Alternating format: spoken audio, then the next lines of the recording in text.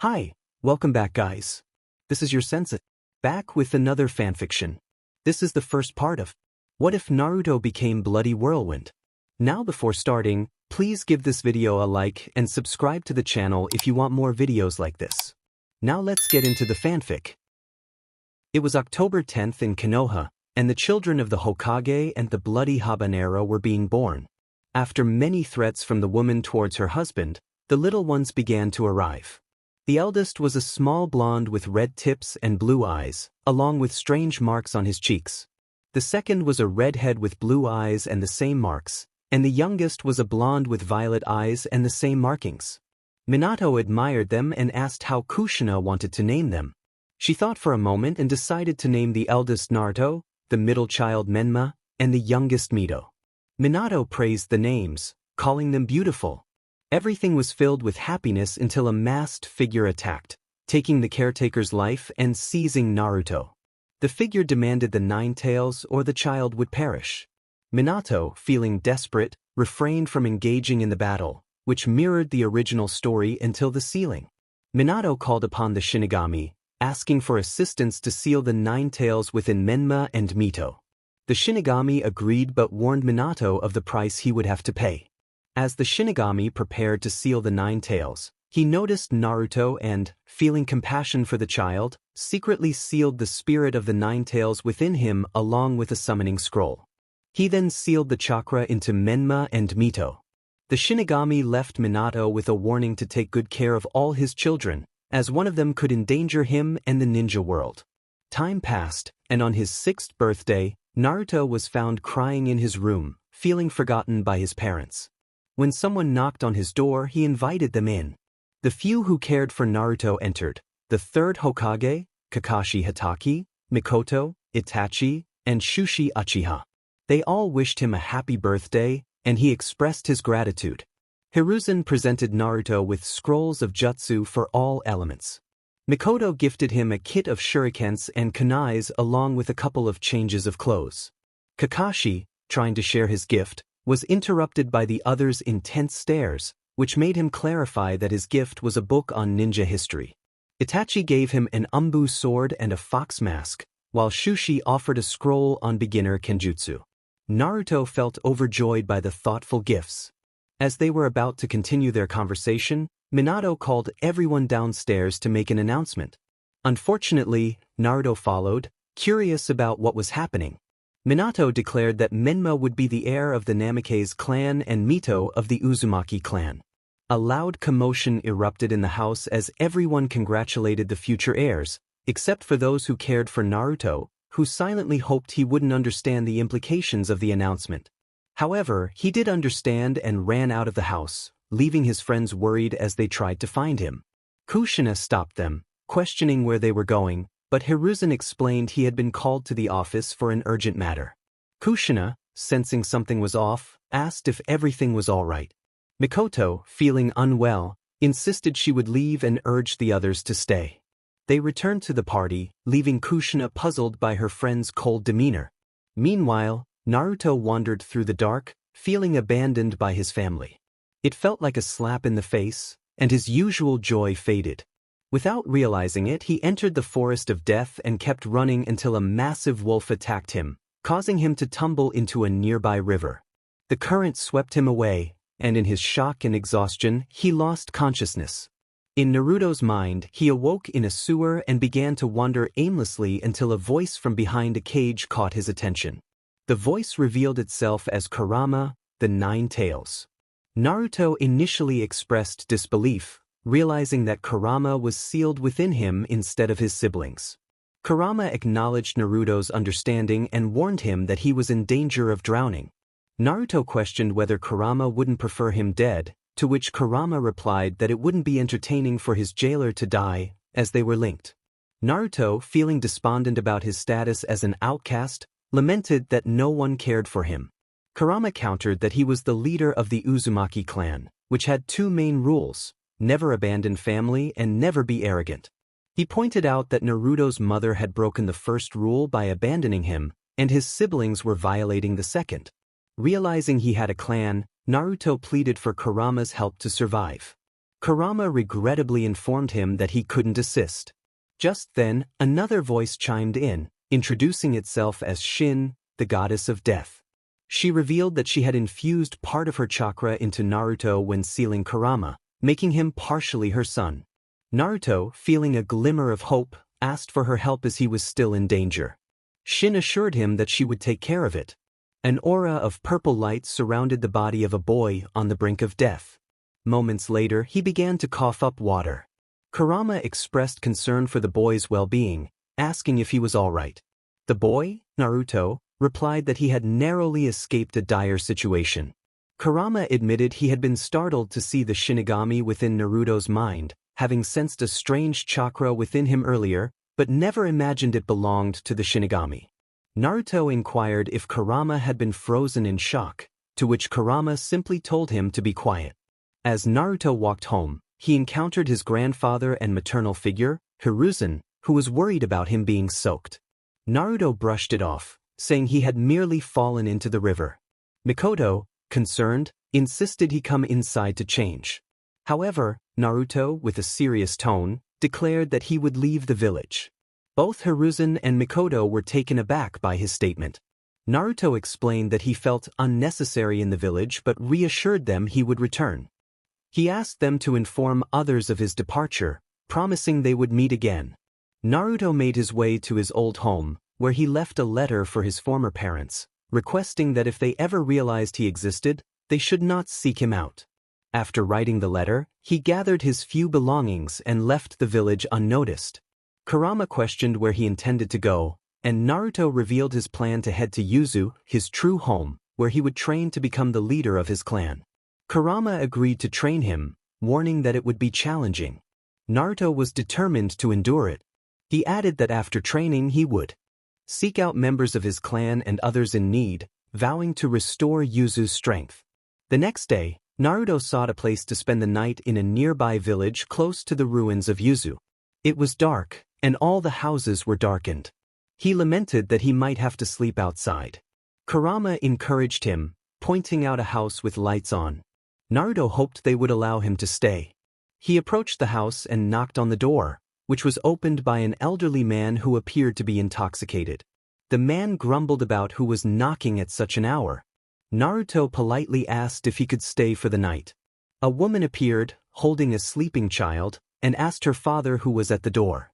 The man dismissed Naruto as just a wandering boy wanting to stay, but his daughter, Tsunami, intervened, hitting her father on the head with a frying pan, which seemed to come out of nowhere. Tsunami then asked Naruto his name, and he introduced himself as Kitsune, feeling a bit embarrassed by the scene. Tsunami found his name strange but kindly offered him a place to stay for the night, explaining that her husband was already asleep and would likely not mind. After she tucked in her child, she prepared a space for Naruto. He expressed his gratitude for her kindness. The following morning, Naruto prepared to leave for Yuzu, thanking Tsunami for her hospitality. She encouraged him to return whenever he wished, noting that Inari, her child, had taken a liking to him. As Tsunami spoke, Inari clung to Naruto's leg, not wanting him to go. Naruto reassured Inari that he would return and bring sweets, which made the child reluctantly release his grip. They shared a heartfelt goodbye as Naruto set off toward Yuzu, attempting to walk on water but struggling with the technique. After an hour of effort, swirling currents began to surround the island. Naruto was puzzled by the phenomenon, and Kurama instructed him to drop a drop of his blood into the water. Upon doing so, the currents subsided, allowing him to continue. However, upon reaching the island, the currents reactivated. Naruto was dismayed to see the destruction that had occurred, realizing that nothing remained. Kurama reminded him that their enemies had devastated everything. Naruto headed toward the Uzukage Tower, which appeared to be the most intact building. He found it empty and Kurama suggested he place his blood on the wall. When he did, a hidden staircase revealed itself, leading down to a vast library filled with all kinds of books. Naruto was amazed at the wealth of knowledge available, realizing he wouldn't have time to read it all. Kurama reassured him that he could use the shadow clone technique to absorb the information as Naruto, being a Jinchuriki, would not suffer from the usual drawbacks of information overload or chakra limitations. Excited, Naruto created 50 clones to start reading. Kurama scolded him for overdoing it, advising him to put the clones to work. Naruto instructed his clones to begin reading. Meanwhile, he discovered another chamber filled with money, feeling relieved that they wouldn't have to worry about finances. After exiting the house, Naruto created 200 more clones, dividing them into groups to clear debris and search for resources to begin rebuilding the village. Kurama outlined a training regimen for Naruto, starting with physical conditioning, followed by chakra control, jutsu mastery, and finally, honing his Kekkei Genkai for experience. Before starting, Kurama handed Naruto 2 scrolls, one to summon him outside of Naruto's body and the other to summon the Shinigami. Naruto first summoned Kurama, who appreciated the chance to stretch, though he was annoyed by Naruto's teasing about his size. Then, Naruto summoned the Shinigami, who appeared in a cloud of smoke, revealing a beautiful young woman in a kimono who greeted Naruto with familiarity. Suddenly, the expression of the Shinigami shifted from one of superiority to one filled with affection and understanding. Shin addressed Naruto, reassuring him that there was no need for formality, as he considered him practically his son. Naruto was surprised but grateful, expressing his thanks to Shin, who found humor in the honorific Naruto used. Shin then reminded Naruto that it was time to train. Naruto eagerly agreed, and the next 7 years of his life would be summarized by his progress each year. In the first year, Naruto focused on physical conditioning. He began with 10 laps around the island, 50 squats, sit-ups, and all the tough exercises his mentor Kurama and his new mother could devise. By the end of the year, he was doing all of that multiplied by 10. His clones finished clearing the debris and made a visit to Inari. In the second year, Naruto dedicated himself to mastering taijutsu and expanding his knowledge. Thanks to his clones, he read 3/4 of the library, while Shin taught him a taijutsu style designed for swift and precise takedowns. He also practiced chakra control, achieving perfection in it. His clones began the reconstruction of all the buildings and visited Inari. During the third year, Naruto practiced ninjutsu and fuinjutsu, learning numerous jutsus, including all elemental techniques and a special one called the Soul Element, which only he and the Shinigami possessed. This revelation surprised him greatly. He also developed Mokutan due to his Senju heritage, which left Kurama nearly speechless. The village's reconstruction sped up significantly thanks to the Mokutan, and Naruto visited Inari again. In the fourth year, Naruto began using the sword that Itachi Uchiha had gifted him, along with a beginner's manual. With Shin's assistance, he engaged in several closely matched battles, becoming slightly below Zabuza's level. He visited Inari and sought information about his clan. In the fifth year, Naruto perfected everything he had learned and completed the reconstruction of his village. During the sixth and seventh years, he focused on searching for his clan and rescuing nearly extinct clans. He also made a name for himself as a Class A mercenary known as the Bloody Whirlwind. Naruto found himself in the new Uzukage Tower, where his uncle had summoned him for a special mission due to his status as an Umbu. His uncle expressed delight at seeing him and mentioned a mission in the Land of Waves that might interest him. Naruto was surprised but eager, noting that he hadn't seen Inari in 2 years and hoped the sweets he made would be well received. As he approached a battle between some Konoha and a mercenary wielding a large sword, he recognized Zabuza. He also spotted Haku hiding among the trees and noted that the opposing team seemed to have 2 Jonin. Naruto felt a mix of embarrassment and intrigue as he observed the situation, particularly at the sight of his former mother and brothers. Menma, the son of the Hokage, was struggling against the mercenary, feeling humiliated. Zabuza, unfazed, declared that if they didn't hand over the builder, he would take action. Laughter erupted from behind the trees as a blond boy with red-tipped hair and fox masks found the situation amusing, surprising everyone. The boy introduced himself as Kitsune, who was on a mission. Zabuza explained that he was contracted to eliminate the builder, Tazuna, who was recognized by Kitsune as someone important to him. Kitsune pleaded for Zabuza not to harm Tazuna, offering to pay him instead. Zabuza agreed, but only because he owed Kitsune a favor. Menma, feeling ignored, insisted on being acknowledged as the Hokage's son, but Zabuza and Kitsune dismissed him. In a swift motion, Kitsune knocked Menma unconscious. Mito, Menma's sister, rushed to her brother's side, while Kitsune reassured her that he would be fine. He then asked Zabuza if he could release them from the water prison, to which Zabuza agreed, but noted that Kitsune owed him one. Kakashi, curious about Kitsune's identity, learned that he was the Bloody Whirlwind, a Class A mercenary known for leaving trails of blood from his enemies. This revelation shocked the two Jonin, who were aware of the reputation associated with that name. Kushina asked why he had intervened, and Kitsune explained that Tazuna was like a grandfather to him, which motivated him to protect him. When Kushina inquired about his relationship with Zabuza, Kitsune mentioned that they had bonded during a previous mission. Zabuza acknowledged Kitsune's talent in Kenjutsu, playfully challenging him to catch up. As a tense atmosphere enveloped the area, Kushina asked Kitsune how old he was, to which he simply responded, leaving everyone curious about the young mercenary's background.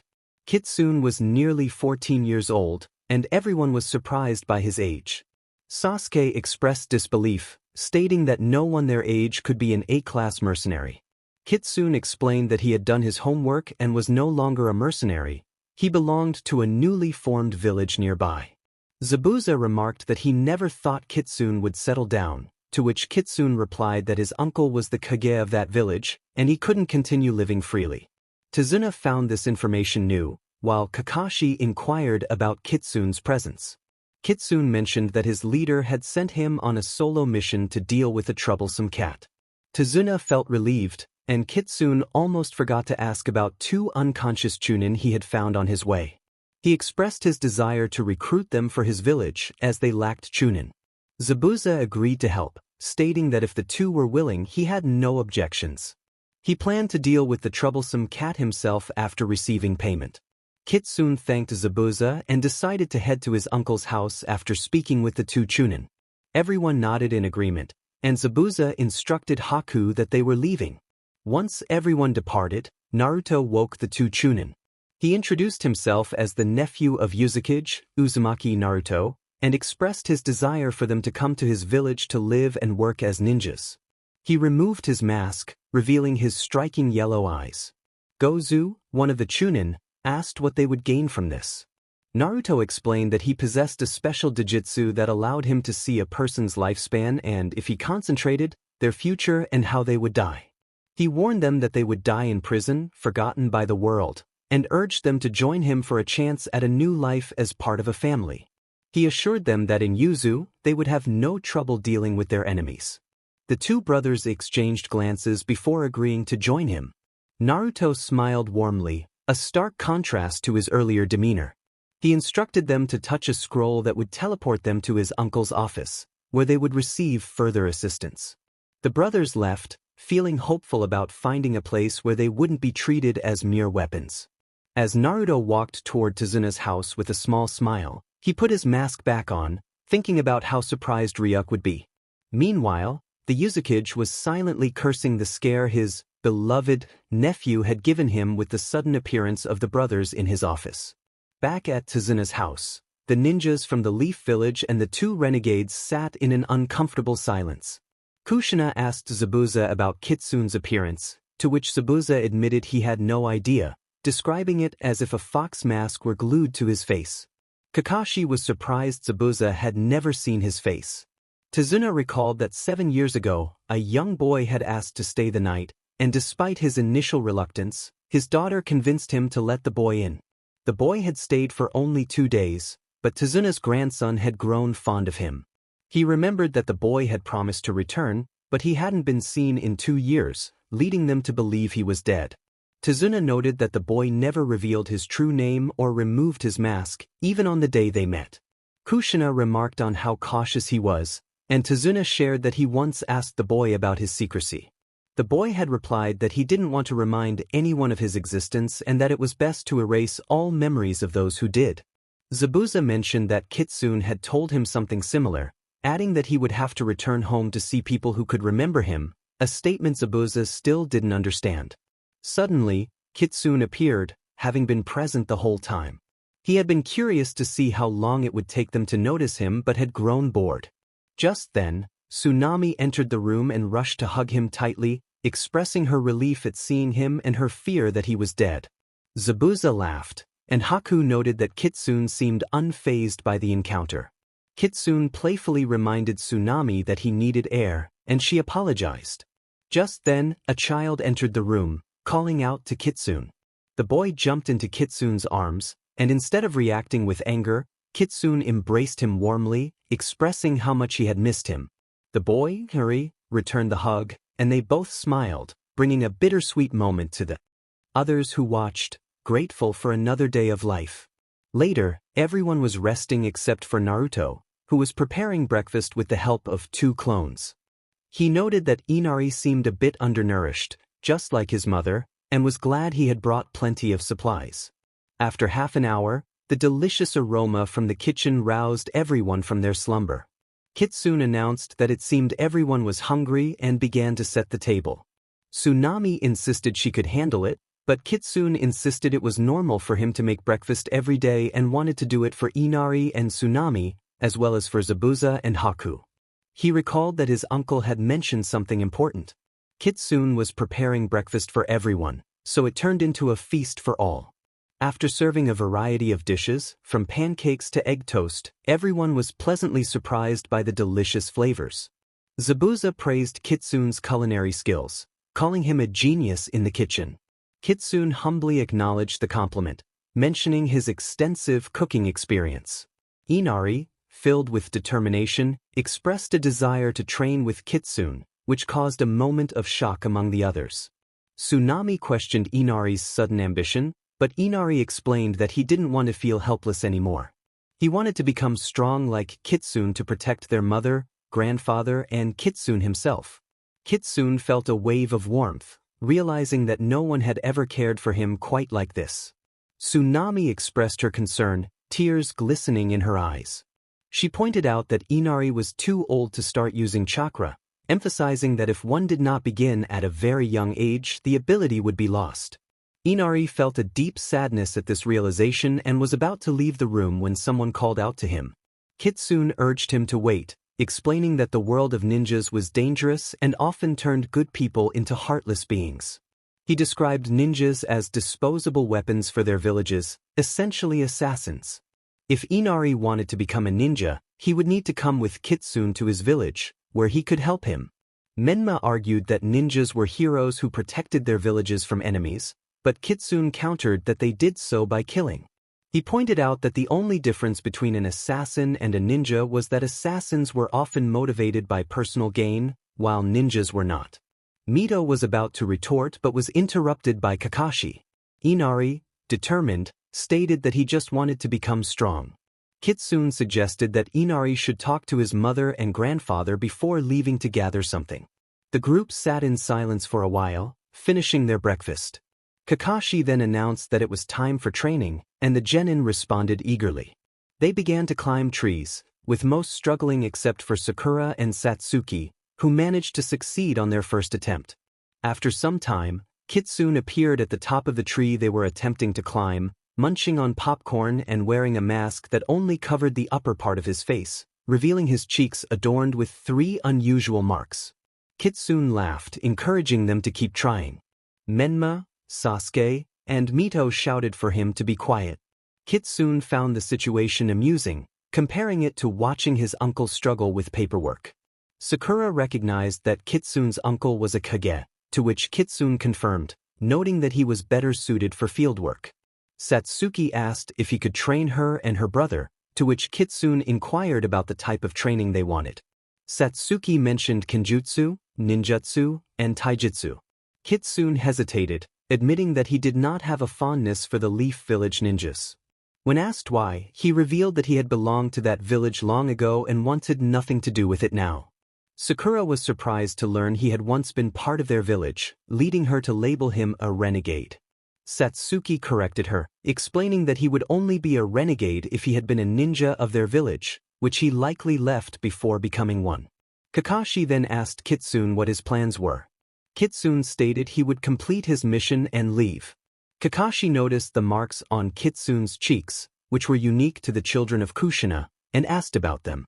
Kitsune instinctively touched his face, quickly putting on a mask similar to Kakashi's to cover the marks.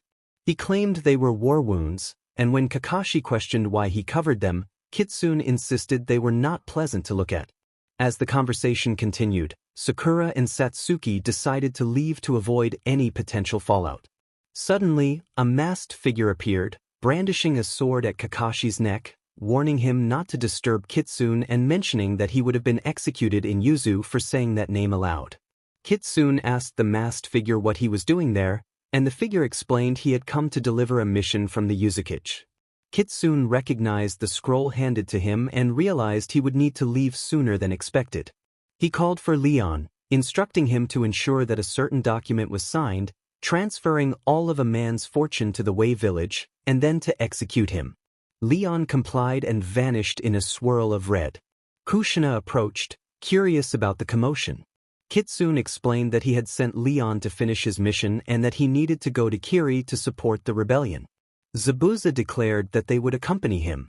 Inari, filled with determination, rushed to Kitsune, declaring his intention to join his village and become a ninja.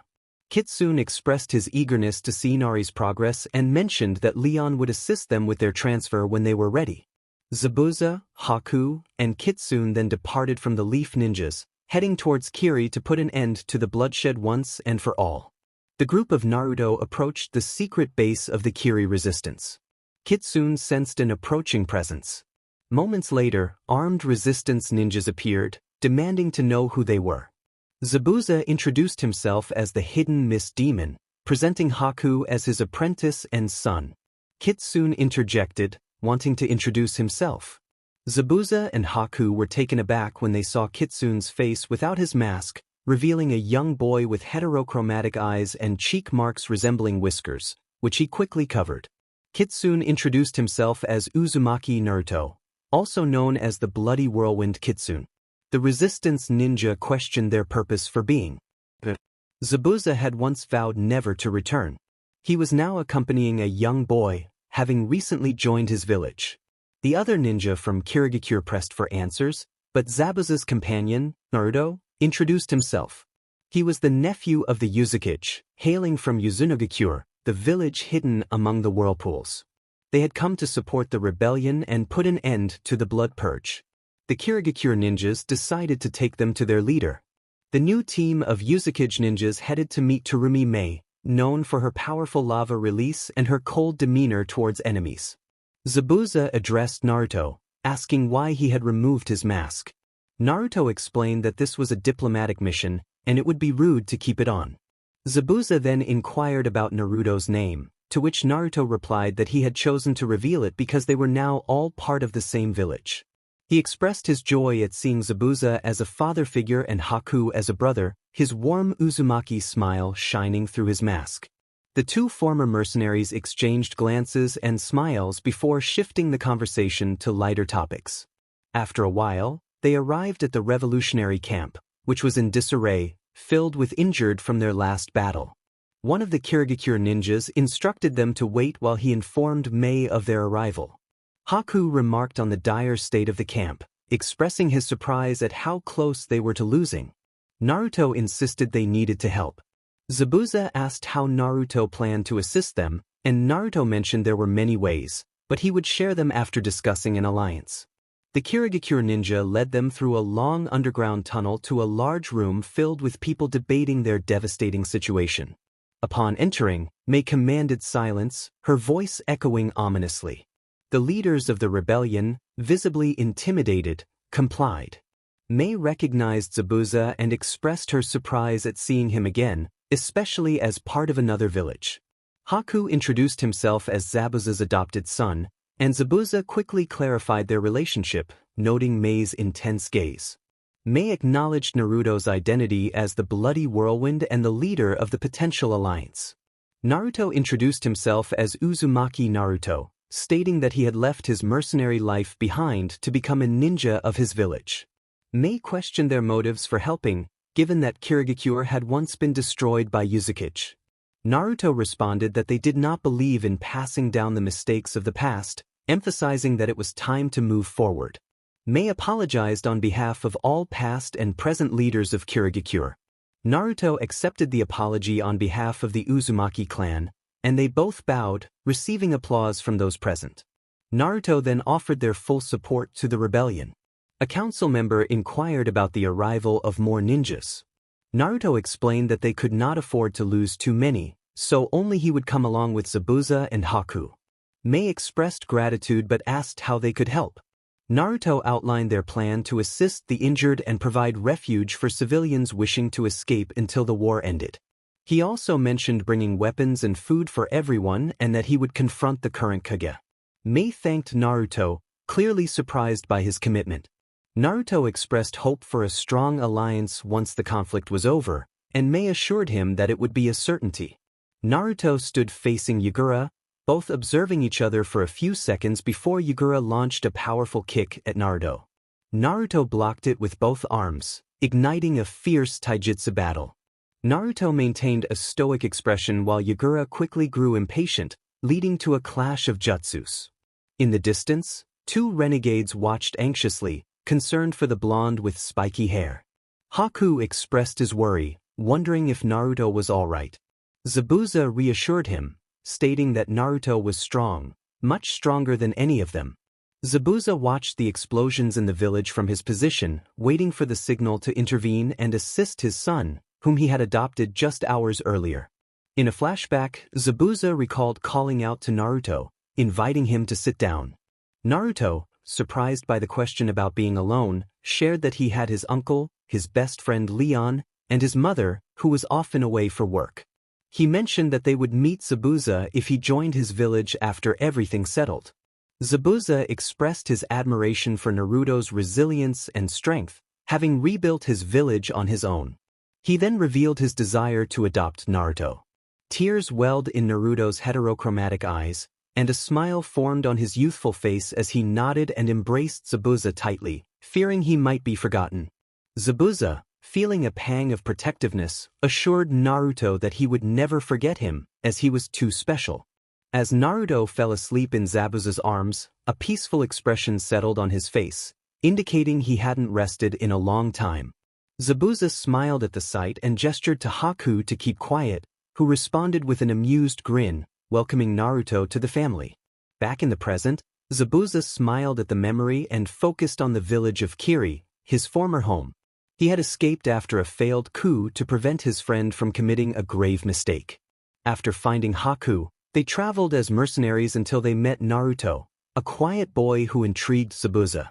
He learned that Naruto had defeated the last mercenary without mercy and claimed his reward. Despite their differences, they became friends. The signal to advance echoed around them, and hundreds of resistance ninjas began to move toward the village. Zabuza and Haku followed suit. Upon reaching the village, Zabuza saw Naruto wielding a scythe, striking down the Biju, which transformed back into a human and collapsed. Naruto turned to Zabuza with a smile before fainting. Zabuza shouted for Naruto as he and Haku rushed to assist him. A couple of enemy ninjas approached, but Haku swiftly dealt with them. Zabuza assessed Naruto's condition, realizing he was merely exhausted from chakra depletion. He scolded Naruto for facing a Jinchuriki alone, knowing he couldn't hear him.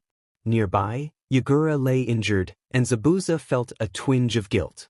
He instructed Haku to take Yagura while he carried Naruto, both needing medical attention. Haku agreed, and they paused as the victory signal rang out. Ninjas around them cheered for Naruto, clearing a path. Zabuza felt a swell of pride, calling Naruto a hero and urging Haku to hurry. Complied eagerly. Later, Naruto awoke with a throbbing headache. He looked around and saw Zabuza sleeping on an old sofa beside his bed. Haku entered the room, rushed to embrace his brother, and then woke Zabuza, who needed a bucket of water to fully rouse. Both brothers laughed as they saw their father drenched, looking at them with anger over what had happened. Naruto expressed his concern for his rival, asking where Yagura was. Zabuza informed him that Yagura was currently being judged for his crimes, and despite any defense Zabuza could offer, they were determined to execute him. Naruto insisted on being taken to Yagura, but Zabuza cautioned him that he was injured and should not move. Naruto pleaded for help, claiming Yagura had done nothing wrong. With a sigh, Zabuza placed Naruto in a wheelchair and wheeled him to the meeting room, where Mei Terumi, the council and the surviving clan leaders were gathered. One council member declared that it was decided Karatachi Yagura would be executed for causing the blood purge and all the evils that stemmed from it. Yagura remained still, horrified by everything he had done. Initially, he had no memory of his actions, but as time passed, he recalled the terrible things he had ordered and believed he deserved his fate. Naruto refused to accept that Yagura should be executed. Another council member acknowledged Naruto's well-being but insisted that this was a matter for Kiri and that Yagura must die for his sins. Naruto argued that Yagura had been under a genjutsu and was being controlled. The room fell silent as everyone turned to Yagura, who looked at Naruto with glassy eyes. Mei asked how Naruto knew this. He explained that his scythe was a gift from his mother, capable of cutting through anything chakra, genjutsu, souls. Only Zabuza and Haku caught the last part, sending a chill down their spines. Naruto continued, stating that he chose to cut everything except flesh to avoid killing Yagura, which was when he broke the genjutsu. Everyone watched in silence as their hero approached Yagura. Yagura's eyes widened in surprise as he received a warm embrace from Naruto, accompanied by his signature Uzumaki smile. Yagura broke down in tears, apologizing in Naruto's arms, who held him tightly. They remained like that for several minutes until Yagura lifted his gaze. Yagura asked why Naruto was helping him. Naruto smiled again, explaining that they were friends, both Jinchuriki who understood how tough life could be. He loved helping others and couldn't leave Yagura alone, especially since he hoped to forge a strong alliance with them soon. Yagura felt unworthy of continuing as Mizukage due to his past actions. Mei reassured him that everyone wanted him back, and the ninjas were listening. No one was angry, as shown on the screens. Yagura smiled in response, affirming his return. The room erupted in applause as they welcomed back their leader. Many felt guilty for not realizing that their leader had been controlled, but they were genuinely relieved he would not be executed. Mei joyfully declared that this was the day Kiri and Yuzu would unite forever, thinking to herself about escaping paperwork with an even bigger smile. The narrator, Minato, lamented the troublesome Chunin exams and the paperwork they brought. He continued to curse while signing everything necessary to prepare for the exams. He noted that all the kages would be attending, which was a great opportunity to forge alliances. He hoped Kumo and IWA would not come with ill intentions and decided to reinforce security for the exams. Suddenly, he stopped upon reading a request to participate in the exams, having to read and reread the village's name until it registered. Minato called for an umbu, demanding his wife be brought to him immediately and for the council to be gathered. After a few minutes, his wife, Kushina, entered the room, asking if something was wrong.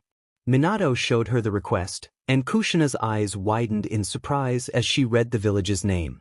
Uzunogakure no Sato requested the dispatch of 2 genin teams to participate in the upcoming Chunin exams to be held in Konohagakure in the coming days. Kushina read the notice aloud, her voice steady. Minato asked for her opinion, and Kushina expressed her belief in the authenticity of the request, noting the seal on the document. She recalled how Mito-sama had spoken of it when she was a child, explaining that only an Uzumaki could use that seal, which meant she was not alone, there were more Uzumaki. Tears of happiness filled her eyes. Minato mentioned that he had already contacted the council and urged Kushina to accompany him. She agreed, and they made their way to the council room, where everyone awaited them impatiently. Danzo initiated the meeting, asking who had called for it. Minato took responsibility, and Mikoto urged them to begin, expressing her desire to move on to more pressing matters. Kushina frowned at Mikoto's tone, while an elder reminded her that she was speaking to the Hokage. In response to Mikoto's impatience, Minato presented the request and read it aloud. The room filled with various reactions. Clan leaders paled, high-ranking council members exchanged worried glances, and many civilians were confused by the name of the village. Sukaku voiced disbelief, recalling that Yuzu had been destroyed in the Second Shinobi War. Hayashi echoed this sentiment, questioning how they had not learned of Yuzu's return sooner. Kushina remembered that Kitsune had encountered an ANBU with a whirlpool on his mask, realizing that it was indeed the logo of Yuzu. Sukaku concluded that they must assume Kitsune, an A-rank mercenary, was involved with them. Kushina confirmed that he had mentioned joining a village and that his uncle was its kage. Danzo insisted that they must respond to the request immediately. If Yuzu had resurfaced, they needed to restore their former shinobi alliances. Everyone agreed, recognizing the importance of maintaining that alliance. Kushina declared her commitment to the cause, stating that as a pure Uzumaki, she would do whatever it took to forge an even stronger alliance than before. Minato supported her sentiment, emphasizing that they would all work together to restore the alliance. In the restored village of Yuzu, 6 genins gathered in the Uzukage's office to discuss team assignments. Ryuk informed them that the Jonin senseis would be Zabuza Momochi and Kagami Kesho. Kagami introduced his team: Kaito Zen, skilled in weaponry and strategy; Takeru Oshiro, an expert in taijutsu and sealing techniques; and Ayako Sato, a specialist in medical ninjutsu and long-range attacks. Zabuza then presented his team, which included Momochi Uzumaki Naruto, proficient in his Kekkei Genkai and Dojutsu, as well as Kenjutsu and sealing techniques; Momochi Yuki Haku, who excelled in medical ninjutsu and short to medium-range attacks; and Hataki Leon, skilled in Kenjutsu, taijutsu, strategy, and stealth. Ayako expressed her disappointment at not being placed with Naruto, but Takeru reassured her that they were a strong team and would support Naruto's team. Kaito agreed, urging her not to complain. Ryuk then outlined their plan, clarifying that they would not seek peace with Konoha. He warned that an orange elf might declare war or threaten them, and if that happened, they would retreat and accept the threat. Kaito questioned the possibility of war, and Ryuk explained that it would only happen if the Hokage did not intervene. If he did, they would use the situation to sever their alliance and leave. If war did break out, they would reduce Konoha to ruins. Everyone reacted with sinister smiles or neutral expressions, aware of Naruto's past in the village and their collective disdain for how Konoha had treated their savior. Ryuk informed them that he had received the Hokage's consent, and in 3 days, they would go to the village to participate in the exams and demonstrate their strength. After everyone left, a comfortable silence settled in the room until Ryuk turned to Naruto, asking for his thoughts on the situation. Naruto expressed his readiness, stating that if Konoha declared war, they would crush them without hesitation. Ryuk reminded him that if he went, both sides would remember him. Naruto assured Ryuk that he was not concerned about being remembered. He felt supported by his friends and family, including Shinokasama, Zabuza Otosen, Haku-nisan, Leon, and Inarichan. This time, he was not alone. Ryuk embraced Naruto tightly, and after a few moments, Naruto stepped out, closing the door behind him. He declared that the game was about to begin, his yellow eye gleaming ominously. 2 teams of genins approached the gates of Konoha, drawing surprised looks from those present as they noticed the whirlpool symbol of Yuzu on their headbands. Izumo Kamizuki and Kotetsu Hagane stared in astonishment at the teams. Zabuza introduced them as the ninjas of Yuzu, stating their purpose for attending the Chunin exams. Izumo welcomed them and led the way, while the villagers watched with curiosity, having heard the rumors circulating in recent days. Takeru remarked on their newfound popularity, and Kaito noted that it was expected, given their village's supposed non-existence. Ayako found it annoying that they had to see the Hokage when they already knew where the exams would take place. Kagami explained that it was a matter of respect. Ayako countered that they did not respect Konoha and had no desire to associate with them. Naruto intervened, reminding her that it was merely a formality and asking her to stop complaining. Ayako pouted but eventually nodded in resignation. Haku quietly asked Naruto how he felt, to which Naruto replied that he felt nostalgic. Leon reassured Naruto that he would protect him from anything that might happen. Leon expressed his frustration about being addressed with honorifics, insisting that they were friends and such formalities were unnecessary. He hesitated for a moment before nodding, under the watchful eyes of Kaito and Takeru, who looked on with envy. Their sensei sighed, resigned to the attitudes of both groups.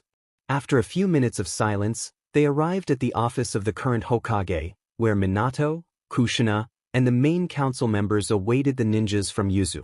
A heavy silence filled the room until it was broken by a soft knock at the door.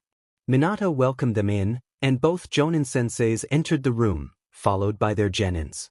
Kagami introduced herself as the sensei of Team 3 from Yuzu, presenting her genins, Ayako Sato, Kaito Zen, and Takeru Oshiro. They all bowed respectfully to Minato, who returned the gesture with a nod.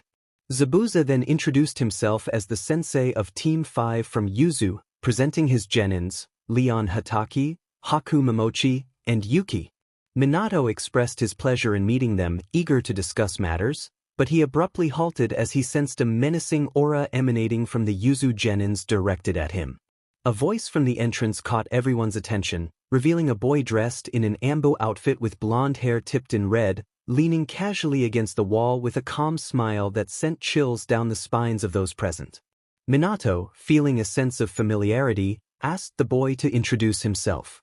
The boy introduced himself as Momochi Uzumaki Naruto, explaining that he had been sent by his uncle, the Uzukage, as the main representative for this diplomatic mission, in addition to taking the Chunin exams. He also mentioned that his uncle would arrive for the final part of the exams. An uncomfortable silence fell over the room until Kushina, tears in her eyes, rushed toward the boy, only to be intercepted by the genins, led by Leon and Haku, who had drawn their weapons. Kushina called out to him, attempting to dodge her way past the others. Naruto's expression shifted for the first time, his heterochromatic eyes cold as ice. He told Kushina that he already had a mother and that their only possible relationship would be as a renegade from the Uzumaki clan. He informed her that if she wished to return, she would need to go to Yuzu and face the Uzumaki Council to determine her future, asserting that until then, they had no relationship.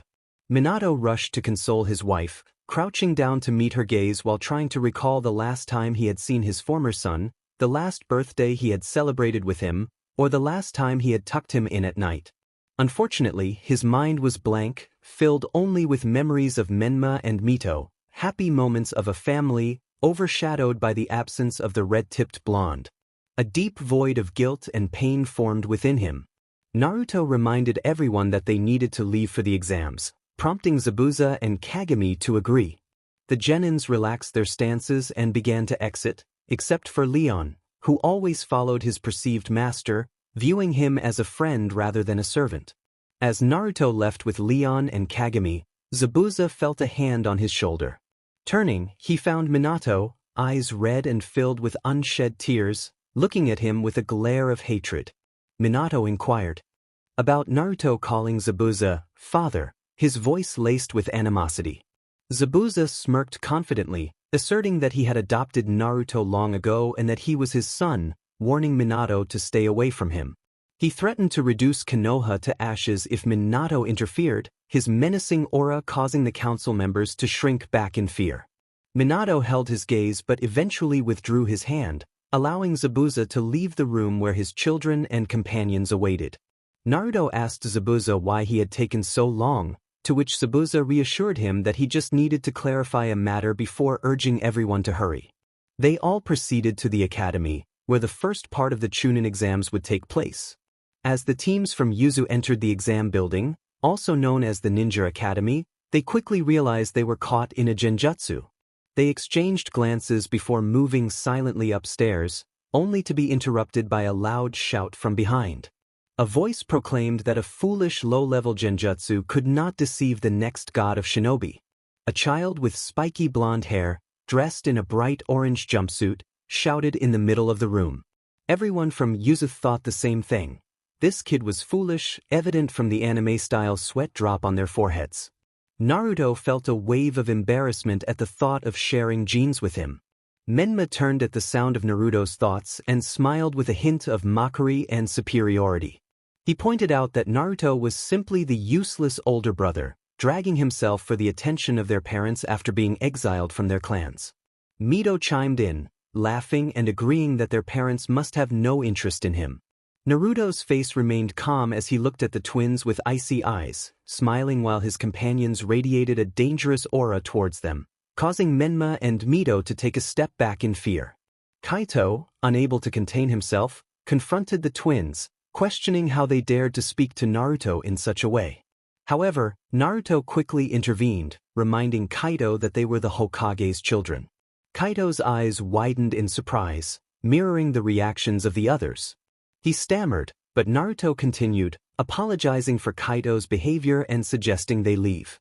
Menma retorted that such behavior was what those beneath him should exhibit. This prompted Naruto to stop in the hallway, turning to Menma with a smile, asking if he had just claimed superiority over him. Menma nodded, confused by Naruto's reaction, which he had never expected from someone he considered his older brother. Naruto explained that according to the ancient pact between their villages, they were equals. He pointed out that as the Hokage's child, Menma should have been informed that their positions were equal, implying that the Hokage did not view them as equals, which would violate an important part of their treaty established by the first Hokage and the first Uzukage.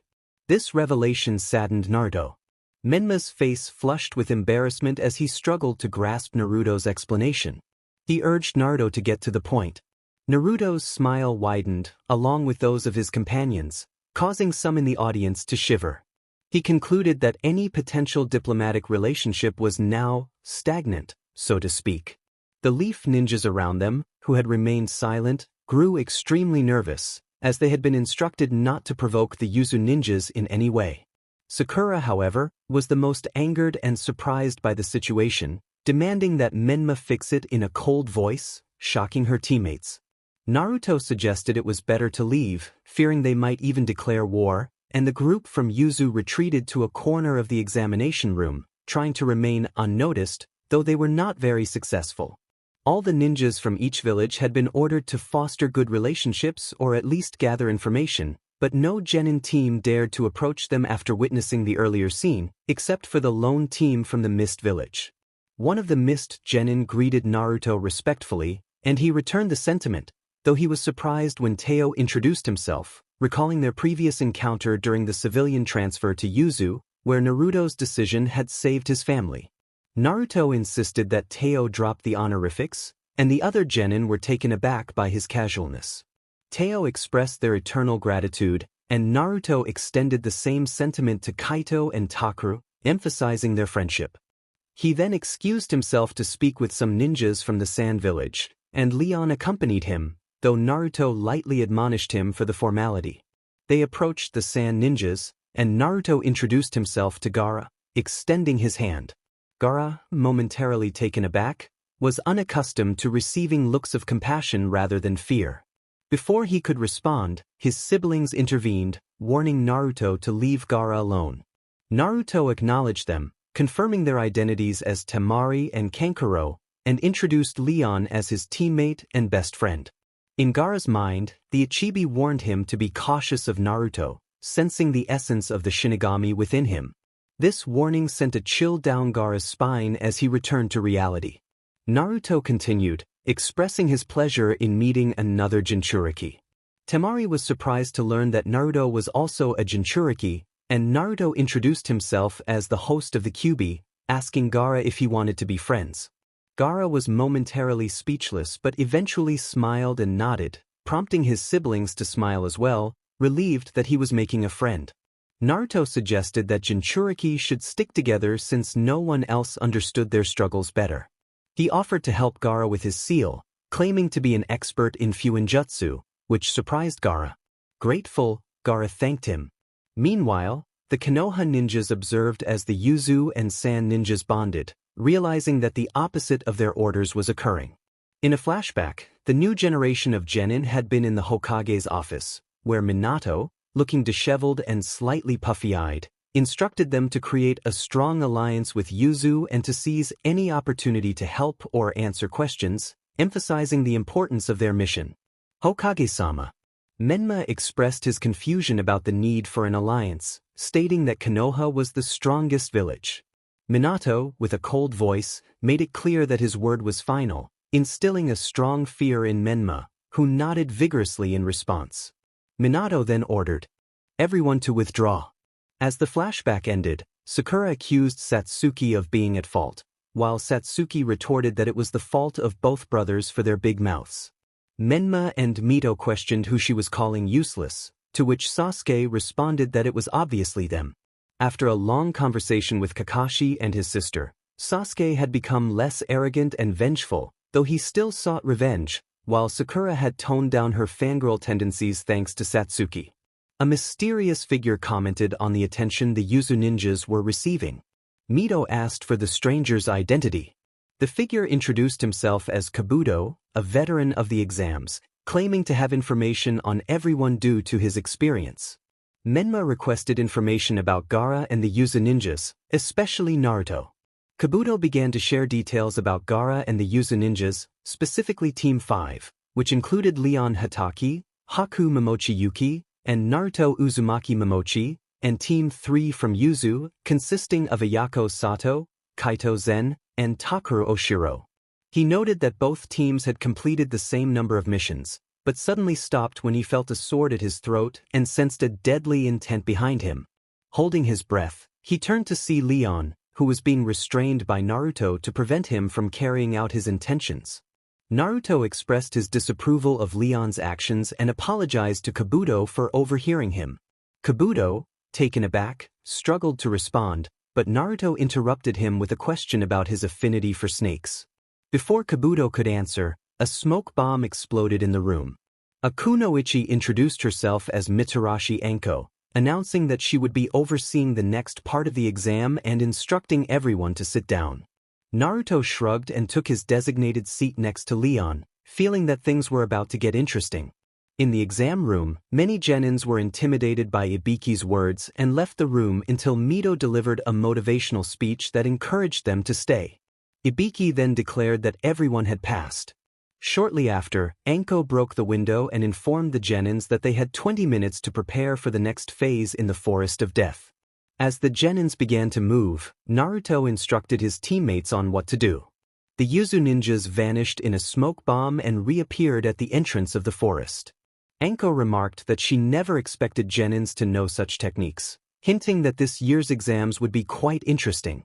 40 minutes later, the remaining genins from various villages gathered at their respective doors, ready to enter the forest. Haku broke the silence by asking if everyone was excited. Naruto confirmed that the real excitement was about to begin. Leon questioned whether they really needed to help the others, to which Naruto simply smiled mischievously as the doors opened, and the three genins quickly entered the forest. Naruto suggested they take a break, planning to gather firewood while the others set up camp. He moved away far enough that they wouldn't see or hear him. In the shadows, a voice greeted him mockingly, revealing itself to be Orochimaru. Naruto responded seriously, aware of Orochimaru's lack of respect. Orochimaru claimed that as long as he served Naruto, he had no reason to disrespect him. Naruto warned him to drop the mocking tone or face dire consequences.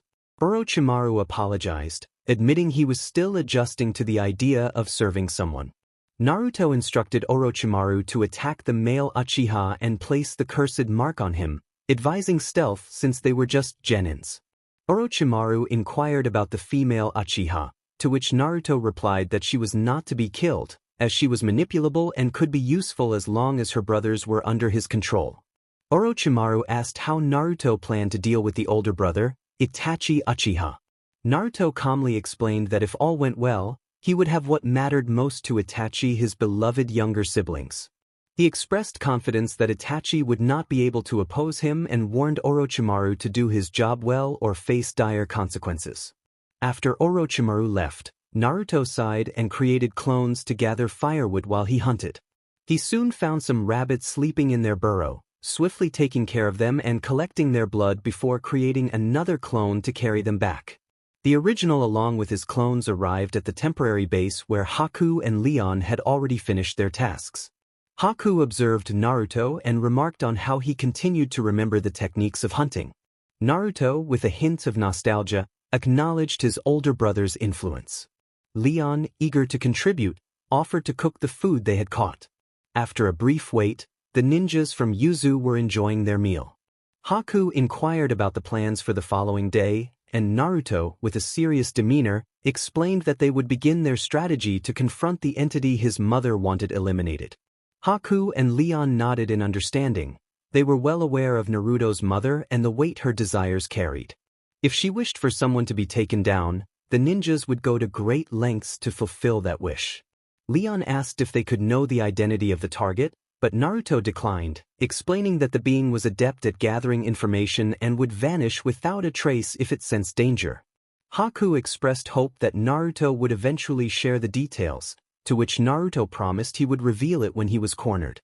As the sun's rays hit his face, Sasuke groaned while rising from the ground, stretching his stiff muscles from sleeping on the earth. He glanced at his sleeping companions and spotted his sister keeping watch in the distance. Quietly, he approached her, noticing her deep concentration. Memories flooded back of how he used to startle her when she was focused, and how she would chase him around the house until their mother or Itachi intervened. Since the massacre, they hadn't played like that, and a pang of guilt struck his heart. He knew he hadn't been a good brother, but he felt he could still make amends. Sasuke crept up as quietly as possible and surprised her from behind, just like old times. She let out a startled shout and attempted to kick him, which he narrowly dodged. Satsuki, visibly annoyed, demanded to know what he was doing, reminding him of the seriousness of their exam. As they continued their playful scuffle, their teammates stirred awake from the commotion. In the distraction, Satsuki managed to catch Sasuke, pinning him to the ground with a triumphant expression as she caught her breath. Satsuki declared victory, and Sasuke, amused, conceded defeat. However, her expression shifted to one of seriousness as she stood and moved away from him. Confused, Sasuke tried to explain that it was just a joke. Satsuki admonished him, emphasizing that they couldn't afford to be careless during an exam, as it could alert the enemy. Sasuke huffed in response, acknowledging her concern but still feeling the weight of their past.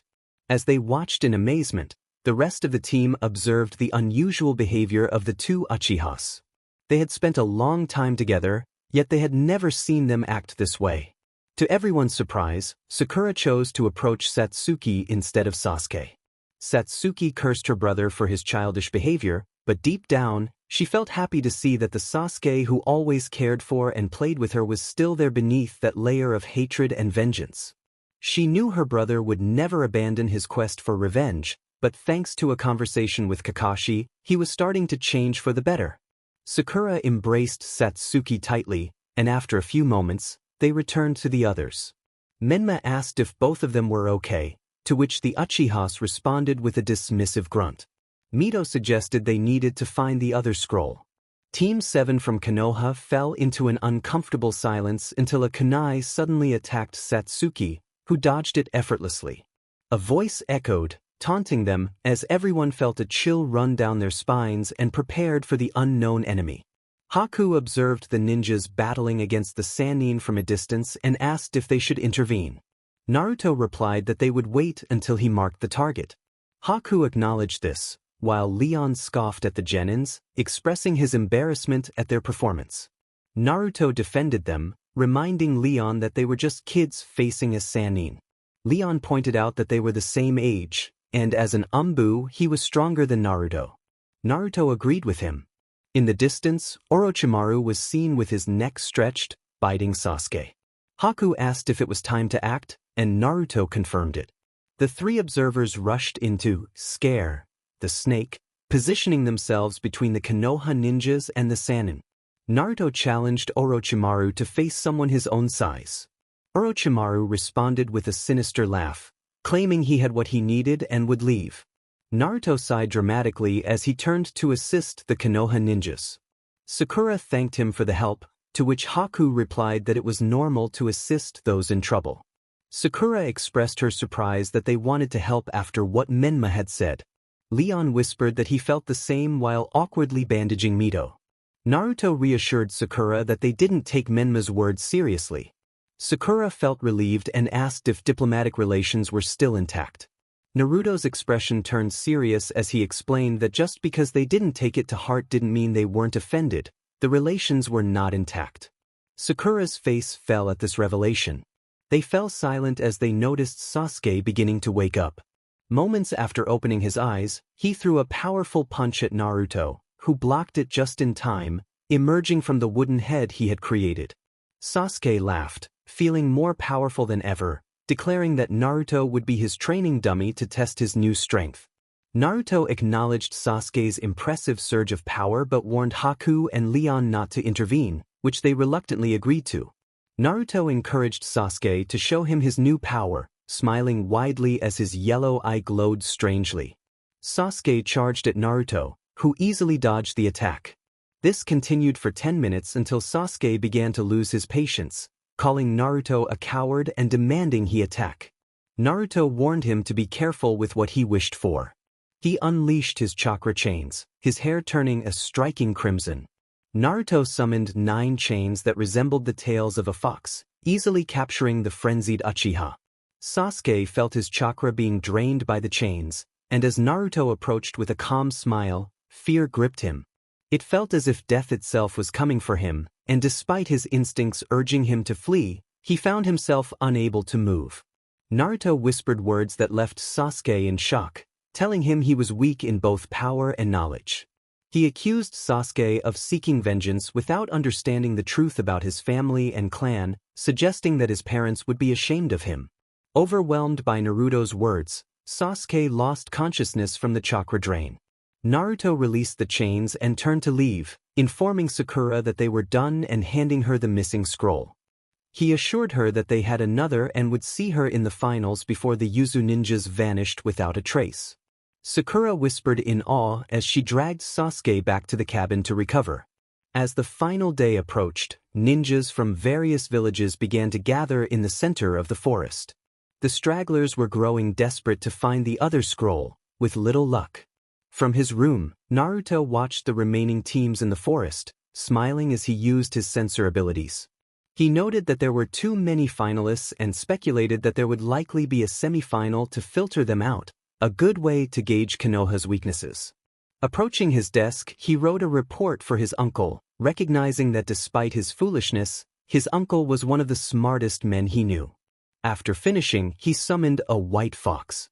The fox bowed and asked if Naruto needed anything. Naruto requested that Yu deliver the scroll to his uncle as quickly as possible. Yu agreed and disappeared in a puff of smoke. Naruto decided it was time to head out, and as he opened his door, he found a serious-looking Hatake of his age guarding it. Naruto acknowledged Leon, ready to face whatever awaited them next. Leon informed Naruto that there was no need for him to guard the door. He explained that they were in enemy territory, and as Naruto's friend and bodyguard, he had been asked by Zabuza-sensei to keep watch in case a certain blonde-haired individual attempted anything. Naruto, amused, asked about the blonde, and was relieved that no one had shown up. He suggested they join the others, noting that Haku should already be there, and it was best not to keep him waiting. Minato sighed as he reviewed the report on his eldest son. It detailed the number of missions he had completed for his village and his behavior during the Chunin exam. Menma's actions had jeopardized potential alliances between the villages, resulting in a severe punishment for him. Minato reflected on his shortcomings as a father, feeling guilty for neglecting one child while pampering the others to the point of arrogance. He gazed at a photo of Menma included in the report, recalling the letter left in his room, requesting to be left alone if they remembered him. The memory brought tears to his eyes, and the weight of guilt grew heavier. He frowned again upon seeing the name of Menma's legal guardian, Zabuza Momochi. Minato cursed the man for taking his son away and felt frustrated by his inability to act without the Uzukage's consent.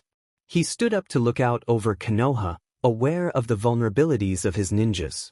He resolved to strengthen the village and confront the council before their enemies could exploit their weaknesses. As he thought of the foes from the Third Shinobi War, a smile crossed his mind, recalling the image of his son in his office with the council and his team. He shook his head, horrified by the thought of his son as an enemy. A warning from a long-forgotten memory echoed in his mind, reminding him to care for all his children, lest one of them bring about his downfall.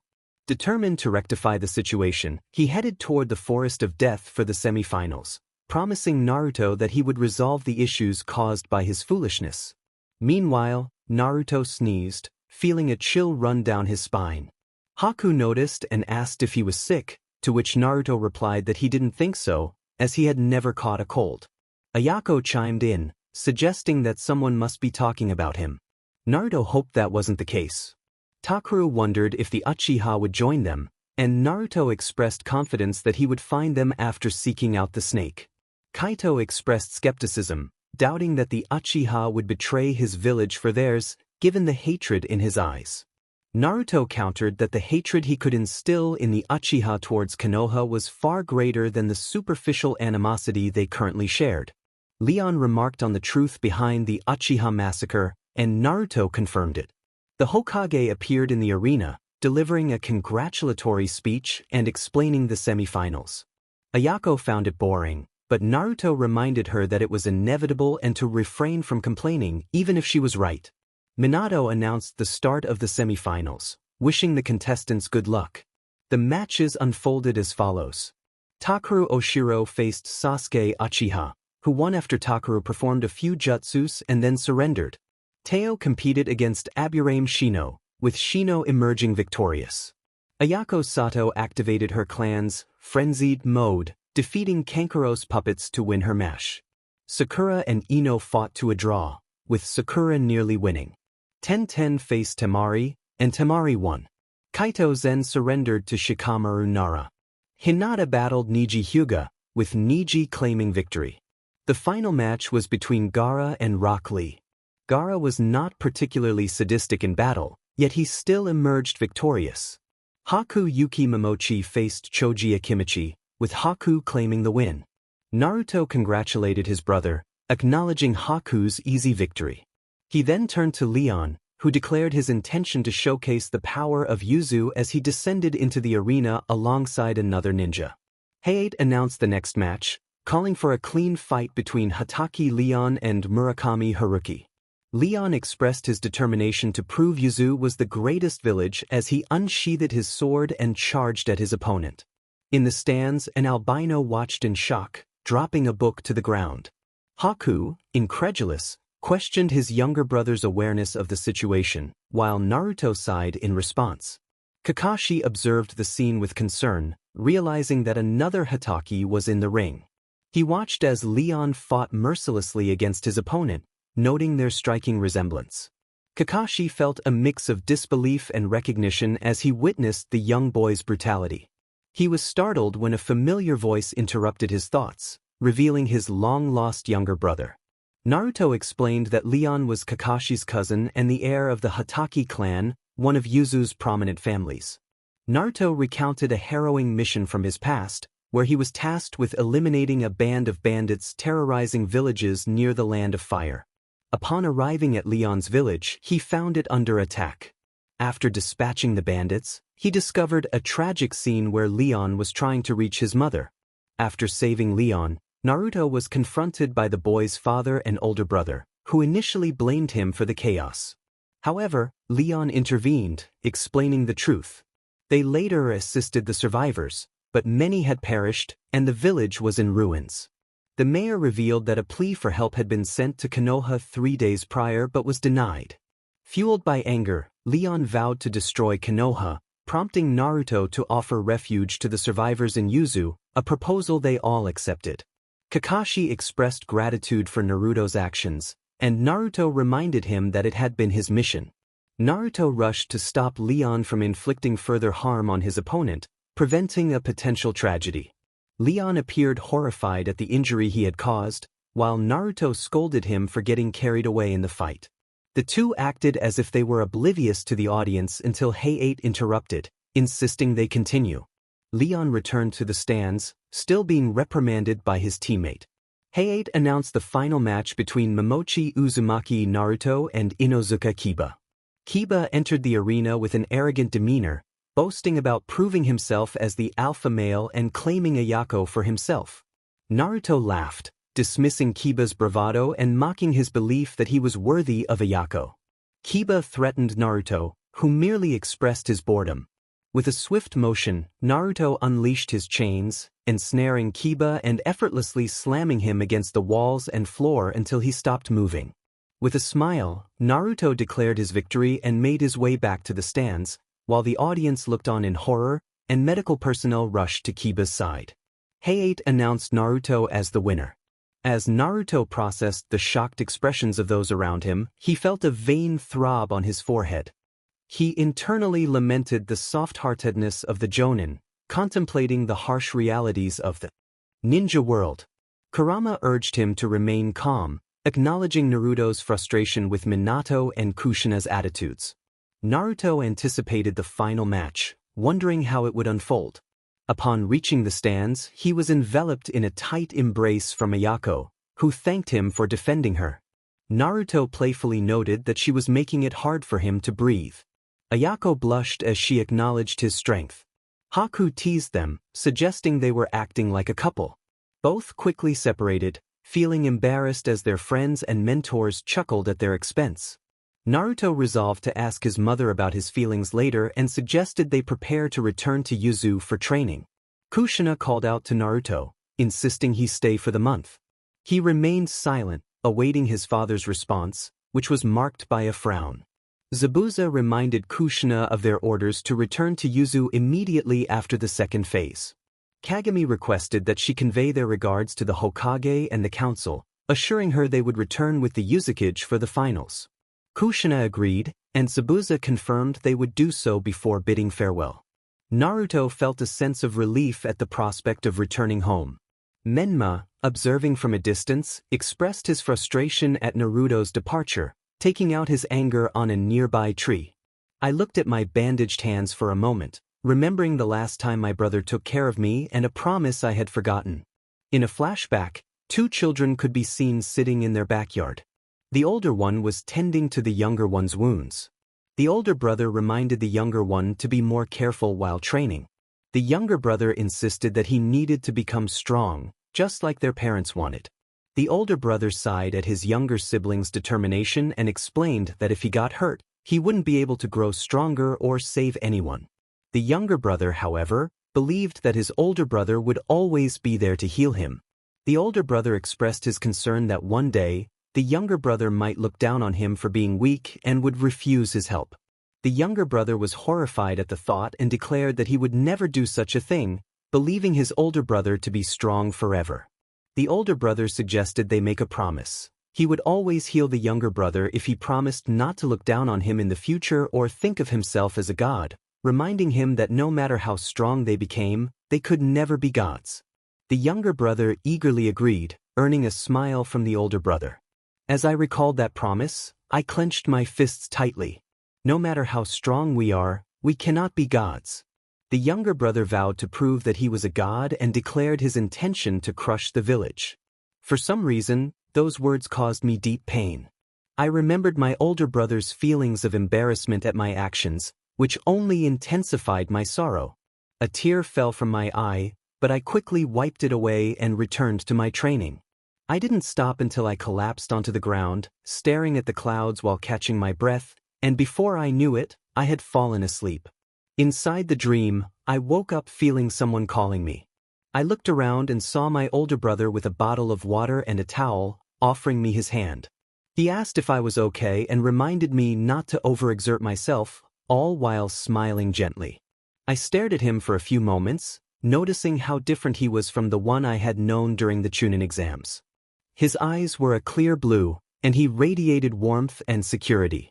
He asked if something was wrong, and I snapped back to reality, taking his hand as he helped me up and offered me a bottle of water, which I drank quickly, causing me to cough. He teased me about being thirsty and reminded me that our mother would be upset if I fell asleep in the training field. After our intense training, he suggested we go to Hichiraku for some ramen. I nodded happily and started to walk when a cold voice sent chills down my spine. A figure appeared, resembling my older brother from the Chunin exam, his heterochromatic eyes staring at me coldly. My older brother stood firm, declaring he wouldn't let anyone harm me. The other brother scoffed, saying that someone as arrogant as him deserved death. As my older brother threw kunai at his enemy, he was suddenly ensnared by chains of chakra, leaving me helpless. I called out in panic, trying to unleash the chakra of the nine tails but failing. Frustrated, I charged at my brother's attacker, only to be stopped by the same chains that dripped with blood. The enemy approached me with a chilling smile. He taunted me, asking if I had a problem. My world crumbled around me as the forest transformed into a battlefield. My friends, my sister, even my parents lay dead around me. I was in disbelief, questioning what had happened. The enemy claimed that these were the consequences of my actions, mocking me for declaring war during the Chunin exam. I protested, insisting I would never do such a thing. But the enemy reminded me of my earlier words, twisting them against me. He warned me that as the Hokage's son, I could never joke about threatening someone. With a sinister smile, he declared that it was time for me to die, tightening his grip on the chains. I felt my body breaking, my organs crushing, and the air leaving my lungs. With my last breath, I apologized to my brother. I woke up in a sweat, confused about my surroundings. Looking up, I briefly saw my brother smiling at me before blinking hard and finding my father with a worried expression. He asked if I was okay, noting my pale complexion. I assured him I was fine, but he mentioned that it seemed like I had a nightmare. I admitted it was something like that. He suggested we stop training for the day and go get some ramen. I agreed, feeling a mix of relief and lingering unease. Konoha was tense with the arrival of the new kage, along with the Uzukage and Kazekage. Rumors spread that Yuzu had broken all possible alliances except for the non-aggression pact, heightening the atmosphere. The reputation of the Hokage's son had plummeted due to these rumors, particularly after he had disrespected the Uzukage's nephew, claiming superiority and provoking anger. As a result, the villagers demanded better behavior from him. Concern grew among his teammates and family as the younger Namikaze had become increasingly withdrawn, spending all his time training or locked in his room. When his parents inquired about his well-being, he merely shrugged, deepening their worry. The month-long pause passed quickly, and early in the morning, a beautifully decorated palanquin could be seen surrounded by ninjas on all sides. It stopped at the gates of Konoha for a quick inspection before resuming its march. Naruto led the group, wearing the standard attire of Yuzu, a white shirt adorned with red whirlpool markings on his back and chest, white pants, and black ninja sandals. He carried a large sealing scroll on his back alongside a short sword. His companions wore similar outfits, except for Ayako, who donned a kimono. The villagers parted ways before the imposing figure of the boy, who seemed proud to wear the Yuzu headband, just like his friends. Whispers quickly spread among the crowd. Most spoke of the alliance, but a few discussed Naruto and his former status as the heir of the Namikaze clan. Many villagers had forgotten that their Hokage had 3 children instead of 2, but those who remembered quickly reminded others, turning it into a hot topic. Konoha had divided into 3 factions: those who were indifferent or unaware, those who labeled Naruto a traitor, and those who criticized the Hokage for abandoning his son at such a young age. This last viewpoint gained traction rapidly, leaving Minato unable to justify his actions. The palanquin arrived at the stadium where the final phase of the Chunin exam would take place.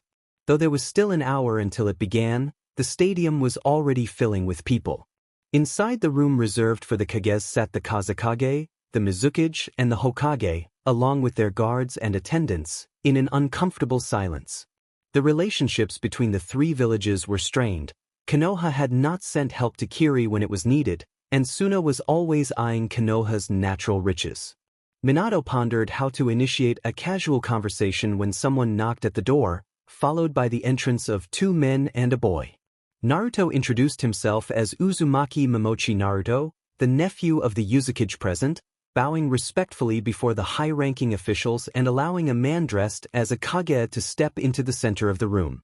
The Uzukage wore a hat that obscured his face, just like his bodyguard, who wore the standard mask of Yuzu. The Uzukage expressed his pleasure in meeting the Hokage and Kazekage, as well as his joy in seeing Yagura again.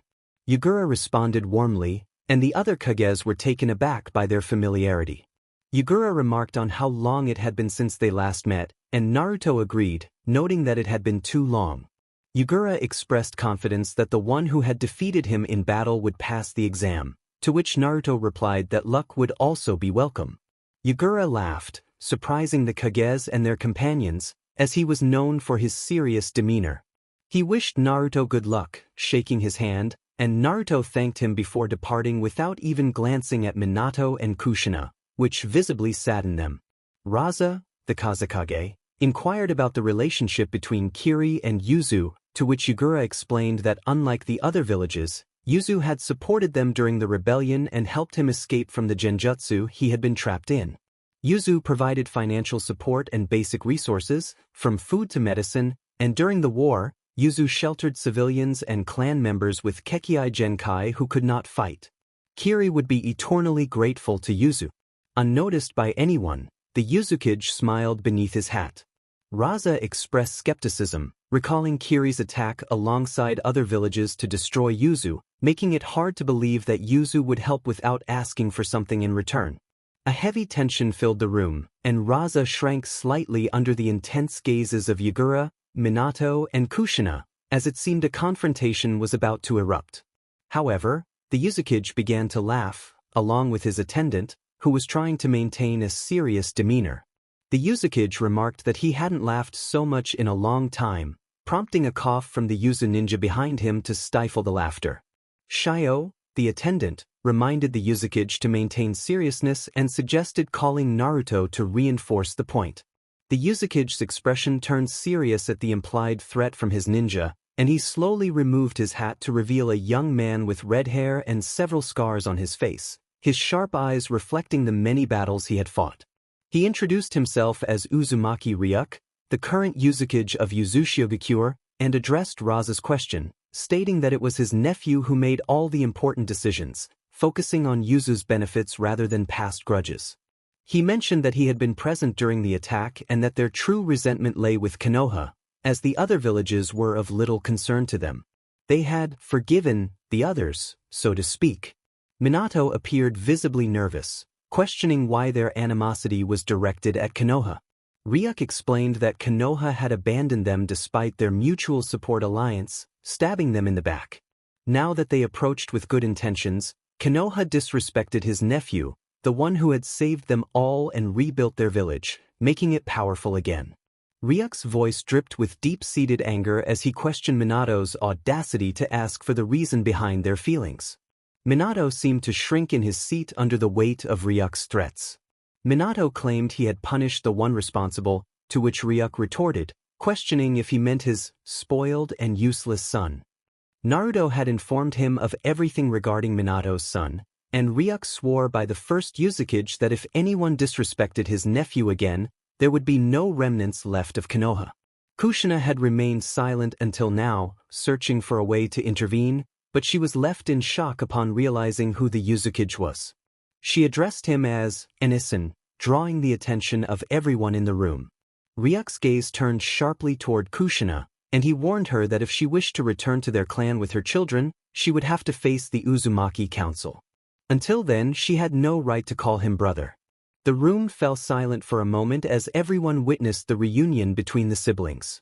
Kushina, holding back tears, questioned why he had not come to Konoha, to which Ryuk explained that he had not died but had hidden away to recover from his injuries.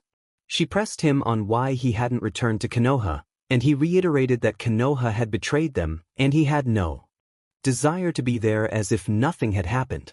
Before anyone could ask if he had gone to look for them, he explained that he couldn't take them with him due to the treaty and because he was weak. By the time he realized it, 10 years had passed.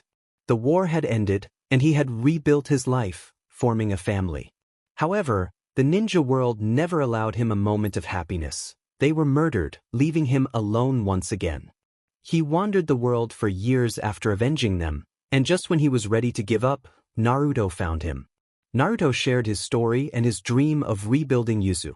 He felt disappointed when he learned how easily they had been forgotten, but Naruto gave him a reason to live. His dear nephew held no grudges, and he knew that without Naruto, all the ninjas of Yuzu would have declared war on this village, including himself. That boy was far too compassionate.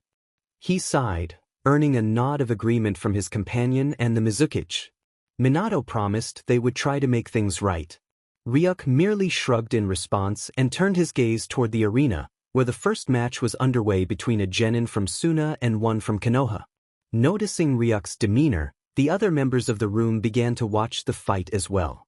In the arena, Shikamaru had Temari trapped with his shadow. His plan had worked perfectly. Everyone knew he was lazy, and his teammates expected him to give up, but to their surprise, he did not. He forced the woman to surrender, emerging as the victor of the first match. When he stepped up to the participants' platform, he was met with a flurry of congratulations, which he found to be quite bothersome. Naruto praised him, acknowledging his great strategy. Shikamaru stared at Naruto for a few seconds, trying to see through his calm smile but failing. He simply remarked that it was problematic. Naruto expressed his gratitude as he returned to Gaara and his companions from Yuzu. Hayate announced that the next match would be between Ayako Sato and Haku Yuki Momochi, both from Yuzu, and instructed them to head to the arena. They stepped into the arena and faced each other.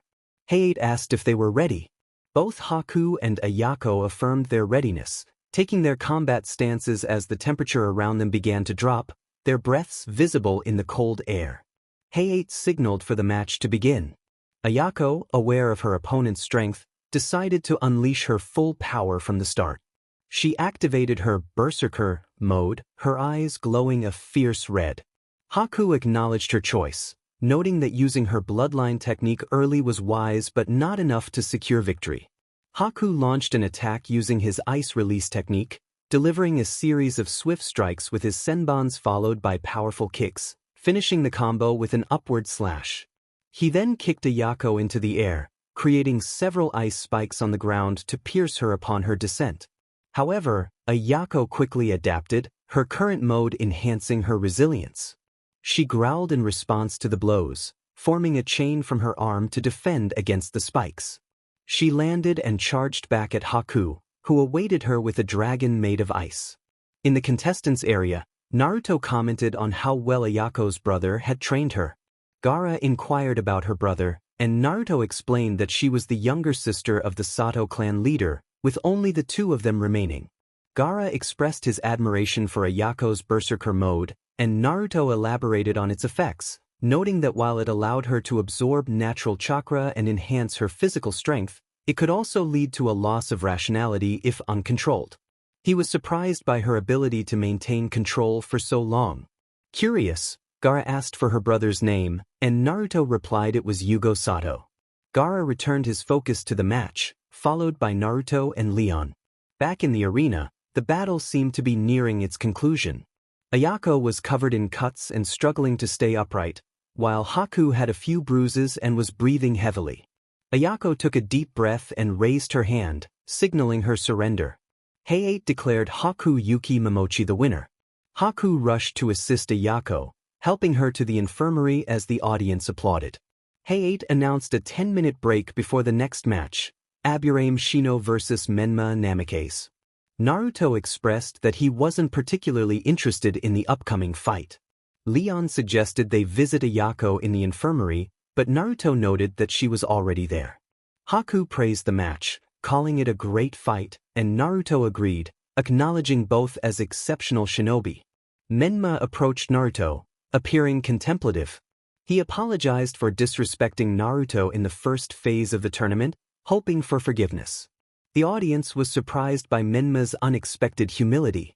Naruto, taken aback, responded affirmatively, and Menma expressed his gratitude. Before returning to Yuzu, Menma awkwardly asked if Naruto would like to eat ramen with him while scratching his cheek. Naruto, initially surprised, found himself momentarily speechless. He shook his head firmly, rejecting the offer. Menma, feeling embarrassed, apologized and turned away, small tears welling in his eyes. This incident cast a deep silence over the group. Naruto reflected on how he thought he had seen and experienced everything. Haku remarked that life would always have its surprises. Hayate then called for the match to begin. The fight was resolved quickly. Menma initiated a taijutsu battle, empowered by the chakra of the Nine Tails. Despite Shino's attempts to defend himself, Menma landed a decisive blow, leaving Shino unconscious. Hayate declared Menma Namikaze the winner, announcing the next match would be between Mito Namikaze and Leon Hatake. Naruto wished Leon good luck, to which Leon confidently replied that he would crush his opponent as he stepped into the arena. Naruto cautioned him not to overexert himself.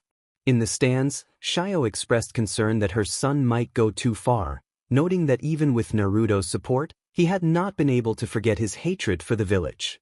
Minato hesitated to ask why, but Raza stepped in to inquire. Shio explained that bandits had destroyed their village before Naruto could save them. According to their mayor, they had requested help from Konoha 3 days prior upon seeing the bandits nearby. Tragically, those bandits had killed Shio's wife in front of Leon. Thankfully, Leon had received moral support from Naruto, or she feared for her son's well-being. Kiri empathized, understanding how hard it must have been for Leon and acknowledging that he too would harbor resentment in such a situation. Minato, murmuring carelessly, mentioned he did not recall any such request. Shio shot him a glare, vowing that she would take her nephew and leave the village at the first opportunity. In the arena, Leon skillfully dodged every attack Mito threw at him, from shurikens to B-class jutsus. Mito quickly lost her patience, making her movements easier to predict and creating openings for Leon. Frustrated, she demanded to know if he only knew how to evade. Leon smiled confidently, echoing Naruto's words about being careful with what one wishes for. He then changed his strategy, going on the offensive. He drew his sword and began making small cuts on Mito, which healed rapidly due to the Nine-Tails chakra. Mito scoffed, claiming that even Naruto was stronger than him. Leon retorted that her foolishness knew no bounds and declared that no one insulted Naruto. He unleashed a fierce aura that frightened Mito, prompting her to activate the Nine-Tails chakra, which only seemed to anger him further. Leon asserted that someone inferior like her did not deserve to wield Kurama's chakra, delivering a powerful kick to her stomach that caused her to spit out a mix of saliva and blood. Mito cursed him as she activated her first tail. Leon dismissed her transformation, stating that 1 or 9 tails would not change the outcome. Mito, now on all fours like an animal, tried to gain the upper hand, but Leon maintained his advantage throughout the fight. As Mito reached her third tail, she matched his speed and landed some hits on him. Desperate to end the battle quickly, she attempted to access her fourth tail but failed. In a moment of panic, she cried out in confusion, feeling a deep fear rise within her. Leon simply laughed in response, explaining that her weakness had drained the Nine-Tails chakra reserves, leaving her powerless. Mito began to lose her tails, unable to do anything as Leon seized the opportunity to attack her. The match concluded when the referee determined that Mito had lost consciousness after sustaining numerous hits from Leon, who merely sighed as he returned to the participants' area. Naruto asked Leon if he had enjoyed the fight, to which Leon replied that he had, even more than he expected. Naruto expressed his happiness for his friend.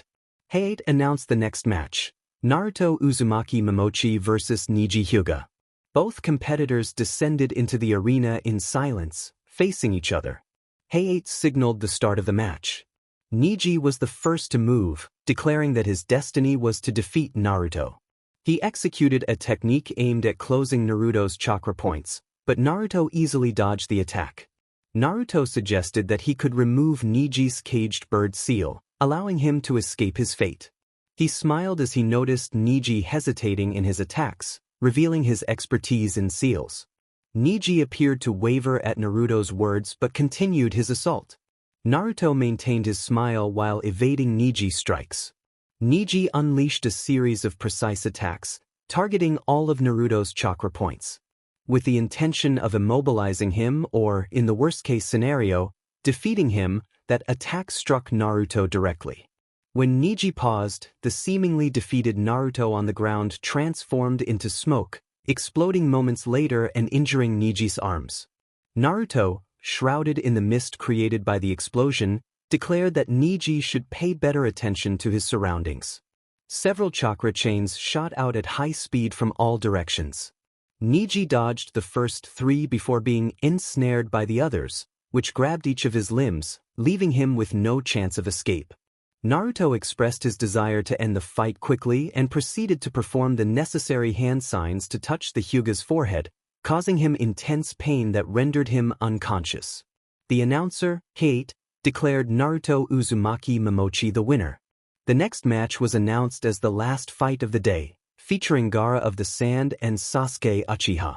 A red-haired figure jumped into the arena, but there was no response from the Uchiha. Hayate warned that if Sasuke did not appear soon, he would be disqualified. Suddenly, a smoke bomb appeared in the middle of the arena, and Sasuke announced his arrival with a serious demeanor as Kakashi exited the arena. Sasuke was determined to prove who was stronger. Gaara dismissed him as weak, and Hayate signaled for the match to begin. Gaara attacked with his sand, grabbing Sasuke's feet and launching him forcefully against the wall. Sasuke reacted mid-air, using the wall for leverage to leap back toward Gaara. He unleashed a Chidori, but Gaara defended himself with a sand shield, sustaining only minor scratches. Sasuke taunted Gaara, claiming he was nothing without his sand, to which Gaara retorted that Sasuke was nothing without his Sharingan. Angered by the comment, Sasuke charged at Gaara, attempting to breach his sand defense without much success until he felt a sharp pain in his neck that forced him to retreat. Seizing the opportunity, Gaara slammed Sasuke against the wall, leaving him seemingly unconscious.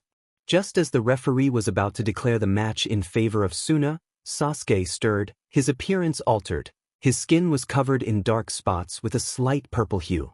He smiled, satisfied with his newfound power, and struck Gaara in the stomach, causing him to stagger back. For a moment, neither moved as Gaara's expression shifted to one of shock. Gaara, furious, cursed Sasuke while blood trickled from his mouth. In response, Sasuke smiled confidently and charged at the Jinchuriki, ready to finish the fight with a new Chidori.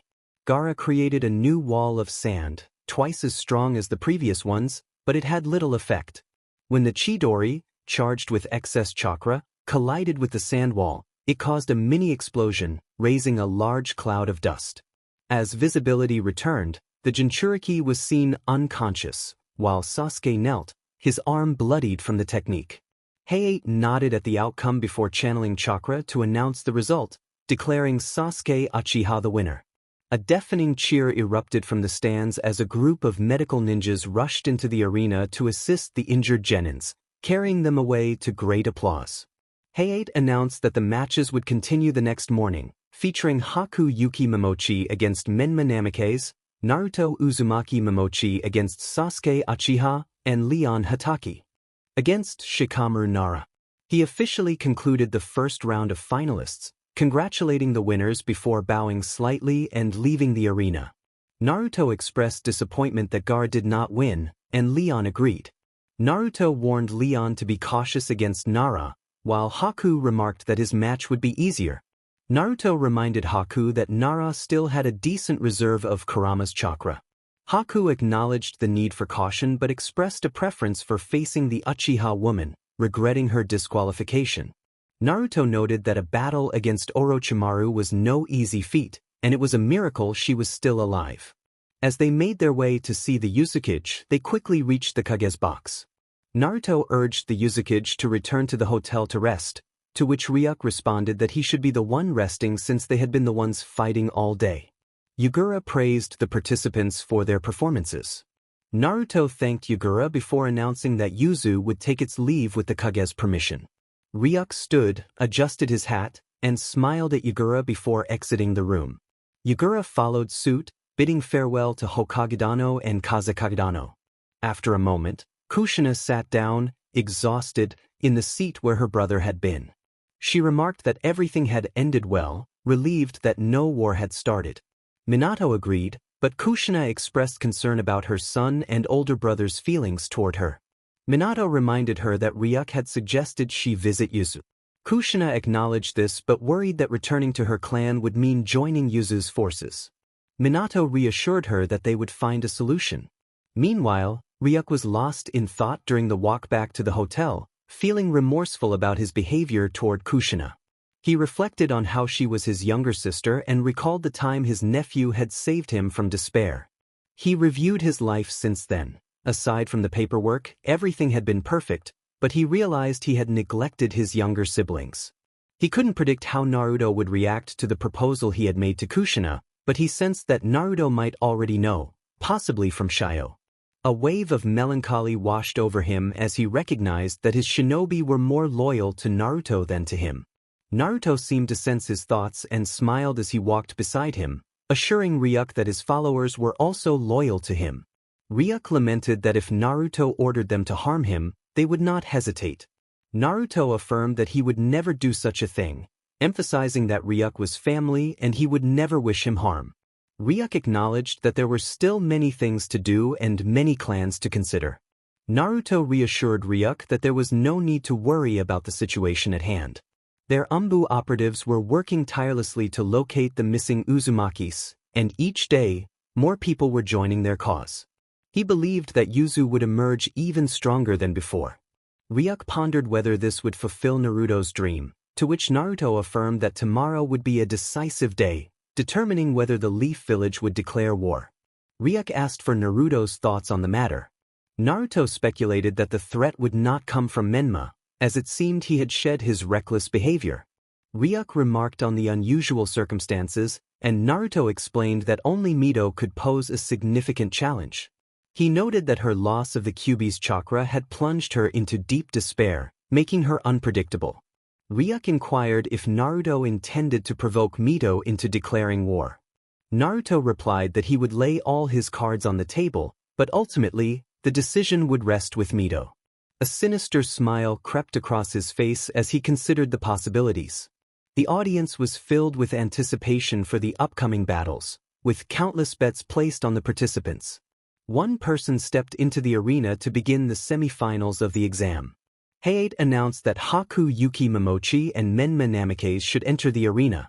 The two competitors emerged from the stands, positioning themselves opposite each other, one visibly uncomfortable, while the other regarded him with indifference.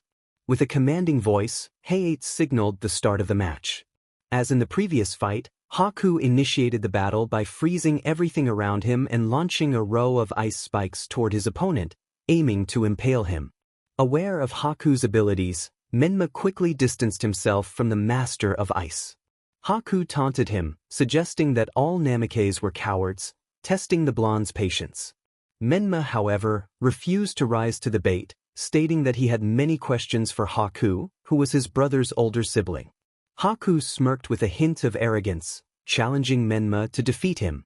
Menma resolved to do just that, quietly forming a nearly perfect Rasengan. He had trained throughout the month to catch up to his older brother, knowing it was a daunting task, but hoping to at least leave a mark on Haku. He charged forward, and Haku quickly ekted a thick wall of ice spikes for protection. Menma's concentrated chakra ball shattered the spikes effortlessly, leaving the wall in ruins and causing Haku's eyes to widen in surprise at the attack's power. Realizing he had underestimated Menma, Haku acknowledged his mistake. Meanwhile, Menma felt a surge of happiness at the compliment, glancing at Naruto, who watched with an indifferent expression. Seizing the moment, Haku struck, creating deep wounds in Menma's shoulder and leg with his ice spikes, forcing the Namikaze to retreat behind a dome of earth for protection. Haku remarked on the waste of chakra, attacking the protective dome. Inside the dome, Menma struggled to breathe as he attempted to heal his injuries, but his efforts were in vain. He didn't want to rely on the remaining chakra from the Nine Tails. He wanted to prove to the world and to himself that he was strong enough to defeat his enemies without external power.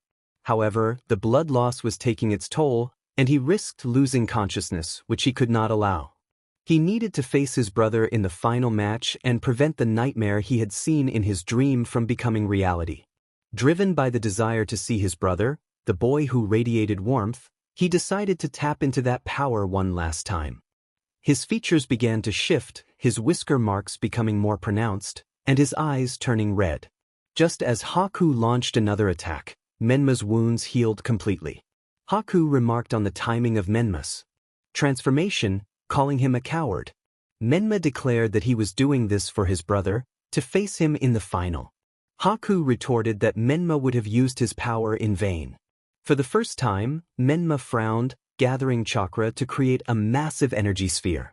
Haku felt a genuine sense of concern upon witnessing this move, recognizing it from his brother's training sessions with Kurama.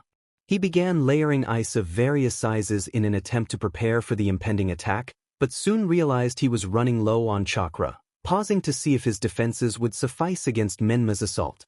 Menma was drenched in sweat, fully aware of the stakes at hand. As Menma focused, he noticed his chakra rapidly depleting, but he smiled when he saw his attack was ready.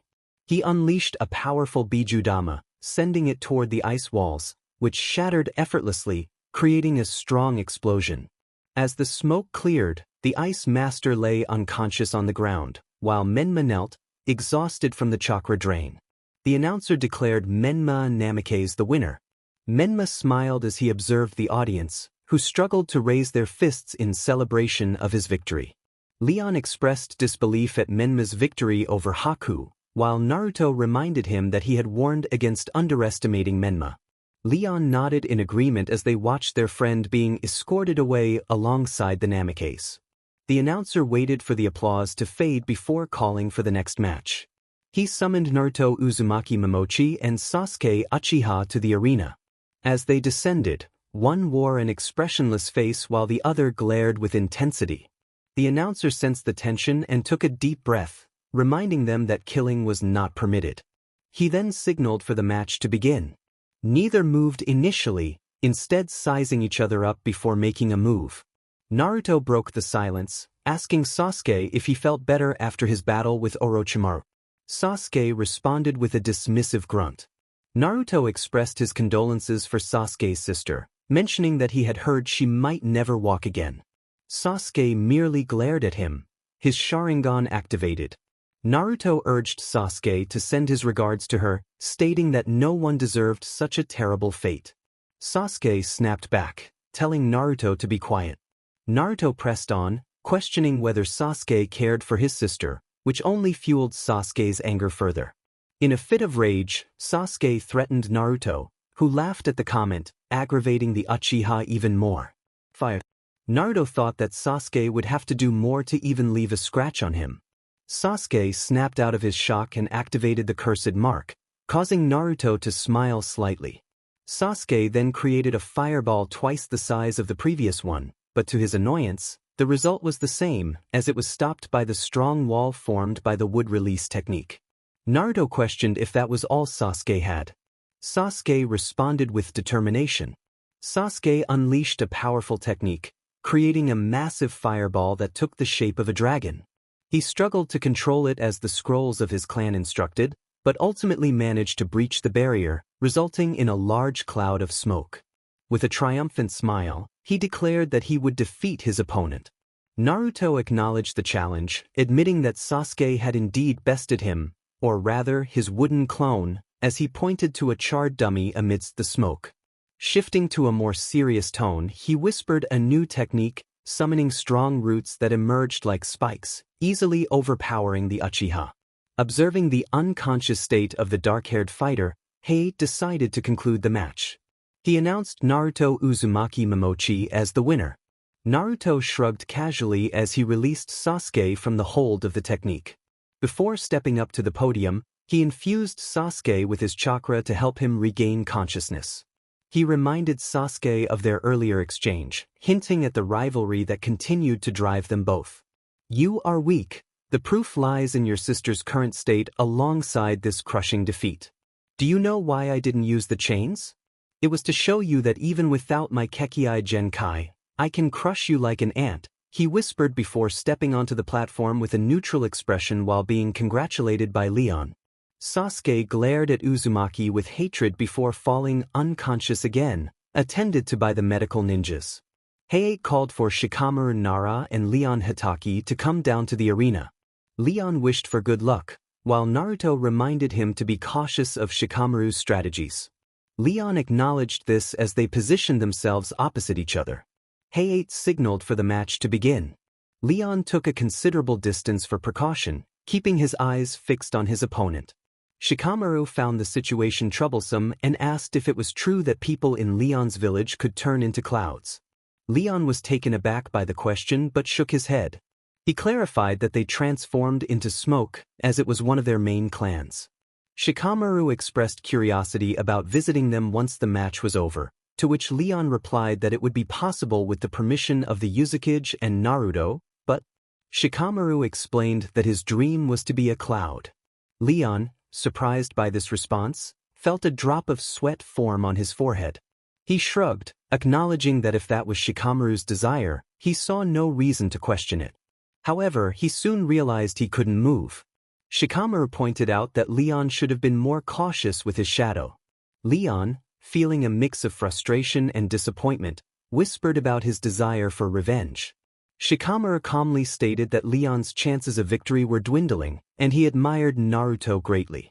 He suggested that Leon could share the story behind his loyalty to Naruto. After a moment of hesitation, Leon began to recount his past. He had lived with his parents and brother near the border of the Land of Fire in a small village. Their peaceful life was shattered when bandits attacked, killing his mother right before his eyes. Just as they were about to take his life, Naruto arrived and defeated the attackers. Leon later learned that Konoha had ignored his village's plea for help, leading to his mother's death. This betrayal fueled his vow to Naruto and his hatred for Konoha. The two fell silent until Shikamaru raised his hand in surrender, surprising everyone, including Leon. When Leon asked why, Shikamaru shrugged. He wanted to show Leon that not everyone from Konoha was bad or arrogant. He expressed his condolences for Leon's loss and bowed slightly. Leon, moved by Shikamaru's gesture, also bowed and invited him to visit Yuzu, promising to show him the best spots to watch clouds. Shikamaru looked forward to that day.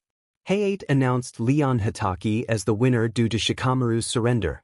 The audience erupted in applause, and to Leon's surprise, Naruto was among those cheering. He remarked that Leon had made a friend. After a brief intermission, Hayate called for the next match between Naruto Uzumaki Momochi and Leon Hitaki. Leon decided to withdraw from the competition, prompting Hayate to adjust the announcement. The final match would now be between Menma Namikaze and Naruto Uzumaki Momochi. As the last combatants entered the arena, the crowd held its breath, waiting for the first move. However, neither boy made a move initially. Naruto asked Menma if he had anything to say, to which Menma inquired if Naruto would eat with him after the match. Naruto declined, citing a prior engagement with a friend, but agreed to consider it if Menma won.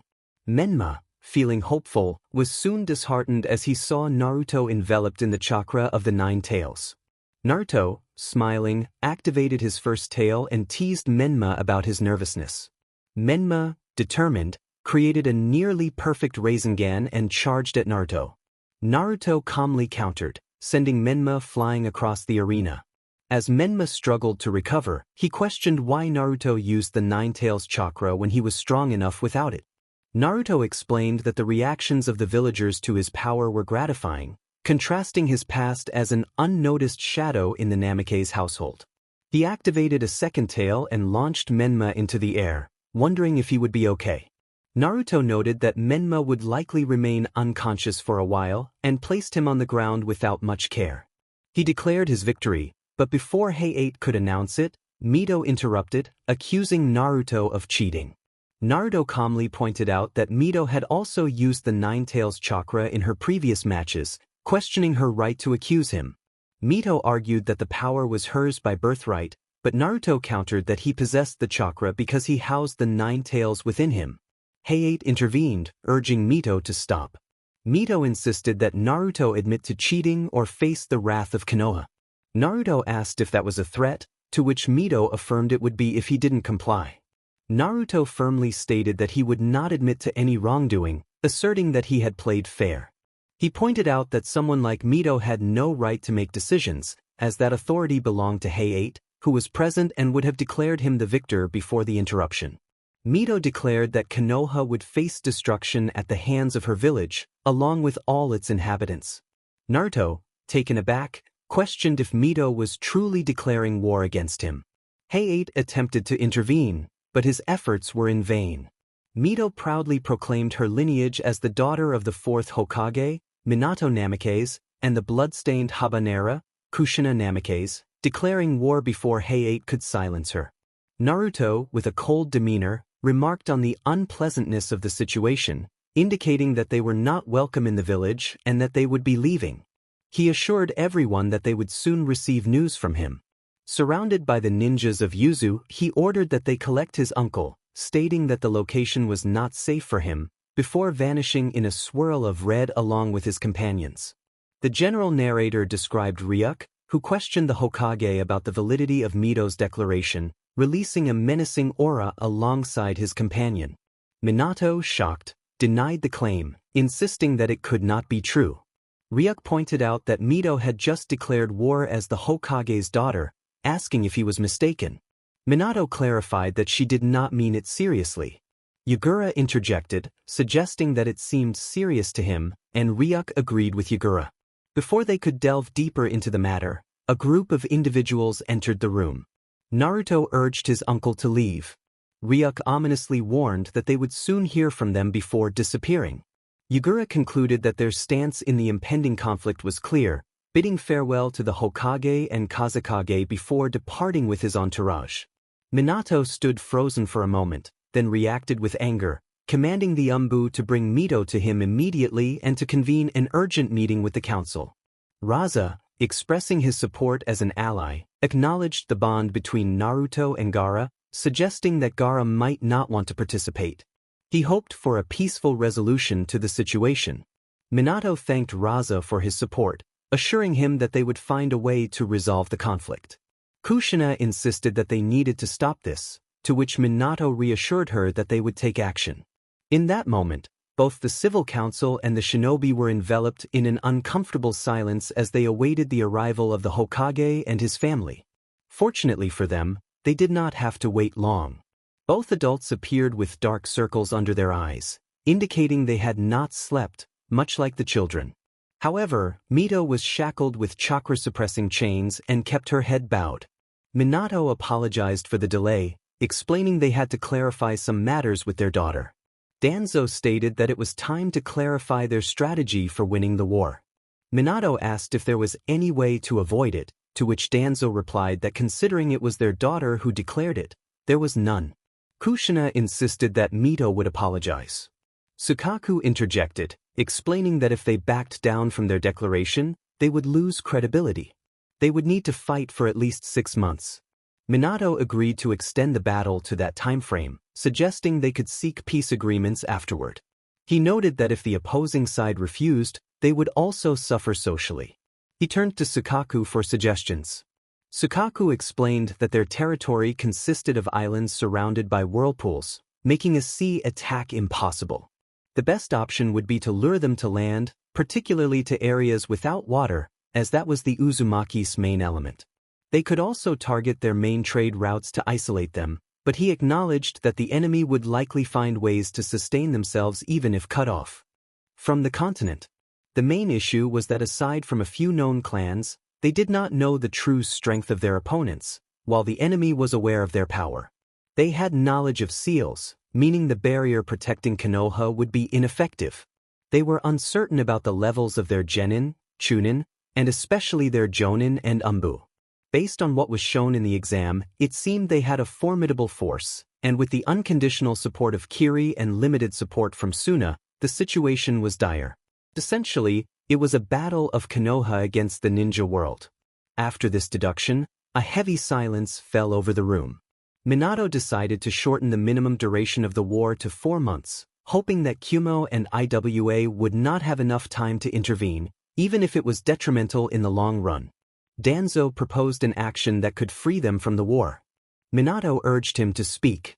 Danzo suggested executing Mito or handing her over to the enemy, arguing it would demonstrate they had no involvement in the declaration of war. Normally, he would support starting a war with other villages, but given Yuzu's position and its multiple allies, it was clear they could not afford to have them as enemies. Mito shrank back in fear at the elder's words, pleading for her life and promising to apologize. A council member reminded her that she had no right to ask for anything, as her foolishness had led them into this predicament. The civil council agreed with Danzo, and unfortunately for Mito, the clan leaders did as well. Sukaku expressed his dislike for the idea but acknowledged that handing over or executing Mito could solve their problem. Kushina vehemently refused to execute her daughter, insisting she could convince the Uzukage, her brother, to reconsider. Danzo dismissed her hopes, stating that it was clear he did not care for her. He called for a vote on Mito's execution or surrender, and all the council members raised their hands, along with some clan leaders. Menma protested, unable to accept that they would execute his sister. Danzo retorted that the vote indicated otherwise. Minato firmly stated he would not execute his daughter. Danzo insisted that a group of shinobi should send the proposal to Yuzu before it was too late. Hiruzen suggested a team consisting of Shikamaru Nara, Sasuke and Satsuki Uchiha, Rock Lee, Shino Aburame and Menma Namikaze, with Kakashi Hatake and Mito Gai as Jonin. Kushina insisted on joining the mission, but Danzo argued against sending a Namikaze to Yuzu. Kushina defended her son's strength and her knowledge of Yuzu and its barriers. Danzo reluctantly agreed to let her go but insisted Menma stay behind. Menma declared he would go regardless, as he had to protect his sister. Meanwhile, in Yuzu, preparations for war were underway with all clan leaders and a few civilians present. Kimimaro urged that they must destroy Konoha, believing they needed to pay for their sins. Ryuk, the Uzukage, asked him to remain silent. Kimimaro apologized. Ryuk then turned to Naruto, asking what he thought Konoha would do next. Naruto speculated they would attempt to stop the war with some significant and attention-grabbing action. He noted that they would likely aim for a quick war due to the potential involvement of IWA and Kumo, and their best strategy would be to lure them to land where they would be at a disadvantage, targeting their maritime routes. However, he reassured them that Yuzu was prepared for such tactics, being entirely independent. Naruto acknowledged that while their ninja levels were superior, Konoha had the advantage in numbers. He emphasized that they would not risk the existence of any clan, as their future depended on the clan leaders present. He expressed his disappointment that they were willing to inflict suffering on others, recalling how many in the room had suffered from similar wars. He reminded them that Konoha operated in such a manner, but they were not like that. The room fell silent as everyone present knelt before what they considered the Prince of Yuzu, expressing their apologies to Naruto. The unnecessary action had to stop, and they needed to continue with the meeting. There were still many decisions to be made. The preparations for war were beginning to take shape, and the ninjas of Yuzu were eager to demonstrate their loyalty to the Uzukage and to Naruto. He couldn't help but feel excited about the prospect of war, fully aware that Konoha would soon make its move. The temptation to ask his mother for help in the war was strong, but he knew she would be disappointed in him if he did. He had to prove that he was independent and strong. He glanced at his uncle, one of the most precious people to him and accepted by his mother, which was quite unusual given her distrust of humans. His uncle reminded him that he should never trust humans, as they were selfish and deceitful. Naruto sighed, recalling his mother's warning, but before he could respond, his uncle interrupted his thoughts. His uncle asked if he had something on his face, and Naruto explained that he was just thinking about his mother. His uncle understood and acknowledged that every child misses their mother. Just as Naruto was about to reply, an Umbu member interrupted them. The Umbu informed them that some ninjas from Konoha were waiting outside the village walls. Naruto decided to personally greet them and instructed his uncle to wait there. His uncle, having more important matters to attend to, agreed. Naruto teased that Karen had burned all of his uncle's inappropriate books, to which his uncle lamented dramatically about his lost happiness.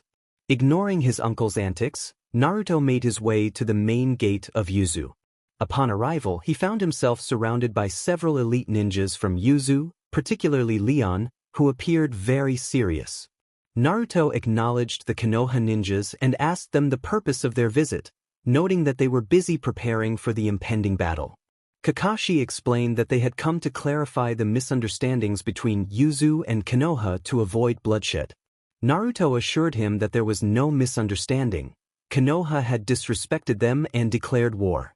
They were merely defending themselves, and he doubted Kakashi would see it any other way.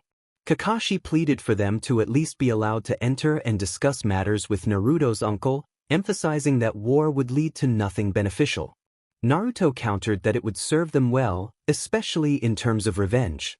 He expressed the pain of his people, the blood that had been shed on the land where his village was built, and how Konoha was responsible for it. He declared that their presence was an insult to his people and ordered them to leave, stating that their next meeting would be on the battlefield. Just as he turned to leave, he heard a challenge.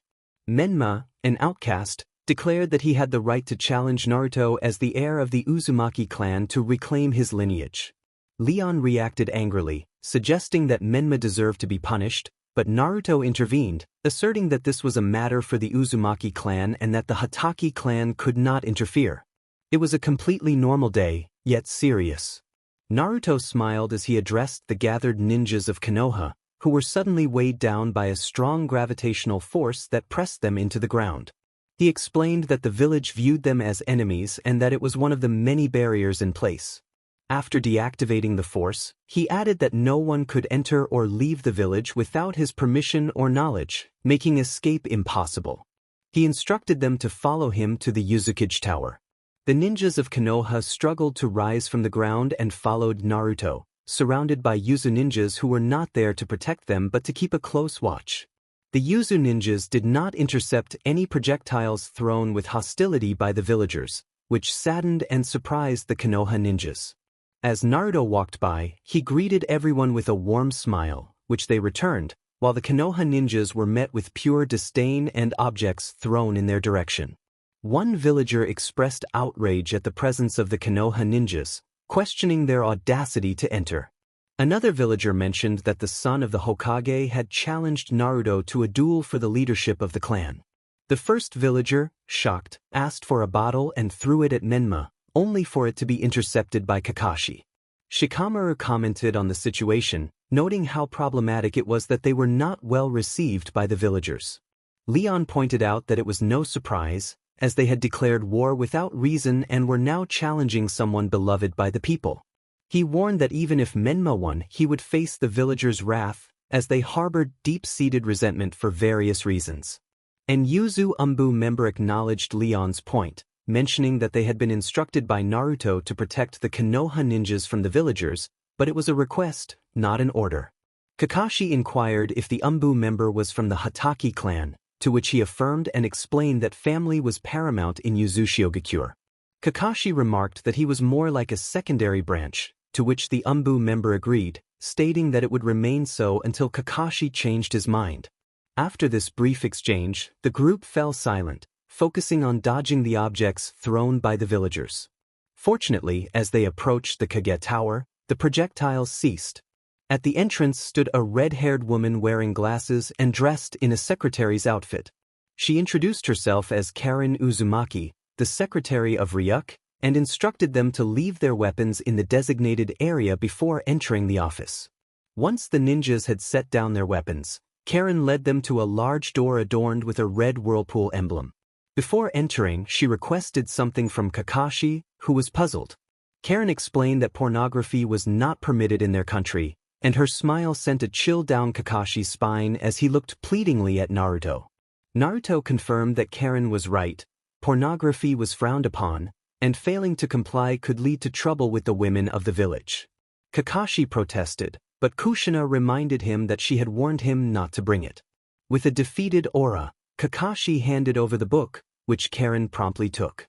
Karin announced that everything was ready and invited the Konoha ninjas into the office.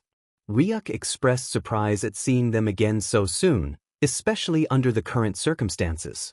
The Leaf group found themselves in an extremely awkward moment, not expecting Menma to bring up the dispute over the position of the Uzumaki clan leader. Ryuk clarified that Menma wanted to challenge his nephew for the position of clan heir, and Menma confirmed it.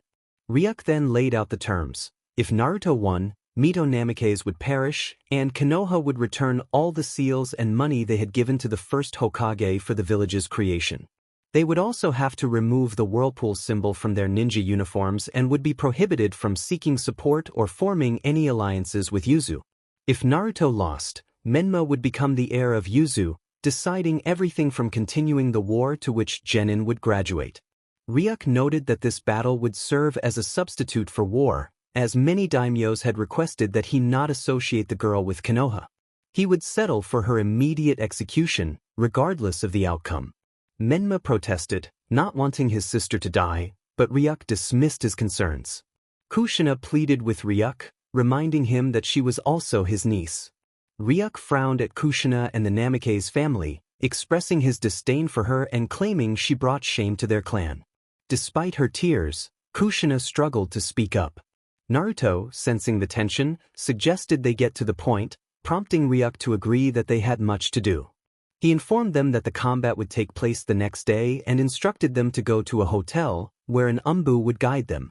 Menma asked about his sister, but Ryuk advised him to worry about himself instead. He warned them that they would not be responsible for what happened to them in that place and ordered them to leave. The Leaf group was led to their hotel, where they faced issues with the reception but eventually received a cramped and poorly maintained room. Sasuke decided to take a walk, despite Kakashi's warning that they were not welcome there. Sasuke preferred to face hostility outside than stay in the uncomfortable room. As Sasuke walked, he felt the cursed mark burning on his neck and ignored the hostile glares from the villagers. Lost in thought, he found himself in an empty street, not recognizing his surroundings. Suddenly, a familiar voice broke the silence, and he went on guard. Orochimaru appeared, taunting him and claiming he owed Sasuke nothing but had given him a gift. He invited Sasuke to join him and promised to teach him how to use his power to become strong enough to defeat his brother.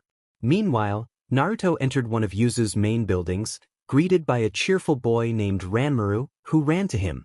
Ranmaru expressed gratitude for Naruto's help in recovering from his illness. Naruto was pleased to hear that Ranmaru was making friends at the Ninja Academy, particularly with a boy named Inari. Ranmaru described Inari as a great friend, along with Chinoike, and they were the best in their class. Naruto encouraged Ranmaru, praising the importance of Oyashiro-san, the leader of the Chinoike clan. Ranmaru aspired to be the best swordsman in Yuzu, like Ranga had been. Naruto reminded him that he needed to get better first and asked for his help in finding a slippery snake.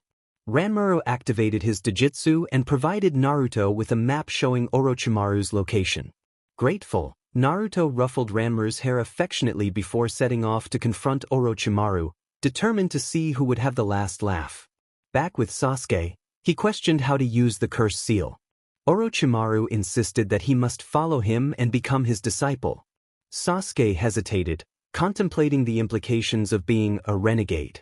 Just then, he felt a chilling sensation that reminded him of the Chunin exams. Turning slowly, he saw Naruto standing there, eyes fixed on him, as the sun set behind him. Naruto remarked on the clandestine meeting, catching Orochimaru off guard. Naruto demanded to know what was happening, and Orochimaru was visibly unsettled by Naruto's presence. "I have taken all necessary measures to avoid you." Naruto mentioned that the Byakugan was not the only Dojutsu capable of seeing through walls. Orochimaru paled at his response. Naruto urged Uchiha to come with him before he got into trouble. Sasuke insisted that Orochimaru would grant him power. Naruto countered that Orochimaru would not give him power, he only wanted to use him as a vessel to extend his life. Naruto looked at the Sannin with disdain before stepping back toward Uzumaki. He acknowledged Sasuke's decision while placing a hand on his shoulder, causing Sasuke to jump in surprise. Sasuke was startled and attempted to leave with his team, but a sharp pain struck his shoulder where the cursed mark had been. He writhed until the pain subsided, and when he looked at his shoulder, the mark was gone.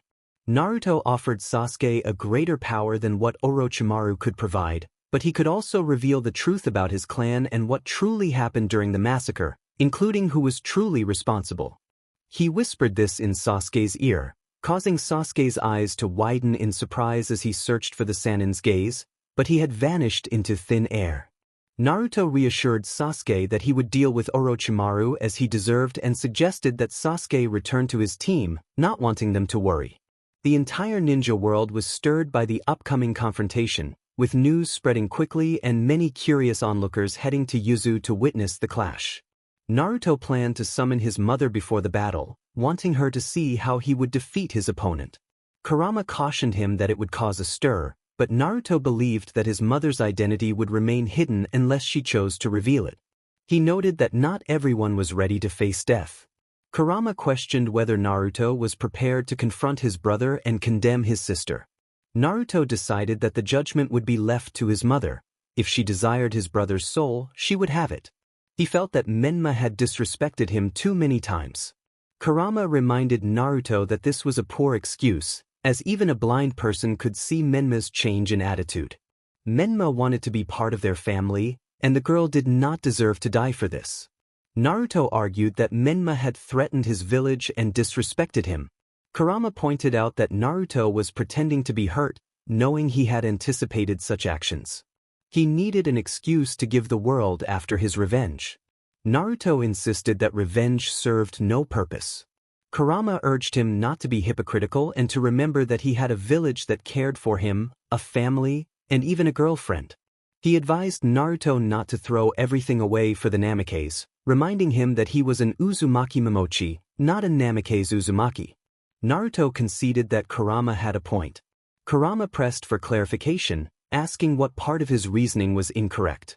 Naruto suggested they discuss it later, but Kurama was about to respond when Naruto silenced him with a puff of smoke, apologizing for his friend's sermons that put him in a bad mood. Naruto headed toward the Yuzu Stadium, where the match would take place in a few hours. All the ninjas from Konoha were present, and the Namikaze family noticed him as he entered. He called Menma to accompany him for a moment. Menma nodded and followed him to the highest stands, where they sat in silence for a few minutes.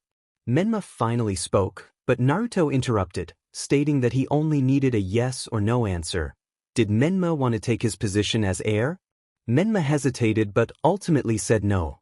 Naruto advised him to step back and not gamble his sister's life in a fight he had no chance of winning. Menma had hoped to change Naruto's mind about that. Naruto asked if Menma considered him kind or good-hearted. Menma replied affirmatively, but Naruto insisted he was not a good person. He admitted to killing, deceiving, manipulating, and stealing when necessary. He was selfish and did everything he could to protect his loved ones. Menma argued that Naruto was indeed a good person, doing terrible things for others, which made him admirable. He realized this too late, spurred by a foolish dream. You were in Konoha, your older brother with blue eyes, appearing genuinely kind, even as you scolded me for falling asleep in the training field after our session. You were about to invite me for ramen, but then you appeared. We found ourselves in a battlefield. All my loved ones were gone, and you were overpowering me with your chains. You told me it was all my fault, that I had caused the war during the Chunin exam. That dream made me realize I couldn't continue like this. My attitude would not only harm me but also others. Who would have thought it would be my sister who would call me out this time? Naruto chuckled, expecting it to be me, not her. Menma, surprised, asked if Naruto knew he was going to declare war. Naruto confirmed, saying he was originally meant to kill Menma, but his future had changed, just like the way he would meet his end. Menma inquired how he would die. Naruto stared at him for a few seconds, observing his future, which made him smile subtly. He said Menma would die protecting what he loved most. Menma asked for another hint, but Naruto refused, saying it was against the rules set by his mother. Menma then asked if Naruto would ever see Kushina as his mother again, to which Naruto replied no. Menma acknowledged this but expressed his joy in being Naruto's younger brother. Naruto remained silent, watching as people arrived at the arena for the match. He hoped for a good fight. Menma assured him he would give it his all as he descended to the arena to warm up. Naruto was in the special room designated for the Uzukage to watch the battles. Ryuk asked if Naruto would forgive the girl. Naruto questioned what Ryuk would do. Ryuk stated it wasn't his decision, but he felt no fondness for Namikaze after how she treated Naruto during the exam. He didn't think she deserved death, but perhaps a lesson. Naruto agreed, saying the show must begin. Both brothers exchanged glances before smiling, one with calmness and the other with determination. Naruto declared that this fight would be the turning point for both their nations, and he wanted the most important person in his life, the one who shaped his destiny and saved him that night, his mother Shinsama, to start the match. A splendid woman emerged from the stage, addressing the audience before standing beside Kushina, her smile widening. She felt honored to receive such recognition and expressed pride in what her son had become, eager to see the extent of his power. Thus, she announced the battle would commence. Naruto stated he would give it his all, drawing his scythe and chakra chains, hoping Menma would last more than a few minutes. Menma responded with determination, forming a perfect Rasengan and launching it at his brother. Naruto dismissed it as weak, effortlessly cutting through the massive chakra sphere. Menma remarked that even a Kage would seem weak in Naruto's eyes, confessing his understanding of Naruto's position and hatred but refusing to accept it without a fight. Naruto, having endured nearly a decade of grueling training, explained that Shinokasama was many things but benevolent was not one of them. She taught him to send the souls of his opponents to the depths, and he questioned if he would make an exception for Menma. He struck Menma's arm, who then expressed his preference for the Naruto from his dreams over the one before him now. Menma vowed to take revenge for losing his older brother if that change was due to that woman. Naruto found Menma's technique absurd as he sliced through the massive Rasengan, believing they were starting to get along better. Menma acknowledged Naruto's position and hatred but insisted he wouldn't accept it passively. Naruto declared he didn't need Menma's acceptance, nor did he want a war or a foolish execution. He vanished from sight, and for the spectators, it felt as if time had stopped. Everyone held their breath, except for the mysterious woman who smiled with a hint of malice. Naruto whispered to Menma that all he needed was for people like him hypocrites to understand the pain of those like him. He plunged his scythe into Menma's chest, causing him to cough up blood. He admitted to Menma that he was indeed the one meant to kill him, only the method and place had changed. Menma's mistakes were twofold, threatening his mother and believing Naruto was a good person. He pushed Menma away, withdrawing the scythe, and a heavy silence fell over the arena, the sound of Menma's body hitting the ground echoing clearly. Kushina cried out for Menma. Menma felt immense pain, questioning why this was happening and if he was bleeding. Everything had happened too quickly, and he realized he had been killed. As his consciousness faded, he thought of his mother, apologizing silently for not being able to do anything as he saw her tearful face. Kushina pleaded for him to stay awake, trying to heal him.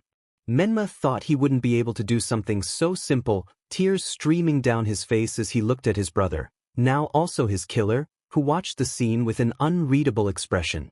Menma reflected on the truth of Naruto's nature, believing it was his and Mito's fault, not that strange woman's. He accepted his fate as his consciousness slipped away. Naruto stood over his younger brother, observing his pale skin and stitched chest, as if he were merely sleeping. He remarked on the interesting emotion of death. Shin entered the room, asking if it was guilt. Naruto acknowledged her presence. Shin explained that it was normal for the living to feel guilt for their actions, especially if they believed they were wrong, while giving Naruto a gentle hug. Naruto expressed how much he missed his mother. Shin acknowledged this and suggested they do something about the deceased. After a moment of silence, Naruto asked if Shin would bring the person back to life and why. Shin replied that the individual had admitted his guilt and that Naruto hadn't given him a chance to speak with him. Naruto was curious about the nature of that guilt. Shin revealed that it was related to Naruto's change in attitude, and the deceased had even thought he deserved it. Naruto scoffed at this comment and told Shin to do as she wished, as the world of the dead belonged to her. Shin reminded Naruto that one day, it would also belong to him. Naruto quietly expressed his lack of enthusiasm for the idea and moved to a corner of the morgue. Shin began searching through her belongings for Naruto's soul, eventually pulling out a strange light. She slowly placed the sphere on the deceased's chest. For a few moments, nothing happened until the body suddenly jolted, hyperventilating and looking around in fear. Shin urged Menma to calm down. Menma was confused, questioning where he was and how he was alive. Naruto informed him that he was in the morgue and that his mother had revived him. Menma found it hard to believe he was a zombie. Naruto pointed out the stitches on his chest, noting that with such an injury, survival was impossible. Menma touched his chest, feeling the threads. He was in disbelief. Shin reminded him not to underestimate the power of death, explaining that reviving someone was easy for her, as she was the goddess of death. Menma realized who she was and asked why she had revived him. Shin explained that she felt pity for him and didn't want her son to be sad. Naruto, however, claimed he didn't care. Shin countered that everyone felt guilt, including him. Menma asked if Naruto felt guilty for killing him. Naruto admitted he did, but that didn't change the fact that he had done it, urging Menma not to get his hopes up. Menma, however, suggested that while Naruto might not be a good person now, he could be in the future, looking at him with hope. Naruto called him stubborn, to which Shin chuckled, noting that Uzumakis were known for their tenacity. Naruto pointed out that Menma wasn't an Uzumaki. Shin then asked Menma if he wanted to be an Uzumaki. Both Menma and Naruto responded simultaneously, one expressing a desire and the other denying it, which made Shin laugh. She calmly told Menma that he met the requirements to become a member of the clan and placed her hand on his forehead. His hair turned crimson, and his wounds healed, leaving only a scar on his chest. Menma asked if he was now an Uzumaki, to which Naruto lamented that he was and needed some fresh air before leaving. Shin advised Menma not to blame Naruto, explaining that he could excel in many things but struggled with strong emotions. Menma inquired about his family, and Shin informed him they were still there, devastated by his death. His mother had done everything she could to heal him, but a body couldn't function without a heart. Menma then asked about the war, wondering what would happen. Shin expressed uncertainty, mentioning that according to Naruto, the ninjas from his village would seek revenge for his death. She asked Menma what he desired, to start or stop a war. Menma declared he didn't want a war to happen. Shin encouraged him to get up and see his family. Menma jumped up, thanking the goddess before leaving, unaware of her strange, twisted smile. As he ran toward the hotel, Menma whispered that he didn't want the world to fall into chaos. A voice interrupted him, suggesting that if he didn't want chaos, he should stay. Menma recognized the voice as Leon, Kakashi's cousin. Leon clarified that he didn't consider himself a cousin, but that didn't change the fact. Menma asked what Leon meant by his earlier comment. Leon explained that the son of the fourth Hokage had come back to life after being killed in battle, and he wondered how the world would react. Would they massacre the village again for his power? Would Menma be targeted for being an abomination? Or would it spark a world war to find the power to revive the dead when it was impossible? He asked Menma what he thought would happen. Menma noted that Leon hadn't reacted badly. Leon explained that he was a proud ninja from Yuzu and that all ninjas above Genin knew who Naruto's mother was. They were family, and family didn't hide anything from each other. Menma lamented that if he saw his family, the world would fall into chaos, and if he didn't see them, it would too. Leon acknowledged the pressure Menma felt and suggested he ask his lord for guidance. However, he offered his opinion that Menma should stay, as the war wouldn't last more than a few months, and leaving would trigger the Fourth Ninja War. Menma expressed his desire to see his family. Leon reassured him that he would see them, but only when things calmed down, as his resurrection would only add fuel to the fire. Menma thanked Leon for his help. Leon smiled and said it was nothing, as Menma was an Uzumaki, and he had sworn loyalty to that name. Helping him was natural, and he suggested they go see if Ryuk wanted to speak with him, wearing a strange smile that Menma couldn't decipher. Konoha was in mourning over the death of the Hokage's son. Both villagers and ninjas sought revenge, not only for the lost Namikes but also for the last loyal Uchiha to the village. The council demanded his return, convinced that Yuzu had kidnapped him. Yuzu refused to respond to their accusations, simply stating that if they were willing to accuse him of something unfounded, they were prepared to start a war. This caused their accusations to cease for a brief PRD. Minato sat alone in his office, staring blankly into space. The only thoughts occupying his mind were the words of the Shinigami warning him of the future that awaited if he wasn't careful. It was clear he should have heeded those warnings. He had lost one of his children because of it.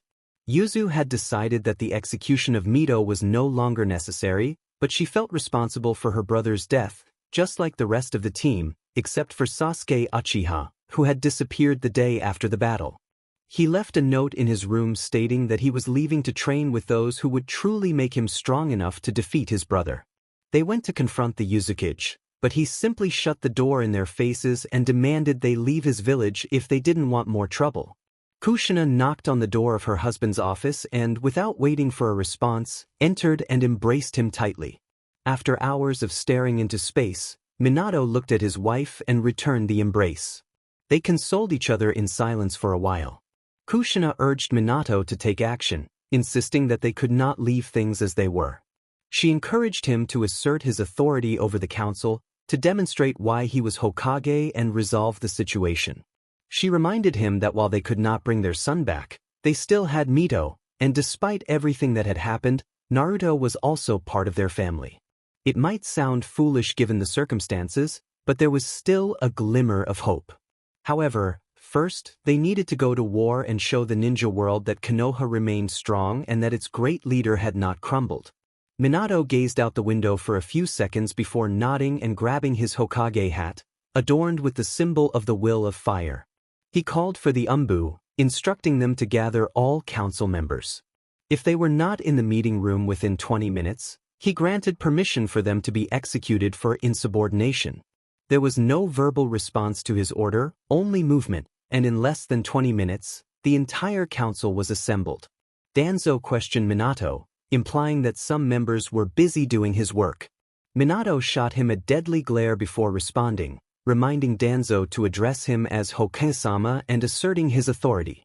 He warned Danzo that if he disrespected him again, he would face execution for insubordination. The room fell silent, surprised by Minato's words. Minato presented documents that contained evidence of their betrayal against Konoha, ordering the Umbu to take them away. A council member protested, demanding to know what this meant. Minato coldly declared it a purge, freezing half the council in place as various Umbu escorted them to the Konoha prison. Danzo expressed his desire to see the evidence, but Minato silenced him, reminding him that he had the most evidence against him and that his freedom was only due to the impending war. Sukaku asked if there would indeed be war, to which Minato replied that they could not ignore the situation. Yuzu had crossed a line that should never have been crossed, and now he would face the wrath of Konoha. Everything was changing as the war had begun a month ago. No one knew that Menma was alive, and even Sasuke fainted upon seeing him alive and well in one of the many underground training fields. In a flashback, Leon guided Sasuke to the largest underground training field, explaining how he would train over the coming years with the intent of defeating his brother. However, Leon wore a mocking smile that irritated Sasuke, reminding him of Menma, which did not sit well with him. After Menma's death, Sasuke's eyes evolved into the Mangekyo Sharingan, and according to the village doctors, he would need an eye transplant in the future or risk blindness, a thought that kept him awake at night. Upon entering the training field, he noticed several people training but paid them no mind, focusing instead on Hataki's explanation until he heard an extremely familiar voice. Seeing his former teammate, who he thought was dead, greeting him without a care caused Sasuke's eyes to widen in shock, and he fainted from the overwhelming surprise. Minutes passed before Sasuke woke up and saw Menma with his usual smile. His features had changed slightly. His hair was now a crimson red like all Uzumaki's, and his eyes sparkled with yellow. Aside from his paleness, he seemed the same. Menma offered his hand to help Sasuke up, which he accepted hesitantly. Menma explained that the great Shinigami had granted him another chance, which he found incredible. Sasuke questioned why Menma didn't return to the village, as everyone believed he was dead. Menma's smile faded at the inquiry, and he looked at Sasuke seriously before responding. He pointed out that Sasuke was not in a position to accuse him of betrayal, given his own past. Menma continued, stating that he was there to prevent the world from falling into chaos. If the world discovered he was alive, they would destroy the village, inadvertently triggering the Fourth Ninja War. He urged Sasuke not to tell anyone.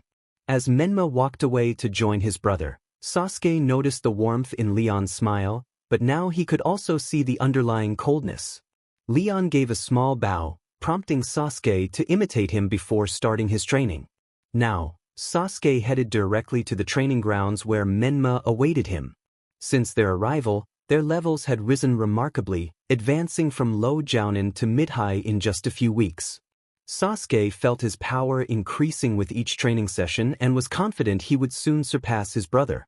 Naruto approached Sasuke, indicating he had something important to discuss regarding his clan. Sasuke wondered if it was about his eyes, but Naruto revealed it was about the truth behind the massacre of his clan. More than half a year had passed since the war began, reaching a stalemate. The ninjas of Konoha had limited themselves to defense after a Yuzu advance had breached their defensive barrier. Konoha sought ways to repair it, but each time, Yuzu infiltrated and destroyed it again. After all, no one could match an Uzumaki in sealing techniques. The diverse Kekei Genkai of Yuzu countered Konoha's numbers, and while both sides were equal in combat strategies, Konoha was on the verge of falling, especially with Kiri soon joining the battle. Suna remained neutral despite their pact, which further disadvantaged Konoha. The battle squads consisted of ninjas ranging from genin to experienced jounin, and the ninja academy classes had become as strict as during previous shinobi wars, as demanded by the council. It seemed no one was exempt from fighting. The new Konoha squad, composed of Shikamaru Nara, Mito Namikaze, Satsuki Uchiha, Hinata Hyuga, and Rock Lee, led by Captain Kakashi Hatake and co-captain Kushina Namikaze, received orders to infiltrate Yuzu and disrupt their communication lines to buy time for a new barrier they believed would be definitive, one that even Yuzu could not break. They possessed a vial of Uzumaki blood to bypass the natural barrier protecting Yuzu. Shikamaru outlined their plan to infiltrate one of the merchant ships, disembark before passing through the control point, and then enter through an underground training field, which they hoped was abandoned, to reach and destroy the communication room. As the Konoha ninjas executed their plan flawlessly and crossed the barrier, believing they had gone undetected, a boy in Yuzu sat on a bed playing cards with 3 others. Ranmaru informed the group that Konoha ninjas had infiltrated. Inari, eager to act, stood up but was quickly restrained by Chino, who reminded him they hadn't even graduated yet. Inari insisted they couldn't allow the intruders to roam freely, but Chino reassured him that Naruto would handle it all. Naruto expressed his gratitude for their trust and asked Ranmaru where the Konoha ninjas were. Upon learning they were in the second underground training field, he noted it was the closest to the protective barrier, making their infiltration understandable. Apologizing for leaving their game unfinished, he offered to leave a shadow clone with them before heading out. As Naruto prepared to leave, he instructed Leon to call Menma and Sasuke, believing it was time to test their loyalties. Meanwhile, the Konoha ninjas advanced through the training grounds, trying to remain unseen. Mito remarked that the place was not abandoned, to which Shikamaru found it problematic. Kakashi urged them to hurry, while Hinata suddenly called for them to stop. Kakashi felt a surge of determination as he drew a kunai, enveloping it in lightning. He charged at the barrier protecting Naruto, shattering it with a powerful strike. However, before he could reach his target, he found himself ensnared in chains of chakra. Naruto smiled at the sight of the captured Hatake, a sense of triumph radiating from him. He took the kunai from her hands. Naruto understood that Kakashi, a member of the Hatake clan, was not the one to judge her, that responsibility lay with her uncle. Each clan had its own rules and punishments, and in Yuzu, they respected all of them, no matter how strict. Hinata noticed the chains were absorbing Kakashi's chakra and expressed her concern that if they didn't free him, he would lose consciousness. Shikamaru felt overwhelmed, unsure of what to do, as he struggled to maintain his focus. Sasuke, who was also present, urged Satsuki to assist Kakashi or Kushina, emphasizing the urgency of the situation. Satsuki quickly reacted, activating her Sharingan as she rushed to help her teacher. She was determined, vowing to take down anyone who threatened them. Meanwhile, Naruto pondered why so many people declared their intentions to harm others before actually doing it. "You are all quite unprofessional, and don't make promises you won't keep," one declared before dodging the Uchiha's attack. "You all truly are weak. Why not surrender to the obvious?" Mito responded, stating that it was the will of fire, to never give up and always fight for one's dreams. Naruto dismissed this notion, calling it foolishness, claiming that only a dreamer would continue to fight even when the odds were against them. Mito insisted that someone like that possesses the determination to break their limits. Naruto countered, asking Mito what good it was to surpass one's limits if it led to death. He argued that someone seeking power must also know when to retreat, and it was clear that they had reached their limits. They were merely a group of dreamers. Kushina interjected, expressing confidence that they would win the war. Naruto replied that they were bound to lose, suggesting they hadn't heard a word he said. Satsuki launched another attack, but this time Menma intercepted her, pinning her to the ground to immobilize her. He stated that he didn't want to harm the younger sister of his best friend, so she should stay still. Naruto added that he was not her enemy, Danzo Shimura was the real threat, and that old man deserved to go to hell. Satsuki questioned Danzo-sama, and Sasuke frowned upon hearing the name. He declared that he would destroy all of Konoha if necessary, but he would kill that man and save his brother. The mission had gone terribly wrong, as the narrator, Shikamaru, reflected. Thanks to Kakashi-sensei's sacrifice, they managed to escape, but he hoped they wouldn't brainwash Menma or the foolish avenger, Sasuke. He glanced at Satsuki, noticing that her brother's words had clearly affected her, which was problematic. She was essentially in charge now, as their sub-captain was also in shock from what had transpired. It was a completely normal yet troubling situation. Discovering that her deceased son was alive and on the side of those who had originally killed him was not something that happened often. His sister was equally affected, burdened by guilt for everything that had transpired over the last 6 months. During that time, she had trained relentlessly to become much stronger and contribute to the war effort. It had been a significant transformation, and after delivering a lengthy report to the 4th Hokage, she would likely return to the training field. The morale of the other 2 members of their group was also low. They believed they had done nothing significant, but that wasn't entirely true. Without Hinata, they wouldn't have entered or exited as quickly, and without Lee, Kakashi would likely be dead. After sharing this, they felt a bit more encouraged, but they still kept their heads down on the way back. Normally, it would take 2 days to reach Konoha, but due to the war, many paths were occupied by Yuzu ninjas, forcing them to take longer routes and delaying their return by at least another day for safety. Even 2 days after the mission, no one spoke unless absolutely necessary. To be honest, he was also feeling quite down. He had spent weeks devising a plan with Kakashi-sensei, only for it to be discovered the moment they entered the hideout, as if they had eyes everywhere. He opened his eyes in surprise and looked at Lee, who was doing push-ups, needing to confirm something he was sure Lee would remember. Shikamaru believed he had figured out how they had been detected. The eyes of the entire group turned to him with anticipation. He reminded Lee of a boy they had rescued from a swordsman, the one they had left at the miraculous curry stand. Lee thought for a moment before shaking his head. Shikamaru continued, recalling that Naruto had mentioned the boy was playing cards with Inari, a villager from the Land of Waves. He speculated that the boy might be gathering all those with potential, which made sense if he had also taken in that child. Mito pointed out that this only meant the village had surveillance everywhere. Shikamaru agreed, noting that no one had come before they crossed the barrier, indicating that their vision had limits. While it might not seem significant, it was crucial. He suggested that as soon as they returned home, they should confirm the boy's location. They also needed to consider that there could be many more unique abilities in that village. He proposed making a list of all the Kekkai Genkai and distributing it, as no one knew exactly how many ninja clans existed in that village. He was sure there were many more than in the other villages, and it was likely that there would only be 1 or 2 users from the same clan. Hinata asked why that would be the case. Shikamaru explained that in all their battles, they had seen one member with a Kekkai Genkai, but never the same one in 2 different squads. He added that all the missions could be considered low-level for them. Hinata questioned why anyone would join such a group. Shikamaru elaborated that these were extinct clans, like the Yuki or Kagaya, those who had been massacred in the civil war of Kiri or betrayed by their own villages. He painted a picture of someone with immense power who had been alone for most of their life, someone who had lost their entire family and was now utterly alone in the world.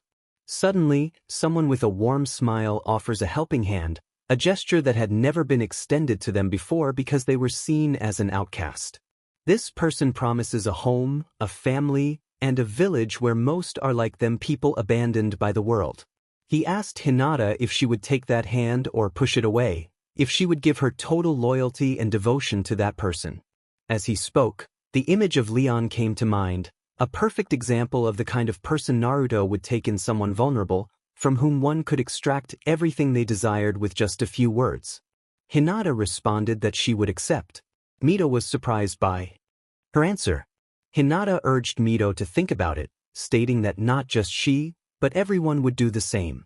When one is alone in the world and someone offers friendship and companionship, they would accept without a second thought. She reminded them of the Chunin exams, where Naruto and his teammates seemed very close, as if they were lifelong friends, even though they weren't. Lee agreed, noting that everyone seemed to revere Naruto as if he were a god. Shikamaru acknowledged this. But I also remember that Naruto spent the entire exam insisting that he should just be called Naruto, without the sama attached. Mito thought that if someone was kind, it made sense, as long as they weren't his enemy. Everyone agreed with that point. Shikamaru stated that they needed to rescue Kakashi-sensei, emphasizing that the longer they took, the greater the chance he would become their enemy. Lee expressed his confusion about how Menma was still alive. Shikamaru reminded them that Menma had said a woman had resurrected him. Kushina recalled the strange woman who had introduced herself during the exam as Naruto's mother. Mito admitted that when the woman appeared, she felt a chill run down her spine, finding her terrifying. Shikamaru speculated that she might be a very powerful shinobi from another era who remained young due to some jutsu or... Kushina interrupted, suggesting it could be death itself. Hinata was taken aback and asked if that was really the case. Kushina explained that when they were born, during the attack of the Kyuubi, Minato had summoned the Shinigami to seal the Kyuubi within them. She had faced death directly, and it was an experience that was unforgettable. Even though she was no longer an Uzumaki, she still had strong sensory abilities, and she was certain that the woman named Shin was indeed death. Shikamaru concluded that they were facing death itself in this war and that they would find a way to overcome it. After being captured, Menma and Sasuke took Kakashi to a dimly lit cell. It was clear that this place was meant for war prisoners, many of whom wore the Konoha headband or had it tied around their arms. What puzzled Kakashi was that all the headbands were strangely torn, as if the wearers were deserters. But if that were true, they wouldn't have any reason to keep them imprisoned, as everyone knew that if a ninja tore their protector for any reason, they could never return home. Kakashi glanced at the man in the adjacent cell. The darkness obscured his face, and it seemed he hadn't even noticed Kakashi being thrown in. Kakashi asked if he was from Konoha and how long he had been there. The voice that responded was familiar, expressing disbelief that even the prodigy Kakashi Hatake had ended up in such a place, like any other abandoned soul. Kakashi recognized him as Genma. Genma revealed that in this place, names meant nothing, only numbers mattered. He showed Kakashi his protector, which bore 3 engraved numbers. Genma explained that once someone entered this prison, the darkness consumed them, and soon the guards would come to mark Kakashi with his number, or rather, his new name. Kakashi inquired about what had been done to Genma. Genma found the question amusing and smirked. He explained that Kakashi would face the same fate. In this prison, one either accepted the deal with death or perished. Kakashi was taken aback and asked what the deal with death entailed. Genma confirmed that if Kakashi was willing to renounce his village, "You are free. You can leave this prison and start a new life in Yuzu, either as a civilian or as a shinobi. If you refuse, you will face a painful fate. Many of my comrades have died from blood loss while being tortured. I once witnessed one of them being attacked by hungry dogs. Believe me, those cries of agony haunt you even in your dreams." Kakashi wondered about the ninjas with scratched headbands. Genma explained that those were the men who had given up. In other words, they had lost their will to fight. Kakashi questioned why they remained there. Genma replied that even if one accepted the deal, they wouldn't know when they would be released or if they were even needed. One of the first to accept the deal was killed just 3 days later. If Kakashi thought it was a way to escape, he was mistaken. Genma described himself as an ordinary prisoner who caused no trouble, didn't divulge information about Konoha, and asked nothing from anyone. The trick was to be invisible, he advised Kakashi.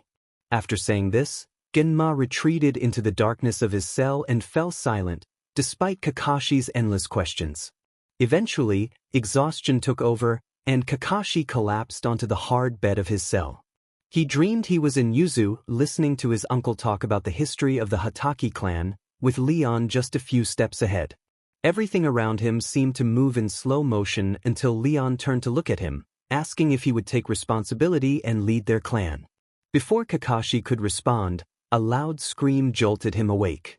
Genma remarked that there was no better alarm than that, suggesting Kakashi should sleep whenever he had the chance. as lack of sleep could drive one mad before the screams did. Kakashi asked how long he had been sleeping. Genma shrugged, explaining that there was no way to measure time in the prison. Even the guards' rounds were random to prevent them from knowing how long they had been there. He was certain that some had been there for over 6 months. Suddenly, a guard appeared in front of Genma's cell, announcing that food was ready while dropping off a tray with very little food. Genma thanked him. The guard then approached Kakashi, looking down at him with a sense of superiority before leaving a nearly empty tray at his cell door. He taunted Kakashi about his cousin feeling superior just because Naruto paid him some attention, laughing as he walked away. Genma commented that this was one of the nicer guards and that survival in this place was unlikely. Kakashi insisted he needed to return to Konoha. Genma laughed at this, finding it amusing. He told Kakashi that once he received his new name, no one would need him anymore. Kakashi declared he would escape before that happened. Genma called him stubborn and suggested he try using his chakra. Upon hearing this, Kakashi realized he had no chakra and couldn't sense that of the others. Genma explained that no prisoner had seals suppressing their chakra. The entire prison was one big seal, while the guards and ninjas had special seals to protect them. Asked how Genma knew so much about the prison.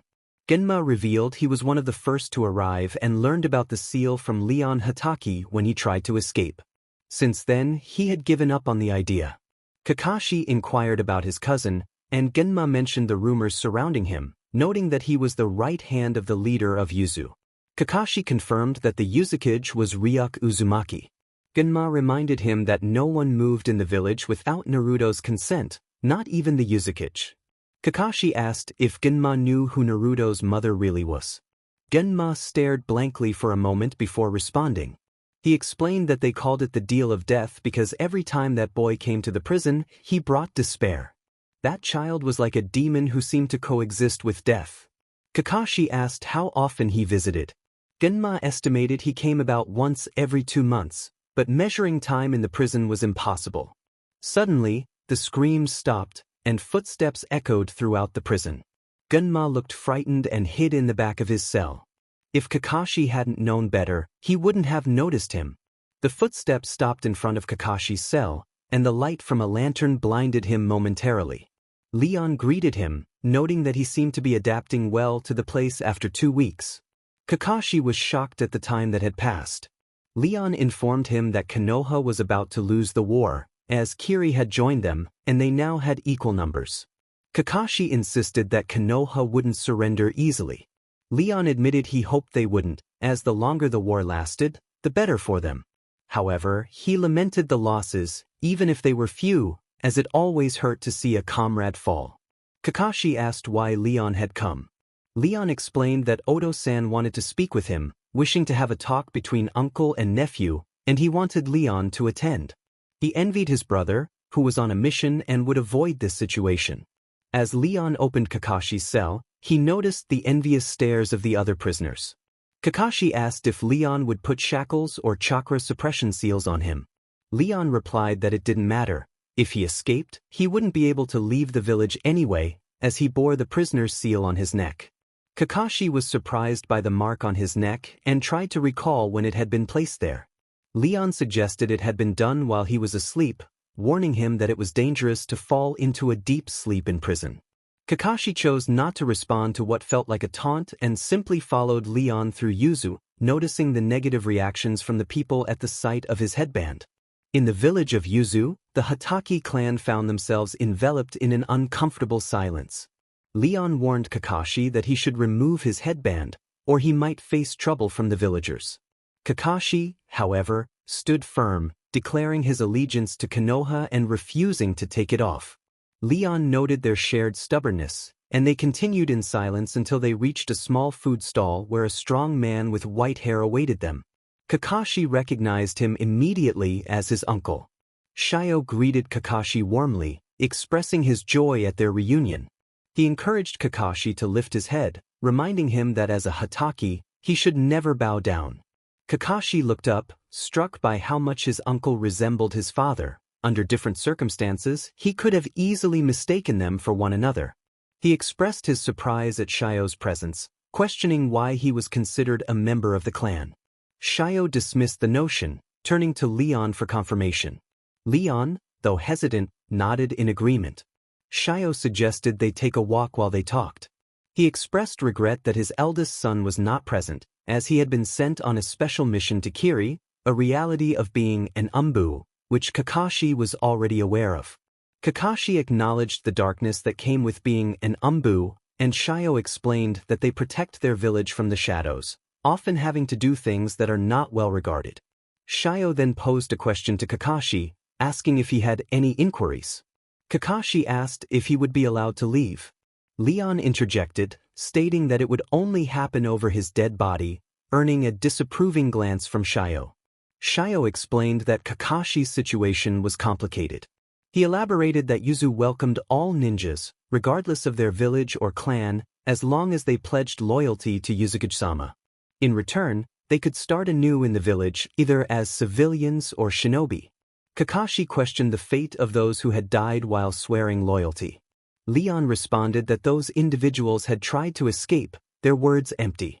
He explained that even if one swore loyalty, they could not leave the village. Those who broke their oath would be returned to their cells, where they would remain until their demise. Shio confirmed Leon's explanation and asked if Kakashi was satisfied with it. Kakashi remarked that those who pledged loyalty merely exchanged a small, dark cell for a larger one, calling it a cruel way to manipulate people. Shio admitted that the idea had originated with Leon before the war began. He acknowledged that it was a twisted concept but also practical. When Kakashi asked why Shio had been expelled from Konoha, Shio gazed at the sky with nostalgia before responding. He reminisced about Konoha, describing it as a beautiful village where one could live in peace. Leon interrupted, exclaiming that his father had said something terrible. Shio silenced Leon, reminding him that he had never lived in Konoha and therefore did not understand what he was talking about. He continued, recalling how he and Kakashi's father had lived in Konoha during their childhood, sharing memories of their past. He was a strict and tough man, strong in many ways, but he struggled to show affection to his family. This changed after the death of my mother, who passed away during childbirth. As we grew up, the difference in our abilities became increasingly clear.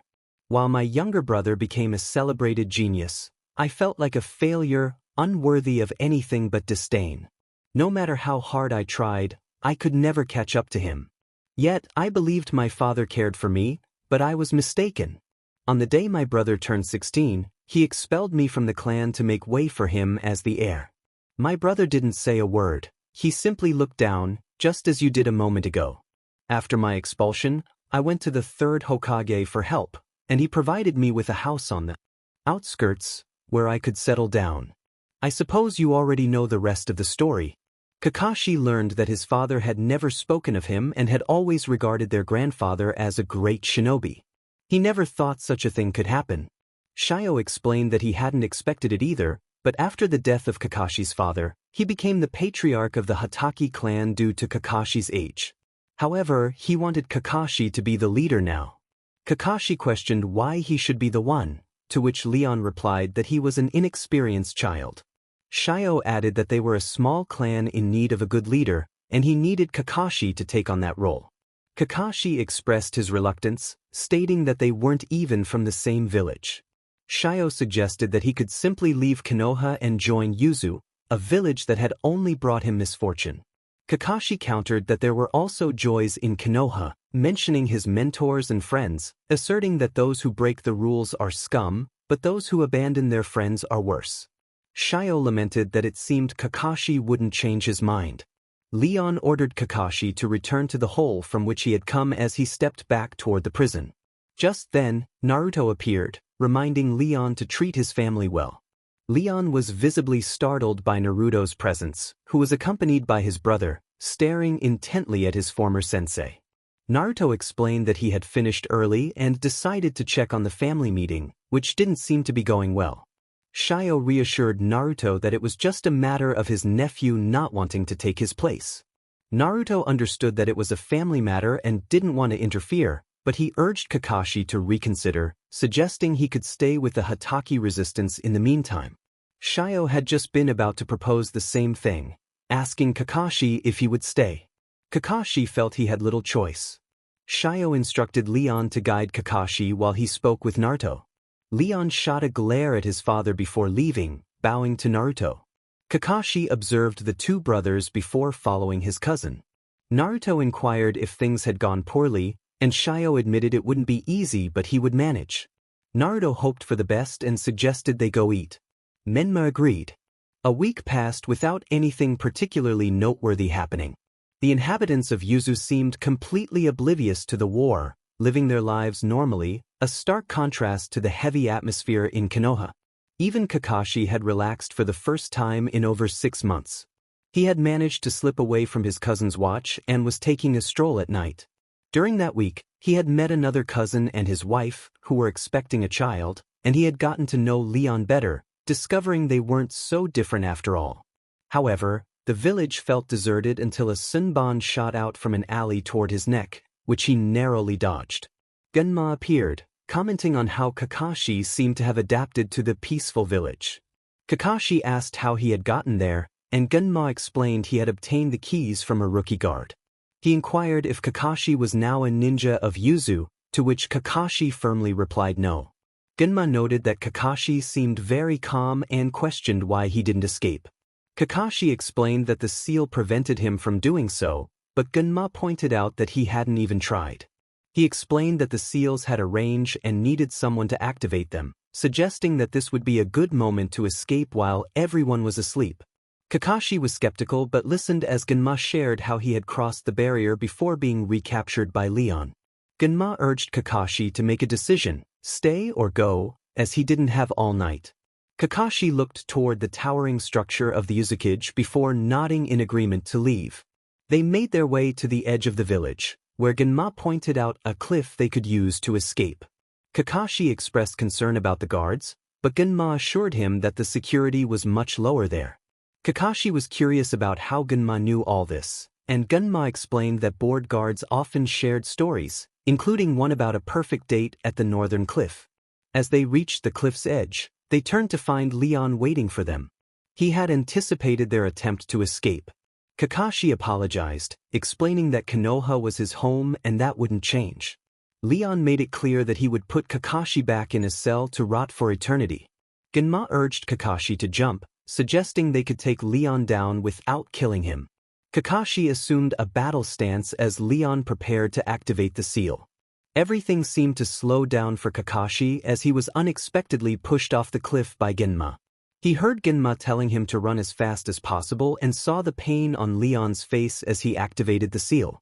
Kakashi caught a glimpse of his cousin's mixed expression of hatred and disappointment before feeling the cold water engulf him. He promised Menma that he would return for him and expressed his hope that one day they could be a true family. A weary and drenched ninja was entering the borders of the Land of Fire, quickly surrounded by Konoha ninjas. One of them demanded identification. The albino ninja glanced at the speaker before collapsing from sheer exhaustion. He had expended nearly all his chakra crossing the ocean to reach the port and had not been able to stop for a moment to recover, as the ninjas from Uzukage were pursuing him closely. Most of their squads were equipped with sensors, which had caused significant trouble for the Konoha forces, as the element of surprise was completely compromised. The Konoha shinobi approached the man on the ground cautiously until they recognized him as one of their own. The leader of the squad ordered a Chunin to take him to the village as quickly as possible. When the Yondaime Hokage received the news that his student had returned alive, he teleported to the hospital to see him, sending in Ambu to gather all the members who had accompanied him on the mission. Upon arriving at his student's room, he found him sound asleep. A glance at the medical report revealed that he had only a few broken bones and chakra depletion. The fourth Hokage sighed in relief, knowing that his last student would recover soon. However, his brow furrowed as he noticed the seal on the young man's neck. As a master of sealing techniques, he had never seen anything quite like it. It appeared to be a modified containment seal, similar to the Hyuga clan's caged bird seal but far more complex. The silence in the room was broken by the entrance of all the squad members. Kushina inquired about Kakashi's condition, and Minato reported that the report indicated he only had a few broken bones and was unconscious due to chakra loss. He also mentioned that Kakashi had suffered from mild hypothermia, but that had already been addressed. Lee remarked that Kakashi's flames of youth still burned brightly, while Shikamaru expressed confusion about how he had managed to escape from an impenetrable village. Hinata suggested they would have to wait for Kakashi to wake up to learn the details. Mito expressed her relief that he was alive, admitting she had thought he was dead. Satsuki echoed her sentiment, sharing that she too had feared she would never see him again. As Kakashi began to stir, the attention of those present shifted to him, and he murmured about his head. Minato informed him that he had minor bruises all over his body and noted that he was fortunate to be alive after whatever had happened. Kakashi explained that Menma had thrown him off a cliff to escape, sacrificing himself due to the seal. Kushina was shocked to learn that Menma Shiranui had been dead for months, having perished in battle against Yuzu while sacrificing himself to allow his teammates to retreat. Kakashi realized that Genma's anger towards the village stemmed from his survival and the fact that he was alive in Yuzu. Minato was determined to speak with Genma's former teammates, emphasizing that abandoning a friend and lying about what happened was a serious offense. Kushina then asked Kakashi if he knew what the seal was. He explained that it was the prisoner seal, which the guards of Yuzu could activate to prevent escapes. Unlike the caged bird seal, it did not seal the eyes but instead sent an electric current that inhibited chakra use and movement. Kakashi noted that he was only there because Genma had been the seal's victim, not him. Shikamaru asked what had happened while Kakashi was imprisoned. Everyone anticipated his immediate response, but he gazed out the window, recalling the look of hatred and disappointment on his cousin's face, a memory that pained him more than the physical injuries he had sustained. He finally admitted that too much had happened. As the narrative shifted, it was revealed that even their best trackers had failed to capture Kakashi's cousin, a selfish and foolish man. Their family had provided him with a new home, a peaceful place to live and serve a just village. Yet he had abandoned it for a corrupt place like Konoha, a village that would kneel before Naruto while pleading for mercy. The narrator expressed frustration and anger towards his cousin during the journey back from the prison, where he had just returned the escapee to his cell. He disliked the feeling of delivering bad news, knowing that whenever things went awry, Naruto's heterochromatic eyes turned cold as ice. However, he also understood that Naruto would not blame him for his error. He might even see the positive side of the escape or reveal a surprising new plan. The man he considered both lord and friend was filled with secrets and dualities, capable of being the most compassionate person one moment and plotting against enemies the next. As he approached the grand building adorned with red whirlwinds, he sighed and entered the place where his lord was supposed to rest. People often misunderstood the concept of rest, as Naruto never truly slept. Even after intense training or long days of paperwork, the narrator had never seen him genuinely rest. He broke his train of thought upon reaching Naruto's office, knocking on the door and entering when he heard permission. Naruto immediately sensed something was wrong and asked if there was bad news. The narrator confirmed that his cousin had escaped, and Naruto, already aware of the seal, deduced that Genma must have helped him escape by throwing him off the cliff. "Do not worry, I knew he would eventually escape." Leon struggled to understand the situation. Naruto reminded him that Kakashi Hatake was fiercely loyal to the village of Konoha, assuring Leon that he would see him again soon. Leon hoped for that. The elemental continent believed that Konoha was entirely lost in the war. After nearly a year of intense battles, Konoha was losing ground and shinobi, prompting the village to reach out to its supposed enemies to end the conflict. Minato proposed seeking support from Kumo and Iwa. Danzo expressed disbelief at the idea. Minato insisted it was the only way to win the war. Hiruzen questioned how they would gain acceptance from those villages. Minato suggested offering a pair of Byakugan eyes to Kumo and proposed trade agreements with Iwa. Hayashi firmly rejected the idea, stating he would not allow the secrets of his clan to fall into enemy hands. He reminded them that his brother had died to prevent that, and he would not waste that sacrifice. Minato challenged Hayashi to propose another solution, emphasizing that their numbers were now equal with Kiri's involvement. Hayashi suggested forcing Suna to participate in the war, but Minato warned that it would lead to their downfall. He explained that an ally must want to fight alongside them, Otherwise, they would be a burden. Hayashi declared that while Minato could ally with Kumo and IWA, the Hyuga clan would never join that alliance, swearing on his brother's soul. Danzo surprisingly agreed with Hayashi, stating there were other ways to win. When Minato asked for Danzo's plan, he suggested severing the connections between Kiri and Yuzu. He explained that Yuzu was not in a state of war, allowing them to infiltrate and spread false rumors, as words could be powerful weapons. Minato inquired if Danzo believed it would work. Sukaku acknowledged it would be challenging but possible. Minato asked when Danzo's men would be ready. Danzo revealed he already had several infiltrators in Yuzu spreading rumors, predicting that conflicts would soon arise. He mentioned that they could leave Suna with no choice but to assist them. Minato questioned Danzo's intentions, and Danzo explained that Suna had initially been willing to help, but their Jinchuriki's refusal had changed their minds. He proposed removing that obstacle. Hiruzen warned that this would make Suna distrust them, but Danzo argued that Suna despised their Jinchuriki as much as anyone else. He suggested obtaining permission from Kazekage Raza to extract the Biju from the Jinchuriki and provide a better seal for the next one, claiming it would benefit everyone. Minato reminded Danzo that Jinchuriki were people too. Danzo coldly stated that they were sacrifices and always would be. Minato fell silent for a moment before sighing. He called for a show of hands for those in favor of Danzo's plan, and all the civil council members raised their hands.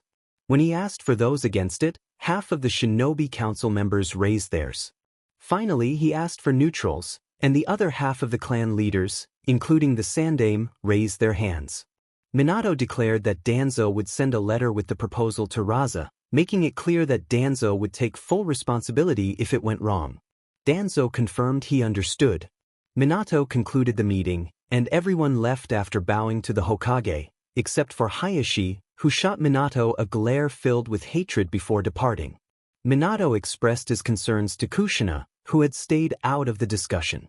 She looked at him sadly and nodded in agreement. Minato lamented that things should not have come to this. Kushina warned that even if they forced Suna to participate, they would not win, as death was on their side with Menma's resurrection. Minato argued that the laws of the world dictated that gods could not intervene directly with mortals, or so the legends said. Kushina countered that it was clear they were mistaken, as the ninja world would fall to Naruto, a seemingly irreversible fate. Minato suggested that if all the villages formed an alliance against them, there might be a chance. Kushina reminded him that Kiri would never betray Yuzu, and it was unlikely that IWA and Kumo would ally with them. Minato acknowledged that they were enjoying Konoha's desperation. Kushina insisted they needed to make it public that death was with their enemies. Minato was taken aback by the idea, but Kushina explained that the only way to unite enemies was through a common threat. If Kumo and IWA recognized Yuzu as a risk, they would join their cause. Minato lamented that they were fighting against their own children, taking responsibility for the situation. Kushina declared that she would rather see her children dead than in the hands of a demon like the Shinigami, realizing she would be the one to free them from their suffering. Minato was horrified at the thought of her killing their children. A letter arrived at the current Kazekage of Suna, Sabaku no Raza. He opened it in a foul mood, expecting another demand for support in the war. However, as he read the proposal, his teacup fell from his hand. The plan involved ridding himself of his own son in exchange for a seal for the future Jinchuriki. Raza had always viewed his son as a nuisance threatening his village, and a smile crept across his face as he began writing a response to Konoha, agreeing to participate in the plan while posing several questions that needed answers. Raza whispered maliciously that finally, his village would have a true Jinchuriki as he sent the document off with a messenger hawk, marking the beginning of a new phase in the war. The atmosphere in Suna had grown increasingly tense with the war's progression. The villagers looked at Gaara with more suspicion than before. His promotion to Jonin had spared him from the attacks that had previously ended in bloodshed, but the stares he received were filled with hatred and fear. Without his intervention, Suna would be on a path to failure, as the ninjas of the village were not strong enough to face those who specialized in water techniques. The ninja from the land of wind would be foolish to enter the desert where it was clear we had the advantage. The battle would remain unresolved until we had to surrender due to a lack of resources. After all, Sunagakure thrived on trade and gold. If they engaged in war, they would only be digging their own grave. I cut off my train of thought as I arrived at the Kazukage's tower, entering quietly and being ignored by the guards and the secretary. I preferred to be invisible rather than face any confrontation, even though the sand protected me from harm. I knocked on the door and entered after receiving Raza's consent. Inside the office were Baki and the Kazukage. Gaara asked what he was needed for, and Raza explained that there was a mission at the border with the Land of Fire. All the ninjas of Gaara's rank were either on a mission or off-duty, so he would be the one to complete it. Gaara inquired about the details, and Raza informed him it involved delivering a document to the border, where a ninja from Konoha would take it to their own daimyo. It was a simple transaction, but due to the war, a mission of Chunin level had escalated to Jonin rank.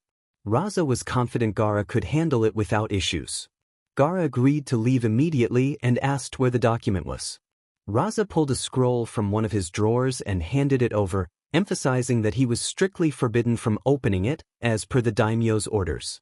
Gaara had expected as much and took the scroll, feeling a chill run down his spine at the thought of it being a trap. He shook his head, dismissing the idea. Without Suna, he would have no real shield if a powerful enemy managed to cross the desert. He eyed the scroll warily, as if it might explode at any moment, before placing it in his bag and heading toward Konoha. A regular merchant would take a week to cross the desert due to its many challenges, but he would only take 2 days at most, or one if he didn't stop at night. Meanwhile, on the other side of the elemental continent, another group was preparing to head to the border between Konoha and Suna, but for entirely different reasons. Leon expressed concern that Naruto should not go alone. Naruto, confident in his strength, insisted he was capable of handling it. Leon clarified that while everyone in Yuzu knew Naruto was powerful, as the leader of the village, he should not venture out alone. Naruto pointed out that his uncle was the leader, and he was just another Jonin. Zabuza interjected, noting that even Naruto didn't believe that. He suggested Naruto take his brother along, as they hadn't spent time together in a while. Naruto replied that Haku was too busy avoiding marriage proposals to join him. Zabuza believed Haku would make time for Naruto, and Naruto decided it wouldn't hurt to ask. Zabuza then turned to Leon, indicating that he should see Naruto's point. Leon insisted that Naruto should take more people with him, especially since he was going to face 2 villages. However, Naruto firmly told Leon that he needed him to stay behind to guard the prison. He reminded Leon that if something happened to him, his father would never forgive him, and he wouldn't want to miss the birth of his nephew. Leon reluctantly agreed, knowing there were only a few weeks left. Zabuza questioned Naruto's decision, expressing concern for his safety. Naruto reassured him that he had spies in both Suna and Konoha who had managed to inform him of the plans against Gaara. Zabuza warned Naruto that if he failed, he wouldn't be able to do anything, reminding him that he was not a god and could bleed like anyone else. Naruto, however, felt confident in his abilities, stating that he possessed a lost element and could predict the death of his adversaries. He was determined to fight for what he believed was right, even if it meant risking his life on the battlefield. He acknowledged that he was not invincible and that there were many ways to be defeated. Zabuza pressed him on whether he would leave this world with a clear conscience if he died. Naruto pondered for a moment, then shrugged it off, saying he still had much to accomplish and many clans that needed his help, including the Hyuga clan.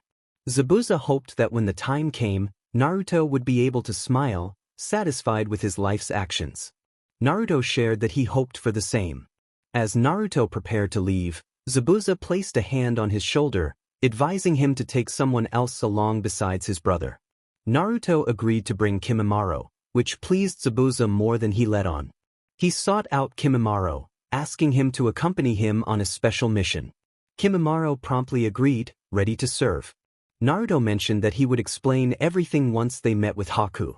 The 2 ninjas from Yuzu quickly arrived at the Yuki clan house, where Zabuza and Haku lived with some survivors of the clan. Haku welcomed Naruto warmly, expressing that he had missed him. Naruto explained that he had a mission and needed Haku's assistance.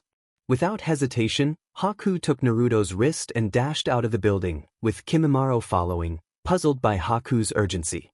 Haku inquired about the mission, and Naruto revealed that they were going to rescue Gaara from the clutches of Konoha and Suna. As the narrative shifted, it became clear that time was running out for the young Jinchuriki. He felt his soul slipping away, unable to voice his thoughts as he witnessed the satisfied expression on his father's face, finally free from his son.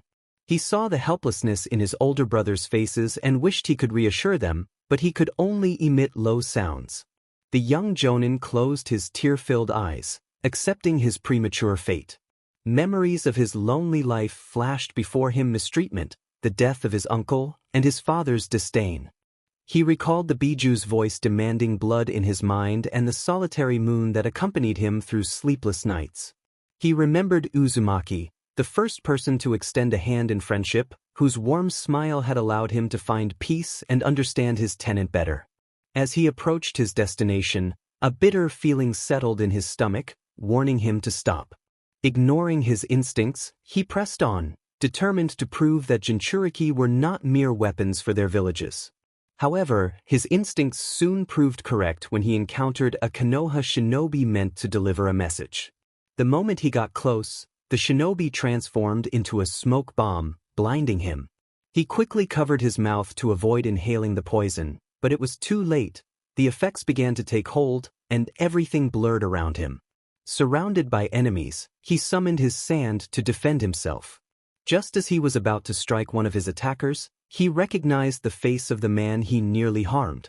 Gaara murmured in pain, realizing he was cornered not only by Konoha ninjas but also by some from Suna, whose faces showed varying degrees of guilt and indifference. A new attack forced him to defend himself, but the poison slowed him down, rendering his water ineffective. He considered transforming but feared losing control and harming his allies. Unable to defend himself, the third son of the current Kazekage fell to the ground, with no one showing any compassion for his plight. The elder ordered with a calm yet sinister smile that they could allow him to recover. As his mind began to fade, his body started to grow numb. In that moment, the heart of the young boy ceased to beat, and he collapsed, lifeless, just as the seal finished absorbing the chakra of the Biju. A heavy silence fell over the crowd. No one dared to speak. The people of Suna were fully aware of their betrayal, but they had to follow orders and felt powerless. Their indifference transformed into guilt as they gazed upon the lifeless body of their Jinchuriki. However, the laughter of their Kazekage snapped them from their trance. Raza reveled in his victory, declaring that he was finally rid of the useless boy who would no longer interfere with his plans. Danzo, sensing the tension, suggested they leave, as he had a bad feeling. Before he could finish his sentence, several ninjas fell, struck down by sharp ice and bone senbons aimed at their vital points, leaving them no chance to defend themselves. It seemed they had arrived too late. He sighed in frustration while activating his chakra chains, crushing several shinobi. He questioned the air, wondering who was responsible for the chaos, his yellow eye glowing ominously. Danzo made a decision that would grant him a few more weeks of life. He ordered a retreat, and all the Konoha ninjas fled without a second thought, leaving their supposed allies behind in the face of danger. Kimimaro asked if they should pursue, but Naruto replied that Danzo Shimura was not meant to fall by their hands. He instructed Kimimaro to take Gaara to safety while he dealt with the remaining ninjas. Kimimaro obeyed, carrying the body of the former Jinchuriki away. Naruto watched as most of the Sunagakure shinobi fell to his brother, who was now engaged in battle with Gaara's two older brothers. Meanwhile, Raza glared at Naruto with hatred and confusion before summoning the gold dust he always carried to attack. Naruto created a wall of trees, stopping the Kazekage's assault. Raza realized the rumors were true. Naruto possessed the wood release. Naruto confessed that he rarely used it, feeling it was a power that did not belong to him, as he was not a senju. He then created several wooden clones that attacked Raza, but the Kazekage buried them in gold dust, destroying. Raza declared that Naruto had no chance, as he was still just a child. Naruto urged him not to celebrate victory too soon. He revealed a massive, dangerous-looking scythe, causing Raza to scowl at the sight. Raza threatened to crush him, claiming that Suna and Konoha would win the war. The gold dust surged forward, colliding with the scythe and falling inert. Raza was shocked, unable to comprehend how Naruto could wield such a weapon. Naruto explained that his scythe could cut through chakra as easily as flesh. Raza refused to believe such a weapon existed. Naruto revealed it was a gift from his mother for completing his training, imbued with her divine blessing. He challenged Raza, stating he would avenge the death of his son. As Raza leaped to avoid a fatal cut, he summoned the gold dust again, preparing to retaliate. Naruto knew he had to disperse the gold and called forth the wood release to transform the battlefield into a forest, scattering not only the gold but also their enemies. He instructed Haku to freeze everything, and Haku complied, using the last of his chakra to prevent the gold from regrouping. Exhausted, he collapsed, but a wooden clone of Naruto caught him. Naruto declared that now Raza was in his territory and urged him to surrender for a fair trial in Yuzu. Raza, injured and shivering, emerged from the frozen trees, his arm pierced by a shard of ice. He was on the verge of collapse. Naruto reminded Raza that Gaara would not want him to die, as he was his father. He showed mercy, warning him not to continue the fight, or he would enter his mother's domain. Raza, filled with rage, attacked again but only managed to inflict a minor cut on Naruto's cheek before being struck down by Naruto's scythe, falling lifelessly before he even realized what had happened. Gaara's brothers stared in shock at their father's body, confusion etched on their faces as they looked at his killer. Naruto asked if they wished to meet the same fate. They shook their heads in denial. Naruto ordered them to take their father's body and not to interfere with him. Temari asked what he would do with their brother's body, but Naruto dismissed her question, disappearing with Haku from the frozen forest. Later, Naruto checked on Haku, who was exhausted but okay. They made their way to a cave where Kaguya awaited them. Kimimaro expressed relief at seeing Naruto safe, and Naruto thanked him. Haku, feeling overlooked, received acknowledgement from Kimimaro as well. Naruto inquired about Gaara's condition, and Kimimaro regretfully informed him that Gaara had died after the extraction of the Biju. Determined, Naruto insisted on being left alone with Gaara. Once alone, Naruto called out to his mother for help. A strange mist filled the cave, forming the image of a beautiful woman who looked at her son with sadness. She reminded him that he could not save everyone. Naruto lamented that Gaara did not deserve to die and offered to exchange the soul of Gaara's father for Gaara's life. The goddess explained that it was not that simple. The vital energy required was immense, and he had already exhausted much of it reviving Menma. He pleaded with her, expressing that he needed Gaara by his side to fulfill his destiny. The goddess sighed and accepted the deal, placing a white orb on Gaara's chest, causing him to breathe once more. Naruto expressed his gratitude, but the goddess warned him that this was his last chance and not to force something that should not be forced. She vanished without a trace. Naruto leaned against the icy wall, pale and sweaty, on the verge of fainting. His allies arrived, surprised by his condition but refraining from questioning him. They set up camp to rest for the day. Hours later, the former Jinchuriki slowly awakened. He welcomed Gaara back to the world of the living. The former Jinchuriki looked confusedly at his friend. Gaara questioned if he was alive, to which Naruto confirmed that his mother had brought him back. Gaara was bewildered, asking how that was possible. Naruto replied that it was a professional secret and expressed regret for not arriving sooner. Gaara reassured him that it was all right and that he was glad someone cared about him. Naruto smiled, affirming their friendship. They needed to move quickly, as they were still near enemy territory. Naruto energetically informed Gaara, but when he tried to stand, his legs gave out, forcing him to sit again. Gaara asked if he was all right, and Naruto struggled to assure him that he was just feeling a bit dizzy. Haku, observing his younger brother's weakened state, suggested that he should rest. Naruto insisted he was fine and emphasized the need to leave, as the location was unsafe. Kimimaro offered to carry Naruto on his back to minimize his effort. Naruto protested, asserting that he was not a child and could walk on his own.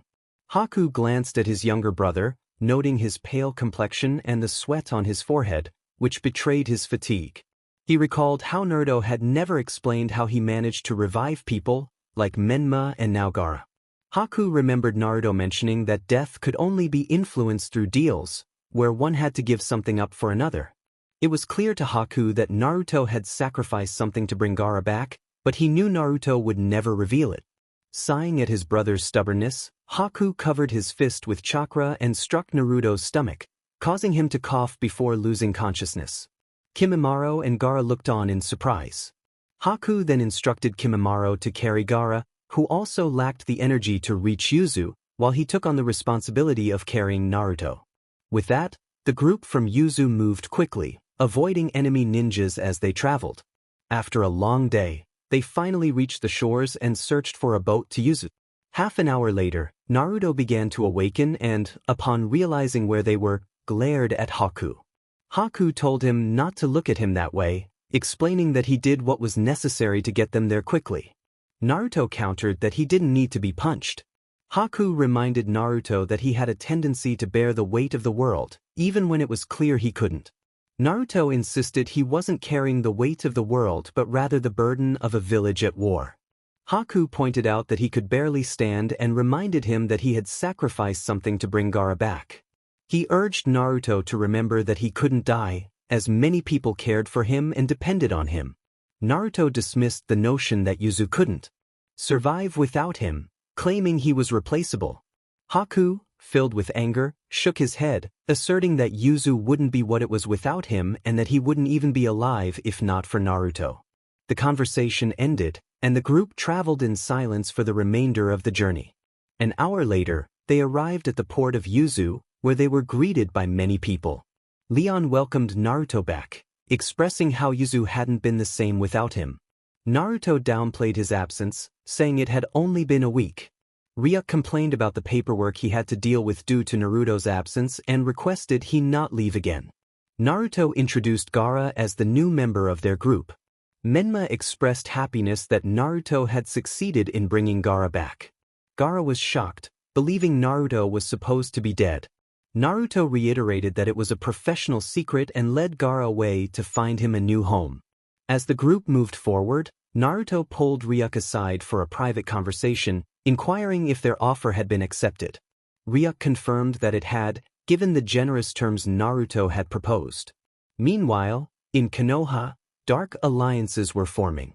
Danzo reveled in having captured the One Tail, noting that with the Kazekage's death, no one could contest his claim.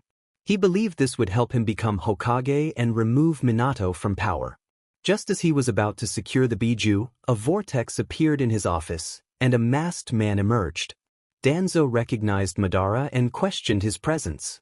Madara demanded the Biju, to which Danzo hesitated, wanting to keep the power for himself. Madara proposed a deal. The Akatsuki would fight against Yuzu in exchange for all captured Bijus.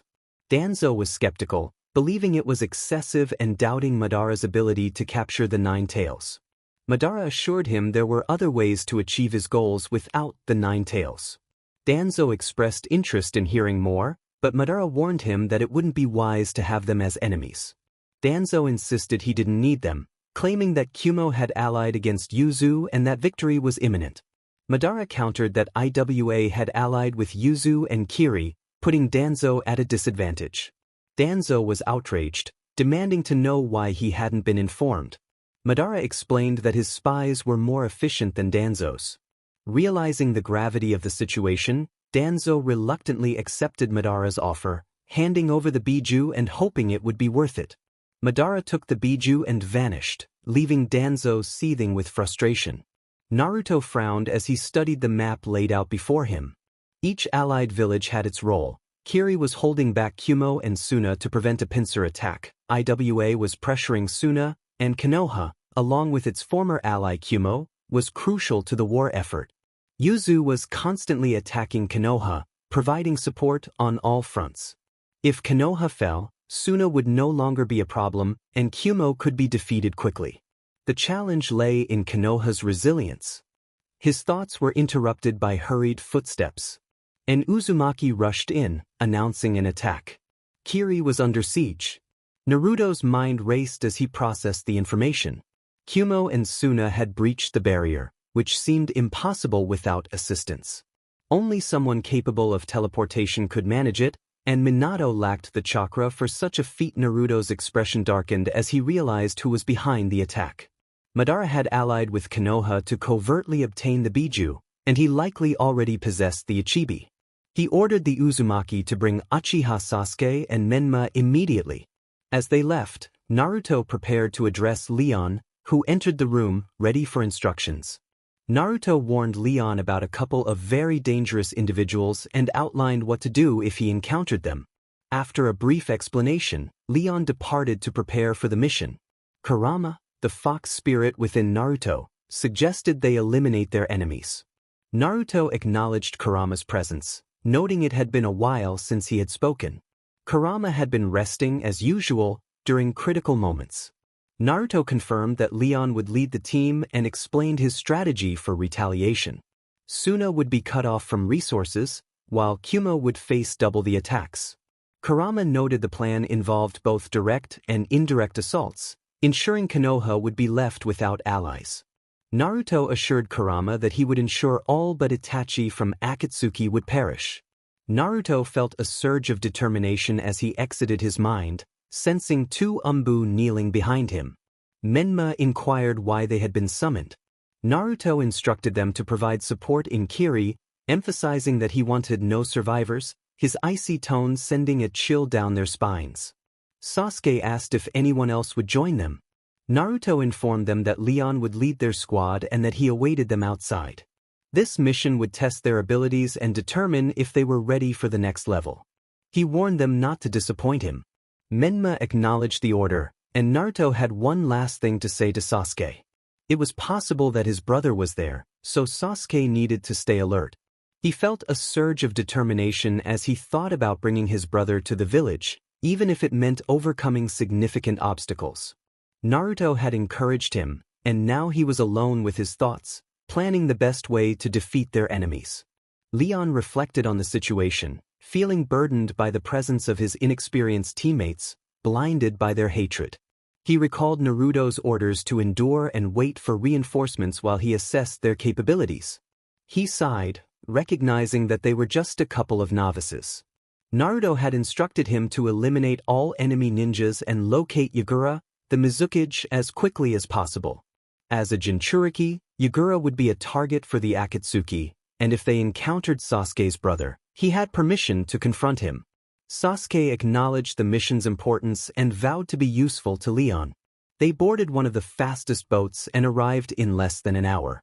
The village was in chaos, with destroyed buildings and fires everywhere. Leon urged his teammates not to hesitate. They drew their weapons and engaged in battle, swiftly taking down enemy ninjas, their clothes stained with the remnants of their foes. After a while, Leon called his companions, and they headed toward the Mizukage's tower, which lay in ruins. Several figures in black cloaks adorned with red clouds were fighting Yagura, who was partially transformed. Yagura was furious, vowing to protect his beloved village. Kisame, one of the attackers, reminded him that he had been the one to destroy it years ago. Leon instructed Menma to support Yagura and calm him while he and Sasuke would confront the Akatsuki members. They split up, with Menma engaging the rogue ninja from the mist while Sasuke dodged explosions from a blonde adversary. Leon confronted Pain, the wielder of the legendary Dijutsu, and prepared for battle. He needed to find the original body of Pain, and as he focused on his surroundings, he realized that Pain was not nearby. He mocked Pain, evading a massive creature that kept splitting apart. Pain sent his 6 paths to attack Leon, who swiftly dispatched one of them, cutting off an arm and then a leg. He concentrated chakra in his lungs and expelled it, creating a thick fog to obscure his position. Leon knew that while Pain had excellent vision, without it he was vulnerable. He took down another path, but Pain used his powers to disperse the mist. As the battle intensified, Leon recognized a masked figure who interrupted Pain, warning him that his reckless actions could endanger everyone, including the Mizukage. Leon felt a surge of anger at the masked figure's disrespect toward his lord and charged forward, infusing his sword with lightning chakra. However, an explosion halted his advance. The 3 of them turned their attention to the Uchiha, who was struggling against Madara. Leon attacked Madara but found himself passing through him. Madara ordered Pain to deal with the Jinchuriki while he focused on the Uchiha. Leon was determined not to let anyone insult his lord and engaged Madara in a fierce battle, realizing he was taking a beating. He knew he couldn't hold out much longer. A red flare suddenly shot into the sky, signaling reinforcements from Yuzu. Leon couldn't help but smirk at Madara, who glared back with hatred before vanishing. Exhausted, Leon fell to the ground for a moment before pushing himself up and rushing toward Menma's position. He found his teammate in dire straits, unconscious or worse, alongside a defeated path. It was clear that Menma had fought valiantly. In a panic, Leon searched for Yagura but found no trace of him. Despair washed over him as he realized he could not fail. The weight of his duty to his lord pressed heavily on him. He could not disappoint anyone, especially not the true lord of Yuzu. The thought of facing his lord with failure was unbearable. Finally, he spotted Yagura, battered and in need of immediate care. He felt a weak pulse. Yagura was alive, but he needed help. I gathered my strength and ran toward our men. At some point, the usually serious Uchiha caught up with me, carrying his unconscious teammate on his back. We arrived at the provisional camp, where several ninjas were injured and civilians were in critical condition. The medical ninjas attended to us quickly, taking Menma and the Uzukage for urgent treatment while the Uchiha and I were placed on stretchers to have our deeper wounds treated.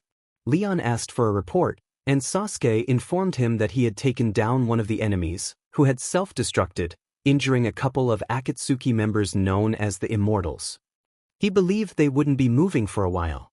Leon inquired about Sasuke's brother, to which Sasuke replied that he was not present. Leon acknowledged Sasuke's efforts but questioned what he had done himself. Sasuke retorted, telling Leon to watch his words, expressing his disdain for Leon's abandonment of Menma, who had been left unconscious on the ground while Leon went off to find a dead man. He demanded to know why a ninja from Yuzu would ever abandon a comrade. It was true, Leon had prioritized Yagura, and everyone would have done the same. No one wanted the boy in the village, even if he had been recognized by their lord. After all, he was the boy who had challenged their leader, and no one would ever see him as a worthy member of Yuzu deserving to follow their master's orders. The entire camp fell silent, waiting for my reaction. My gaze darkened as I looked at the Uchiha, and the thought of harming him crossed my mind, but I pushed it aside. Instead, I delivered a punch to his stomach, bringing him to his knees. I crouched down and grabbed his hair, forcing him to look me in the eye. I told him to listen carefully, explaining that he and his kind were worthless in Yuzu. Without their lord's protection, they would merely be cannon fodder in this war. They were hypocrites chasing after power without even trying to hide it, which angered true followers like Yagura and me. I warned him that not all Uzumaki would leave them behind if it meant fulfilling the master's mission. The Uchiha averted his gaze and nodded weakly. I released his head and allowed the medic ninja to tend to him, glancing around at the others present. No one seemed to disagree with me, so I nodded and let them continue my treatment. For the next hour, I focused on recovering and helping wherever I could until one of the medics who had taken Yagura returned, looking very serious. I asked what was wrong and if Yagura was okay. The medic informed me that they had managed to stabilize him, but he had lost his biju and was very weak. They didn't know when he would wake up.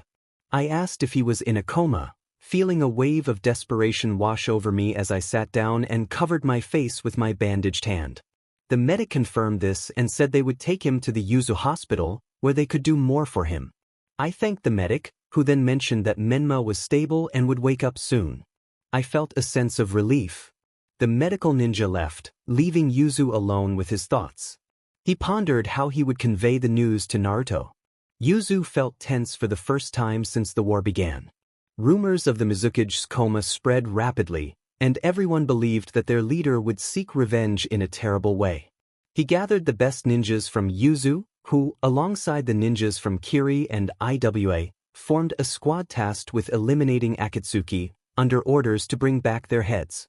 This squad sought out and fought some of them, successfully retrieving the head of a rogue from Suna named Sasori. Although it was merely a puppet, Uzumaki displayed it in the village center alongside two others, restoring peace to the village. Now, Naruto found himself back in his office, intently studying the map of the elemental continent until he was interrupted by one of his closest friends.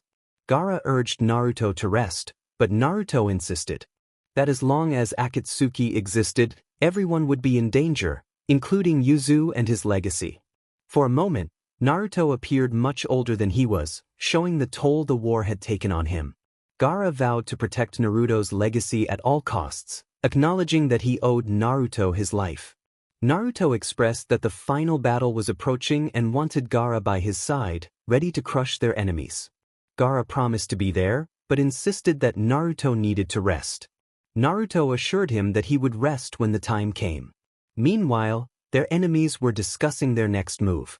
Danzo expressed frustration over the ineffectiveness of his organization, noting that 3 of their members had died without achieving anything significant except for the Sanbai.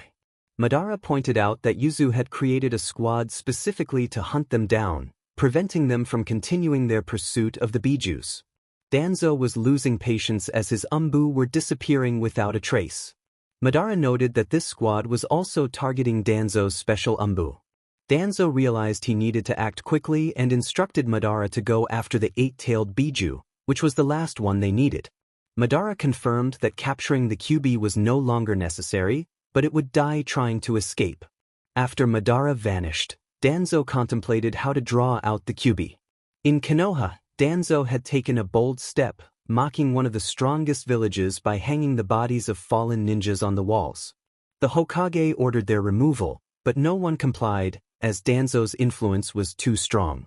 Reports of the Hokage's actions soon reached Yuzu, where the council awaited their leader.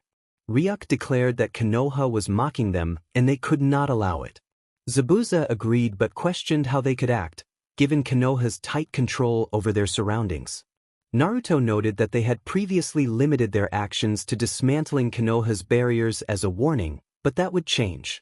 They would create a significant distraction while a group infiltrated to cause chaos. Kimimaro suggested they first identify who was responsible, as the Hokage would not act so recklessly. Naruto revealed that it was Danzo Shimura who desired the Biju within him, as Akatsuki had captured all but the 8 and 9 tails.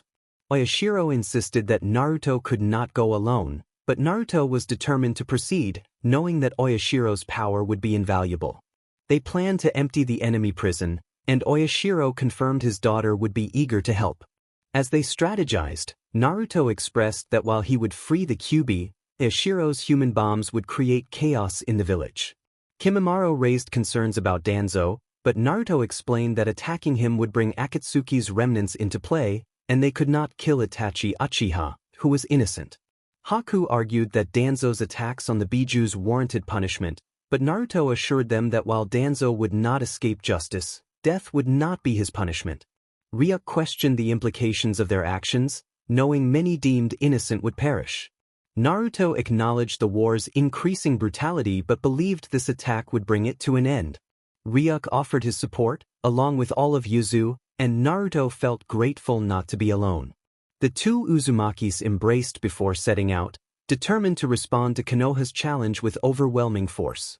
In the Yuzu prison, Oyashiro surveyed the hundreds of inmates clamoring to become his pawns, a thought that brought a smile to his face. His daughter watched eagerly, excited to use her jujutsu for the first time.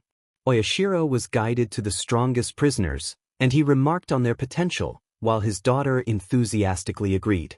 His daughter was the only survivor of his clan, which he had spared to prevent her from growing up with hatred. With the help of the leader, his goal was being achieved. She could make him proud, and for that she owed a lot to that boy. She began to examine her future tools, selecting a ninja from Kyumo and smiling at him. Oyashiro instructed the ninja to look into his eyes while he infused his chakra to control the man's blood. The ninja's eyes turned a deep crimson before he collapsed to the ground, appearing lifeless. Oyashiro then encouraged his daughter, explaining how easy it was and urging her to try it herself. The girl hesitated, glancing at the prisoners who now looked at her with fear. She chose a kunoichi from Suna and replicated her father's actions, causing the woman's eyes to turn red before she fell to the ground, exhausted. Oyashiro praised her for her performance, noting how well she had done for her first attempt, and told her to rest while he took care of the rest. His daughter nodded, stepping away from the group and leaning against the cold wall of the prison, watching as her father transformed people into human puppets. Chino and her father were using their jujutsu on Genma, who felt that his days were numbered. Chino asked him for his name, and he replied that he was Genma. She expressed that anyone against Naruto would fall, which Genma acknowledged with a resigned acceptance. When Chino inquired if he was from Konoha, he confirmed that he was. She then proposed that if he wanted to avoid death, he should help them by guiding the zombies to Konoha, as he knew their weaknesses and could create even more chaos. Doubt crept into Genma's heart. He was uncertain about what was happening to his fellow prisoners, but he was sure it was not good. He had never considered betraying his village, yet becoming a zombie with red eyes was not part of his plan. Looking at Chino, he saw no hint of remorse. She was proud of their actions. He remembered feeling that way when he lived in Konoha, but too much time had passed for him to feel that way again.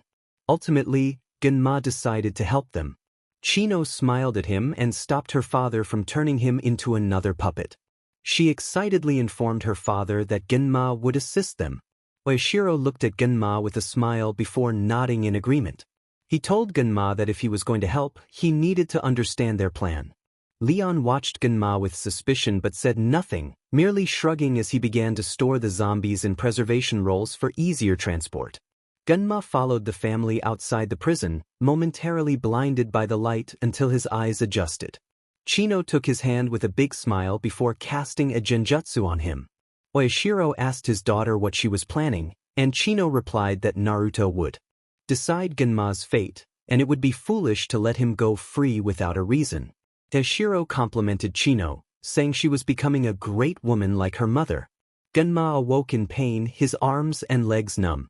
As he focused his eyes, he recognized a blonde-haired boy. Genma realized he was not the yondaime, much to his dismay. The boy, Naruto, noted that Chino had improved significantly in her genjutsu and would become a great kunoichi one day. Genma murmured about the girl, recalling everything that had happened. Naruto informed Genma that Chino had told him he wanted to help. Genma assessed the boy before him, who appeared to be no older than 20. Despite his resemblance to the yondaime, his straight hair and heterochromatic eyes gave him a unique look. Naruto's cold yellow eye seemed to pierce through to Genma's soul. Genma confirmed that he had been in prison for too long. Naruto expressed skepticism about Genma's intentions, reminding him of his previous escape attempts. Genma insisted he had no intention of fleeing anymore and was willing to accept any seal or condition to earn their trust. The boy raised an eyebrow in doubt but eventually nodded in agreement. Naruto explained that if Genma wanted his freedom, he would need to help the group of Chunins infiltrate the puppets created by Oishiro and Chino. If he succeeded, he would be free to do as he pleased. When Genma asked what the puppets would do, he felt a mix of fear and disgust at referring to his former comrades in that way. Naruto simply replied that they would bring chaos, his sinister smile contrasting sharply with the warm demeanor of the yondaime. Genma felt a chill at the thought of making a deal with death. He remembered his friends and comrades from the Leaf, who had likely given him up for dead. As guilt faded, he shakily accepted the deal, and Naruto's cold smile transformed into a warm one. Naruto welcomed him temporarily to Yuzu, stating that they would see if it became permanent. He informed Genma that the operation would begin the next day and advised him to rest until then. A man entered the room, guiding Genma to an apartment that resembled his old one in Konoha. The fridge was stocked, and the bed was soft. After eating until he was full, Genma lay down, looking at the hand with which he had made the deal before falling into a deep sleep, realizing there was no turning back. The plan was underway for both sides, with a group from Yuzu positioned outside Konoha, having subdued the guards to avoid raising an alarm. Oishiro checked in with his team, confirming that Genma was in position with the zombies. Ranmaru reported that Naruto was ready and engaged in conversation with an elderly man wrapped in bandages. Oishiro commanded Genma to proceed, and he acknowledged the order. As he looked at the rolls containing his former cellmates, he felt the weight of their hopes for victory, the desire to escape their prison. Now, they were mere lifeless puppets destined to destroy what they once vowed to protect, and he would be the cause of that horrific fate. His hand trembled, but a voice in his ear steadied him. Kaito urged him not to doubt, while Ayako reminded him that he had made a deal. Takeru pointed out that it didn't matter who started the massacre, as long as Genma survived. Kaito asked what kind of ending Genma desired. Listening to the voices of the former genins who had accompanied their leader during the exam, he remembered them before the mission began. They now wore the Jonin cloak proudly, unchanged enough for him to understand the significance of their actions. Hundreds of lives lost in an instant, chaos, and another step toward victory for their village. Genma declared that he wished to live. The ninja declared as he cleared the zombies from the storage rolls. Takeru responded, signaling the start of chaos. 5 minutes later, explosions echoed throughout the village, which was under attack. Buildings began to crumble, and enormous creatures, along with waves of destruction, swept everything in their path. Genma watched in horror as a few well-trained ninjas unleashed devastation. He noticed a little girl crying amidst the flames, likely separated from her parents in the chaos. The thought of helping her emerged from the depths of his mind. A poor girl who had done nothing wrong and didn't deserve any of this. He realized that Konoha could do nothing, and he couldn't help her either. Slowly, he drew his newly forged sword, its blade glinting in the fire, and approached the little girl, who looked at him in confusion. The girl asked if he was a ninja as she tried to wipe her tears away. Genma looked at her with pity before raising his sword, prepared to end her short life. But then, a kunai flew past him, forcing him to defend himself and halt his attack. Kakashi appeared, questioning Genma's intentions. Genma acknowledged Kakashi, the genius of their generation, congratulating him on surviving the fall. Kakashi asked if Genma intended to harm the girl, to which Genma admitted he would. Kakashi pressed him on why he would do such a thing, reminding him that he was a member of Konoha. Genma retorted that he no longer belonged to the village, expressing his desire to live comfortably and not support Konoha, a place that had let him rot in prison. In a fit of anger, he threw a senbon at the girl, which struck her in the chest, causing her to fall beside her teddy bear. Horrified, Genma's former companion rushed to the girl, who was still breathing but needed urgent care. Genma challenged Kakashi, asking if he would save the girl or arrest him, or if he would leave him be and help those who had a chance of survival. Kakashi vowed that one day, Genma would regret his actions. He scooped the girl into his arms and dashed toward the hospital to save her. Genma whispered that he didn't think he needed Kakashi's help for that as he activated his last zombie, cutting its neck and causing a massive explosion. He watched, astonished, as his hometown was engulfed in flames. An hour before the attack on Konoha, the representatives of their villages had gathered at what would soon become a battlefield. Danzo welcomed Naruto Uzumaki Momochi, pleased that he accepted their invitation. Naruto questioned how he could refuse. Minato attempted to interject, but Menma silenced him, asserting that he had not been given the floor. Minato insisted he was Menma's father, but Menma rejected any connection to him as Hokage.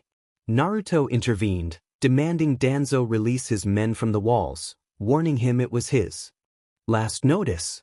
Danzo countered, asking for the biju within Naruto in exchange for consideration. Naruto accused Danzo of taking orders from Madara, expressing disbelief that he would stoop so low. Danzo growled at the accusation but then smiled, declaring that Yuzu and its allies were finished, claiming their strength surpassed theirs. Naruto countered that they were smarter, reminding Danzo of the treachery against Kiri that resulted in countless innocent deaths. He recalled the decree from the last Great War that villages should remain uninvolved to prevent senseless massacres. Danzo dismissed it as collateral damage. In a swift motion, Naruto drew his sword and cut Danzo's neck, shocking everyone present. He declared that he would show Danzo what true collateral damage was. The surprise grew as Danzo reappeared a few meters away, seemingly unharmed. Danzo cursed Naruto, who commanded Sasuke to kill him as many times as he wished, adding that he could then search for his sister, who wasn't far away. Sasuke acknowledged the order, launching an attack on Danzo, igniting the battle as the Umburi moved to protect their master, only to be met by Yuzu ninjas. Naruto turned to Minato, asking what he would do. Menma readied his sword in a defensive stance, prepared for any attack. Minato hesitated, stepping back, recalling the words of the goddess of death about his children. He realized the situation was unfolding before him, unable to intervene, as the shadow of his son morphed into the Shinigami with a mocking smile. Naruto demanded a response. Minato whispered that he couldn't abandon Konoha, his village. Naruto looked at him with pity for a moment before nodding. He ordered Menma to kill Danzo. Menma leaped toward his father, who teleported away, his mind racing for a solution as his son pursued him with glowing yellow eyes. Ninjas began attacking anyone wearing a headband from the opposing side. Naruto remarked to Leon that they were witnessing a decisive battle that would claim countless lives, asking for his opinion. Leon surveyed the scene, still feeling guilty about his last mission's failure, and carefully considered his response. He concluded that it was necessary. Naruto observed the former allies now turned enemies, brothers fighting against each other. Parents against children, do you consider everything necessary? Leon responded that when there was no other option, then yes. Naruto countered that there was always another option. The problem was that they never saw it, as it always hid from view. Leon asked what that option was, and Naruto admitted that even he could not see it this time. Leon remarked that it was a very complicated situation. Naruto explained that he had formed Yuzu to provide a home for abandoned clans and those in need. He had never imagined that his dream would end in war, but as Leon said, it was necessary. The conversation concluded with the War Hawk's words filled with rage. Danzo cursed the Uchiha, Yuzu, and Minato, vowing to kill them all right then and there. Sasuke Uchiha had managed to close all of Danzo's implanted eyes, leading the elder to fall into despair and decide to self-destruct with the seal engraved on his chest. Naruto declared that Danzo would die like the coward he was. The leader of Yuzu's hair turned blood red as a layer of reddish chakra surrounded him. He created several clones that positioned themselves around Danzo and formed a red barrier just before the old man exploded, preventing unnecessary deaths. The Ari ninjas halted with their master's demise, unsure of what to do. Minato held his son's sword to his neck, sharp enough to draw a little blood, looking at his son with regret, while his son maintained a cold gaze, not moving his sword. Naruto deactivated the barrier and his clones, looking seriously at the forest before calling out to his men. He urged them to stop and avoid unnecessary deaths, stating that anyone who surrendered would be free, warning that if anyone chose to continue fighting he would stain his hands with their blood. A heavy silence fell over the battlefield, the ground stained red with spilled blood. Bodies were visible from any point in the valley, a sight few could behold without feeling sorrow, disgust, or hatred. Naruto called out to Minato, commanding him to take leadership of his men, guide them back to their village, and surrender, insisting there was no reason to continue the war. Minato looked at his son in disbelief, realizing he was being allowed to leave. The cold sensation at his neck faded as Menma sheathed his sword and approached his older brother without saying a word. Minato called out to Menma, who warned him not to stand in the way of his brother, stating that too many had already died. Konoha and its allies retreated in silence, unaware that there was no village left to return to. Naruto instructed Leon to tell Ishiro-san to withdraw, noting that there had already been too many deaths. Leon acknowledged the command. Naruto whispered to the heir that unfortunately, this was not over, at least not for him, as he watched the sun begin to set on the horizon. The news of Konoha's defeat spread like wildfire throughout the ninja world. The idea that peace had finally arrived brought joy to many, but the sorrow for those fallen in battle gave the news a bittersweet taste. The leaders of the defeated village had made no announcements, and rumors that the village had been reduced to ashes alarmed the inhabitants of the Land of Fire. The Hokage had not presented any report to his daimyo, who, alarmed, had inquired to confirm the rumors but received no response. Konoha had isolated itself from the world. The Yondaime Hokage sat in his office, buried in paperwork that continued to pile up. Requests from his daimyo became increasingly frequent, and meetings with the council were occurring more often. The blonde seemed lost in thought most of the time, causing concern among those around him. The village needed its leader, but it was clear he could do nothing in that state. Even the opening of his office door failed to rouse him. Kushina called out to Minato, her voice filled with pain, but received no answer. She urged him to react, finally getting him to look at her. Minato acknowledged her presence, and Kushina reminded him that the village needed him. The council was considering replacing him, warning that if he did not change and take control, he would lose his position as Hokage. Minato lamented that he had only brought misfortune to the village and felt it was fine if they no longer wanted him as their leader.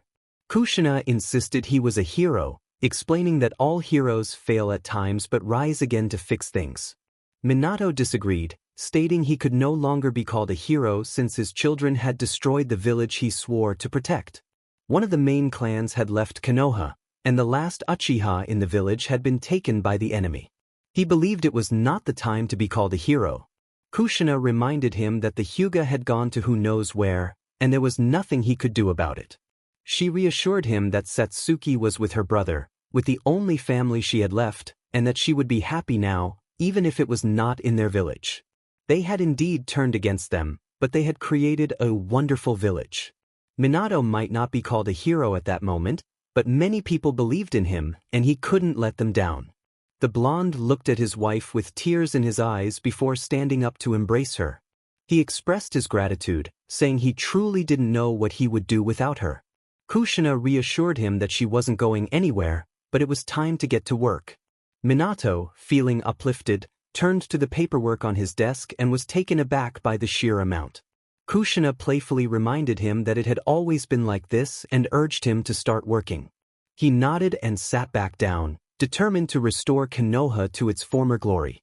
Meanwhile, at the other end of the elemental continent, 5 figures were walking toward a specific point in the valley where the last battle had taken place. Itachi questioned whether their plan would work, to which Pain affirmed that it would. Danzo had died without securing the 9 tails, and since it was impossible for them to obtain it, they needed to consider other options. Konan noted that all the other tailed beasts were already sealed in the Gedo Mazo statue, but they needed a substitute for the 9 tails.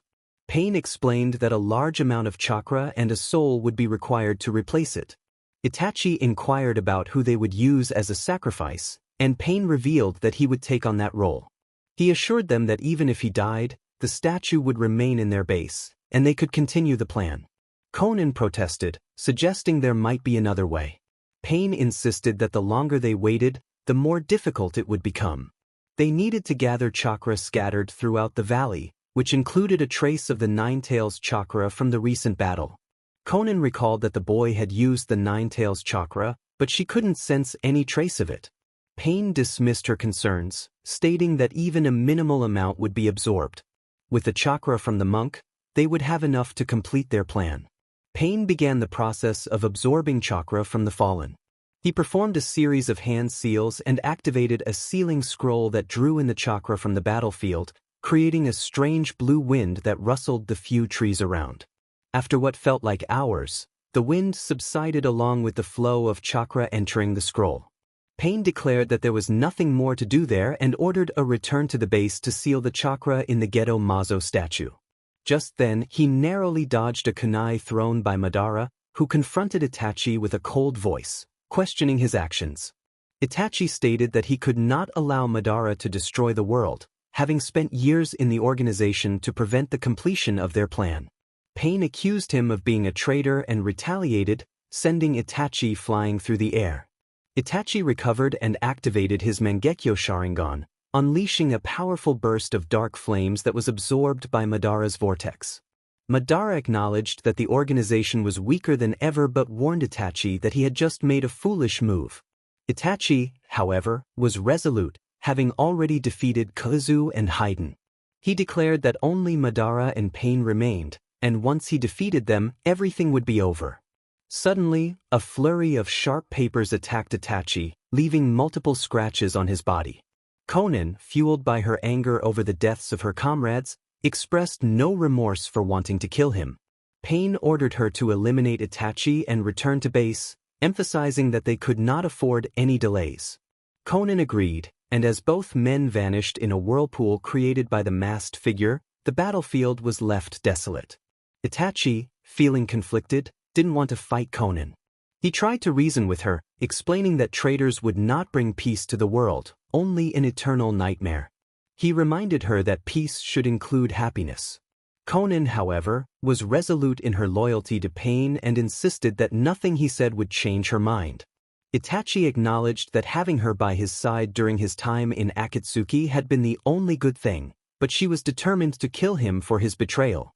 With a fierce determination, Konan unleashed her paper wings, launching a barrage of sharp papers at Itachi. He transformed into a flock of crows, reappearing behind her to strike with his short sword.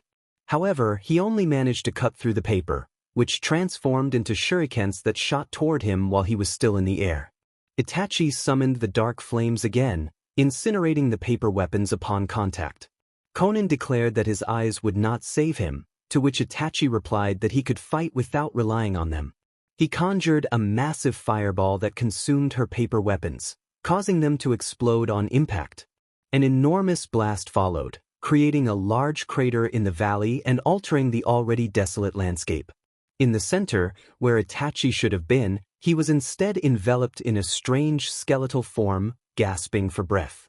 Konan remarked that he did indeed rely on his eyes. Itachi, feeling weak and aware of his deteriorating condition, knew he couldn't succumb to his former teammate. He had to explain his actions to his younger sister, as he could not leave them unprotected. He had already lost his parents and felt responsible for his siblings. With determination, he whispered that he would not die and summoned his Susanoo, using its skeletal hand to slam Konan to the ground, rendering her unconscious. After defeating her, Itachi deactivated his Mangekyo Sharingan and touched his eyes in pain, realizing he needed help. Itachi Uchiha approached his old friend, concerned for her well-being. She had a serious injury on her head, and he couldn't leave her behind. With great effort he carried her and made his way to the only place where they could receive help. Hours later, Itachi reached the forest surrounding the village of Yuzu. The exhausted man looked at the village walls with a glimmer of hope, but he was quickly intercepted. Gozu recognized him and remarked on his presence, calling him the invincible Itachi Uchiha. Meizu joined in, teasing his brother about Itachi carrying a beautiful lady. Gozu questioned Itachi's intentions, reminding him that the Akatsuki were not welcome there. Itachi explained that he sought protection for himself and his companion, insisting he meant no harm. Meizu noted that in Itachi's condition, it was unlikely he would come with ill intentions, but they would allow him entry since they decided who could enter. Gozu mentioned the need for assistance and called for an umbu to take them both to the hospital, acknowledging that neither of them looked well. Itachi expressed his gratitude. The brothers acted quickly, and it wasn't long before they arrived at the hospital, where Itachi fell unconscious, unable to resist the toll of exhaustion. Meanwhile, Naruto received the news of their arrival and instructed his friend Leon to call Sasuke and his sister, as he prepared to head to the hospital. A strong headache jolted Itachi awake. He attempted to rise but found himself unable to move. His body felt numb, and bandages covered nearly every part of him. As he scanned the room, trying to understand his surroundings, a red-haired nurse entered. The nurse introduced herself as Uzumaki Yui, explaining that she was assigned to him by Naruto. She hoped the HNDCFFS wouldn't bother him. Itachi looked at his left hand, which was cuffed to the bed, and shook his head in disbelief. Yui asked if he had any questions. Itachi inquired about his companion. She informed him that his companion was in another room, where the council was deciding his fate. When he asked about his brothers, she revealed that the ANBU member Uchiha Sasuke was in that meeting as well, and that his own fate was also uncertain. His sister was under house arrest at the Uchiha mansion and could not leave until further notice. Concerned, Itachi asked about his injuries. Yui explained that he had several broken bones, and a rib had splintered inside him, fortunately missing any vital organs. He also had deep cuts all over his body, and his eyes were severely damaged. She suggested he would need glasses. Regarding his heart condition, she noted that he needed to start a special treatment immediately, or a heart transplant would be necessary. She pointed out the harsh reality of clan dynamics, where a normal heart wouldn't suffice, and lamented the burdens of bloodlines, trailing off into her thoughts. Itachi asked if there was a cure for his condition. Yui replied that while it was difficult, there was hope. She noted that it was fortunate he hadn't killed all the Uchiha, as he would have had no salvation otherwise. His heart wasn't producing the necessary blood for survival, and it needed to be strengthened. She suggested that a specialized doctor would explain it better. Surprised, Itachi realized that all the specialists in Konoha had told him there was no solution, that he would inevitably die in a few years. The thought that he might live longer filled his heart with hope. He could continue to care for his brothers, provided the council didn't decide to execute him. Naruto entered the room, asking Yui if the meeting had concluded. She confirmed it and left, slightly annoyed, after noting that Itachi had been ignoring her for the past few minutes.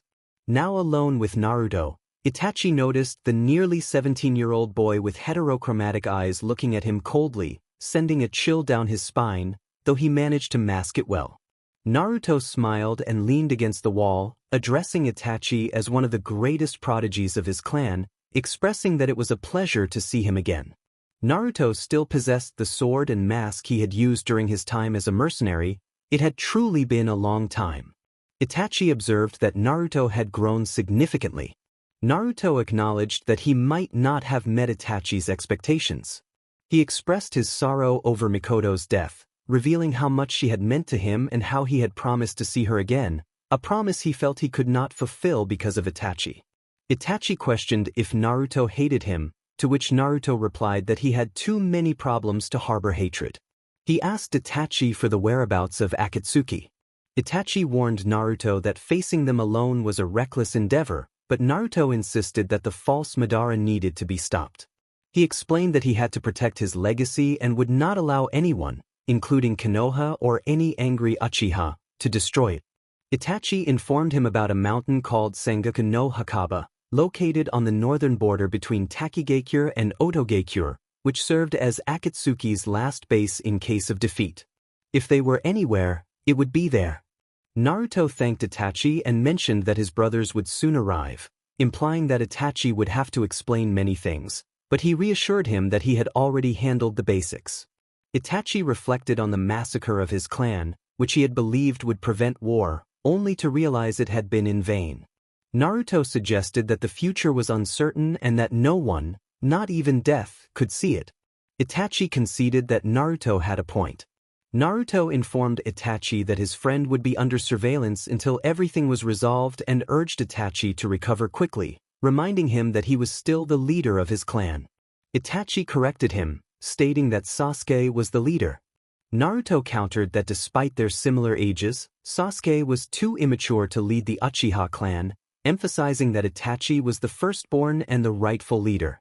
He then took his leave, promising to return.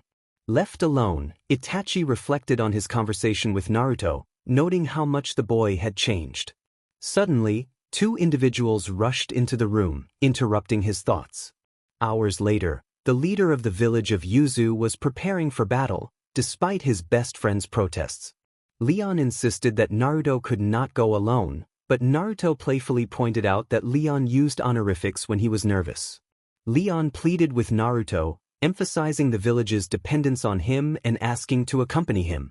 Naruto, however, refused, stating that he did not want Leon to die, as he had too many responsibilities, including caring for his nephew. Leon argued that his brother could handle it, but Naruto insisted that he could see people's deaths with his eyes and that he needed to do this alone. Leon protested, but Naruto gave him a command to protect his legacy and the village. Leon vowed to protect Yuzu until Naruto returned. With a sad smile, Naruto instructed Leon to say goodbye to everyone for him, as he had no time to do so himself. Leon assured him he would and urged Naruto to return quickly. Naruto nodded and vanished in a swirl of leaves. Leon murmured to himself that Naruto would return and then informed everyone of his lord's departure. The Jinchuriki of the Kyuubi headed toward his enemies, moving at great speed while formulating a plan to stop them. Kurama, the spirit within him, commented that not having a plan was unusual for Naruto. Naruto acknowledged Kurama's awakening and suggested that perhaps he needed rest. Kurama agreed but stated he would be there to help in the battle, expressing his desire for revenge against the false Madara. Naruto declared that he would stop them before they could summon the Jubi. Kurama questioned if it was already too late, but Naruto remained determined to defeat Madara and Zetsu, explaining that the awakened monster would destroy everything in its path. He intended to separate the Jubi again with the power of his mother, ensuring the Bijou would be free. Kurama warned that humans would hunt them again, but Naruto promised to prevent that, stating that he would make it impossible for anyone to seal a Bijou within themselves or others. Naruto accelerated his pace, reaching Takigakure no Sato, where he spent the night to rest before continuing to the entrance of Sengaku no Hakaba. The area was surrounded by the bones of many animals and people buried over time. Cautiously, he observed the cave entrance where his enemies resided, from which identical white figures emerged. Zetsu declared that they would not allow Naruto to interfere. Naruto welcomed the challenge, ready to confront them. He drew the scythe gifted to him by his mother and began to take down the white Zetsus, who fell easily. However, for every one he defeated, 3 more appeared behind him, eager to attack.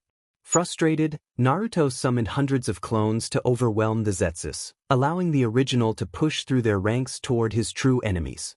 He ventured deeper into the lair, arriving at a vast chamber where a statue of Gizo Mazo held the emaciated body of a redhead. Madara greeted him, stating that he was too late, as the resurrection of the Jubi was already underway. Naruto vowed to defeat them and separate the Jubi once more. Madara refused to let his plans be destroyed, and Naruto summoned trees from the ground, creating a forest within the chamber that forced Madara to protect the statue. Madara, furious, unleashed a massive fireball, incinerating everything around him, only to be met with a powerful punch from Naruto that sent him crashing into a wall. Naruto reminded Madara to respect the forests. As the chakra of the 9 tails vanished, Naruto's enemy disappeared into a black vortex, reappearing at the far end of the cave, which still held some vegetation. He needed to recover since part of his mask had shattered from the blow and required a replacement, but the boy quickly found him. Naruto emerged from one of the trees, launching numerous explosive tags from all directions, thanks to his clones, which passed through the Uchiha before detonating. Madara acknowledged the attempt, stating that the boy would not be able to strike him again. Naruto expressed his fascination with Madara's Jujutsu, noting how its power varied based on the user's needs when awakened, emphasizing that no two were the same. He pointed out that Madara lacked true power, revealing that he had known from the first time he heard of him that he was not the real Madara. He expressed a desire to know the man he would ultimately defeat while ensnaring the Uchiha with his chains. Madara dismissed the notion of not being the true Madara, insisting that it didn't matter who he had been in the past, only the Moon Eye plan mattered. Naruto challenged the idea of a false reality, questioning why Madara desired to change everything by destroying it all. He argued that Madara sought a perfect world that did not exist. Madara declared that he would make it exist, claiming the current world was hell. Naruto countered that as long as Madara remained intangible, he could not strike him either. He explained that to escape, Madara would have to cease being intangible to use his vortex, and if he deactivated it, he would perish due to the chains and the ninja wires surrounding him. Madara did not respond but began to move out of the chains and wires' reach, feeling them pass through him. The Uzumaki merely observed as the Uchiha collided with a barrier. Naruto explained that the barrier prevented any chakra from passing through, trapping them both in that small corner, and he was curious to see how long Madara could maintain his intangible state. He smiled, having conducted countless simulations to ensure this opponent could not escape. Madara, frustrated, called Naruto a meddlesome child and insisted that his plan would bring peace to the world, making everyone happy, including Naruto. The Uzumaki refuted this, stating that everyone had their own hell and lived with their actions and consequences. He reminded Madara that he was not the only one who wished to change things. Madara argued that the world did not care about others' suffering. Naruto retorted that if Madara was too weak to overcome his pain, he should not drag others into his hell. He pointed out that even a villager who had endured the death of his wife was stronger than Madara. Madara insisted that he sought power to change the world, claiming that a powerless villager could do nothing against him. The Uchiha then attempted to cut the ninja wires surrounding him to find a way to teleport out of the barrier. The severed wires triggered more explosive seals, causing all the trees in the small clearing to be blown into the air. Naruto found it unnecessary, coughing and brushing away the smoke that surrounded him in annoyance. Although his clones had maintained the chains, some had exploded due to the seals, giving Madara a chance to escape with the vortex. However, the blonde with red streaks launched more explosive tags while the vortex was still active, causing an explosion that severed one of the Uchiha's arms. Madara was shocked, while Naruto explained that he had dreamed of a woman with purple hair and an Akatsuki cloak doing something similar, so he had taken the idea. The battle continued, both fighters' chakra rapidly depleting, leaving them exhausted. Suddenly, a loud noise echoed from deep within the cave as a statue began to glow, transforming into a horrific monster with 9 tails, while a man with serpent-like features appeared behind it, accompanied by another Uchiha. Naruto acknowledged Kabuto, surprised to see him there. Kabuto explained that Orochimaru's death had granted him enough power to revive the dead. Naruto scoffed at the idea of reviving a mere imitation of Uchiha Madara, calling it a grotesque puppet with a soul attached. Madara remarked that Obito seemed to have encountered many unforeseen events. The false Madara removed his broken mask and nodded to his master before jumping to his side. Naruto expressed his frustration at the situation, noting the absurdity of facing a half-transformed statue, a mad disciple, and a mere imitation of a resurrection. He activated the chakra of the 9 tails, enveloping himself in golden light that showcased his bond with the beast. Madara insisted that Naruto would not stop his plans, to which Naruto confidently replied that he would. The now red-haired Naruto summoned 9 chains of chakra, wrapped in the 9 tails energy, making them resemble 9 tails ready to strike. He informed Madara that the statue would take time to transform due to the lack of chakra, asserting that the sacrifice of the Akatsuki member would be of no use to the Uchihas. The resurrected Uchiha launched a massive fireball at Naruto, who did not even flinch to dodge. Naruto called upon Kurama, and a massive Bijidama began to form in his hand, using a significant amount of chakra that shot toward his enemies. However, the enormous sphere of chakra was absorbed by Obito's Sharingan, temporarily leaving Naruto drained. Madara acknowledged Naruto's strength but claimed it was still insufficient. Black flames surrounded the Uzumaki, capable of reducing him to ashes had he not jumped in time to evade them. Madara amplified the flames with a wind technique, causing the fire to harm Naruto, who removed his cloak to mitigate the damage. In pain, Naruto waved his burned arms while creating another Bijidama, which he launched at high speed despite his injuries, impacting the body of a surprised Kabuto, who had been used as a human shield by the Uchiha. Naruto murmured that this would not be easy as he observed the arrogant smile of the Uchiha, who still held the smoking body of his former ally. The lack of the 9 tails chakra slowed the awakening of the 10 tails, giving the Uzumaki a slight chance as he continued to attack the Uchihas, even with his wounds healing slowly due to his remarkable regeneration. The constantly growing roots from the ground made the fight even more challenging. The decision to summon foxes with his summoning contract allowed Naruto to keep at least one of his 3 enemies occupied, lightening his burden a bit. Kurama pointed out that it wasn't as easy as Naruto thought, teasing him about his inexperience. Naruto, feeling frustrated, dismissed Kurama's comments.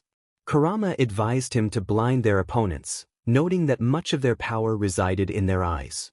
Naruto questioned the feasibility of that plan, believing the Sharingan to be too strong. Kurama insisted they were underestimated and urged Naruto to break through the ceiling and rise to the surface where he could fight more effectively. Following Kurama's guidance, Naruto created a large hole in the ceiling, allowing a strong beam of sunlight to flood in and temporarily blind everyone who had been in the dimly lit area. A moment later, the resurrected Uchiha had regained his vision and searched for his vanished enemy, only to find a Zetsu covered in fox bites emerging from the ground. Zetsu informed Madara that Naruto had escaped to the outside. Madara, filled with anger, leaped out through the hole, closely followed by his disciple. As they emerged, they were met with a massive wave of water that nearly swept them away, but Madara quickly conjured a sturdy rock wall just in time. Madara mocked Naruto's attempt, claiming that such tricks would not work against him. Naruto, unfazed, retorted that Madara was not his true target. He pointed out the cowardice of Madara's allies, who would only think of saving themselves when it mattered most, leaving him vulnerable to the giant wave. Madara grimaced with hatred as a tremendous explosion of chakra formed around him, creating a perfect Susen. He declared his intent to kill Naruto, unleashing a massive sword aimed directly at him. In response, Naruto summoned all the chakra from the Kyuubi, materializing it to match the size of the Susanoo in order to block the powerful strike. As they clashed, the two colossal entities were evenly matched until an attack from the Susanoo managed to slice through the fox's form, causing Naruto to spit out a mix of blood and saliva. While contemplating a counterattack, his mind went blank. Suddenly, he felt the presence of his mother, Shin, who offered her assistance, encouraging him to use her power even if it weakened him, as it would prevent Madara from recovering. With gratitude, Naruto accepted her help, promising to see her later. As Shin's chakra enveloped him, it reformed the two halves of the Kyuubi, giving the enormous fox a foreboding purple hue and amplifying its power. The fox unleashed a powerful tail swipe against Madara's Susanoo, forcing him back several meters. Madara, furious, shouted that not even death could defeat him. He attempted to strike the fox again, but the strange purple chakra acted like armor, thwarting his efforts. The fox seemed to smile at Madara's frustration, wrapping around the warrior as he felt himself being consumed by the dark energy. Madara questioned why his plans were crumbling so easily and why his power faltered against Naruto. He felt the life he had fought so hard to regain being drained away until a massive tail emerged from the ground, pulling the fox away and allowing him to breathe again. Obito, soaked and irritated, suggested that Madara hasten things with Jubi after being dragged to the cave's depths by the wave. Madara acknowledged Obito's help but noted that their enemy had gained the power of death and needed to be eliminated immediately. Obito pointed out that Madara's body was deteriorating, questioning if he was truly in a physical form. Madara realized that the purple energy was draining his vital energy, undoing his resurrection, and he would need time to recover. He instructed Obito to handle Naruto, believing he could manage it despite the difficulty. The two Uchiha exchanged no further words, with Madara retreating to regain his strength while Obito focused intently on Naruto, who regarded them with a coldness befitting the son of Shinigami-sama. Naruto remarked that it was ironic for him to be called a coward by Obito. Obito declared he would not allow the fight to continue any longer, and Naruto noted that Obito's name sounded familiar to him. In the realm of the Fallen Stones, alongside Noera Rin, the enormous fox successfully captured the younger Uchiha who had attempted to escape in search of time. Naruto recalled how Kakashi Hatake had spoken of Obito when he was a child, reminiscing about the days when they had gotten along. Kakashi had said that Naruto resembled Obito, that he had been born with a false sense of the will of fire and that he would become a great Hokage. Naruto dismissed those thoughts as foolishness. Obito responded that the boy Kakashi spoke of had died a long time ago. Naruto did not deny it, but he insisted that if Obito only sought death, he should do so alone and not drag others into his so-called hell. He expressed that the world was selfish and would not pause for anyone's death, especially not for a few genin in the midst of war.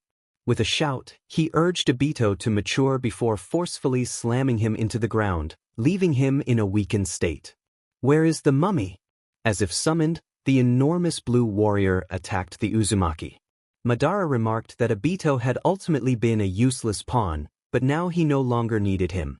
Zetsu appeared beside the dying Uchiha and began to absorb his body, taking control of it. Naruto expressed his disgust, feeling a shiver run through him, but he was determined to end this. The strange energy transformed into a massive scythe, which he wielded to strike at his enemy's Susan. The two colossal powers clashed, shaking the ground as the battle intensified. Naruto declared that it was Madara's end. The enormous scythe sliced through the Susanu's sword, causing the Uchiha to stagger and cough up blood as he fell to the ground. The massive fox vanished, leaving a weary Uzumaki who slowly approached the fading Uchiha. He stated that Madara had lost and commanded him to return to the realm of his mother, swiftly ending the Uchiha's life before collapsing from exhaustion. He noted that only two remained. The situation was growing dire for the Uzumaki, sweat trickling down his face from fatigue. Before him, the enormous Jubi roared with fury, radiating seemingly infinite power. Dark clouds swirled overhead, accompanied by thunder that echoed across the elemental continent, enhancing the beast's already formidable presence. Zetsu, now possessing the eyes of the deceased Akatsuki member, loomed above the beast. Zetsu thanked Naruto for saving him the trouble of killing that Uchiha, claiming that now his mother would return to life. Naruto vehemently opposed this, vowing not to allow that false goddess to resurrect. The Jubi's massive tail struck the ground where the red-haired ninja stood, but he dodged just in time. Zetsu taunted him, stating that he was finished, out of chakra, and unable to defeat the Jubi or stop his mother's rebirth. Naruto chose not to respond to the provocation, taking a deep breath to calm himself. He watched as the Jubi began to form an enormous Bijidama, larger than his own, capable of devastating his home if unleashed.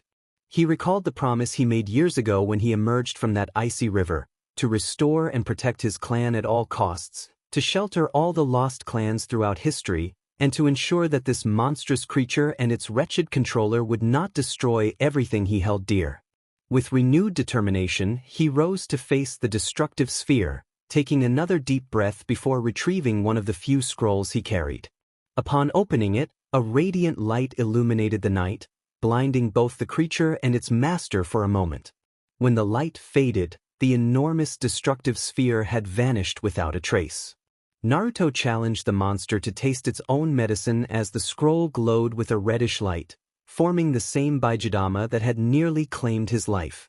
The Jubi used its 9 tails to shield itself, absorbing most of the damage but sustaining injuries in the areas it could not protect.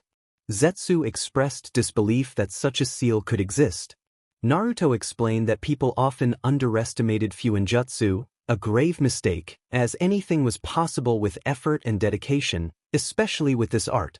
He smiled arrogantly while charging at his enemy, who retaliated with its tails, only to be halted by enormous trees that grew rapidly from the ground.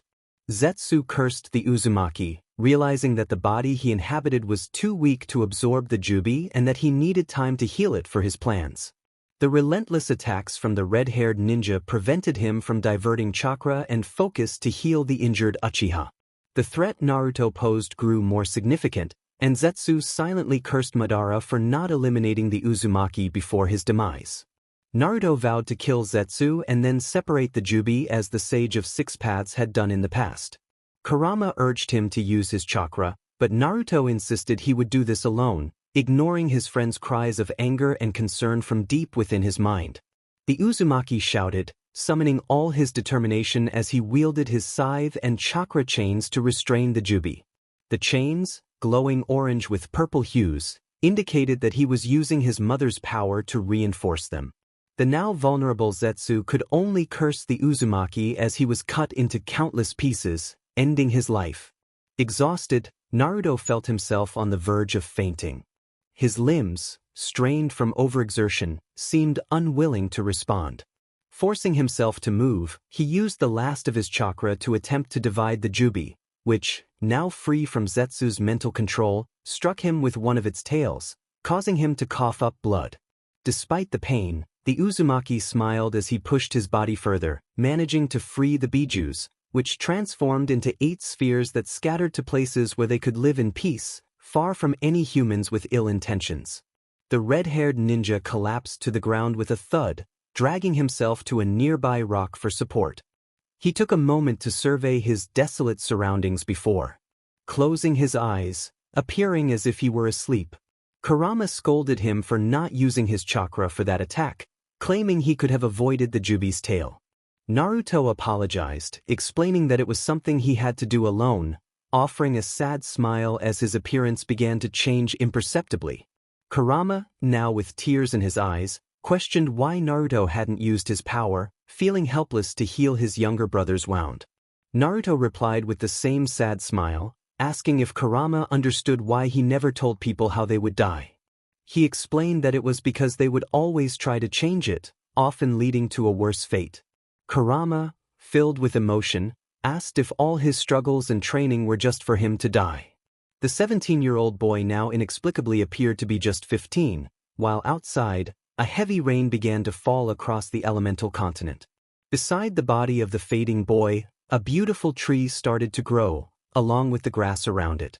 Naruto recalled that when he awakened his mother's eyes, he witnessed the deaths of everyone, including Inari and her family.